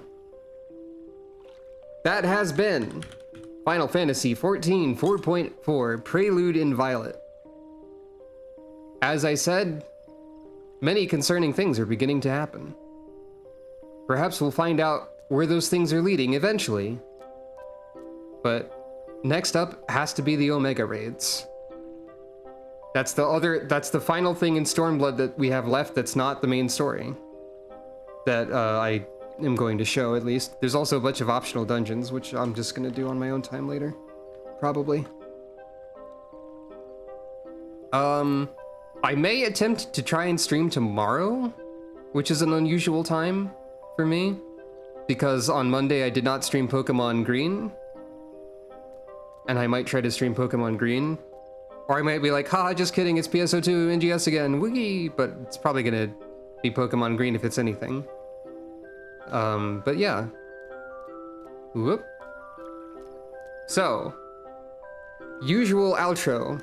If you're interested in any social media links or links to donate, they can be found at borealrobin.card.co, which I just posted in the chat.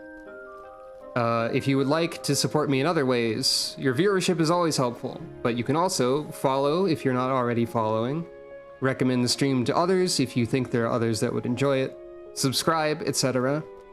All of the usual things that you are told to do by every content creator. You know them. You have opinions about them, no doubt. And yeah, that's about all I've got to say about it. I think I need followers or subscriptions in order to have more funny emotes, because you need like subscriber points or whatever. But yeah, like, that's less important than you keeping track of your own finances and whatnot, so don't worry about it too much. All of that said, well, that's it for today, so have a good night, everybody. Or a good rest of the week, or what have you.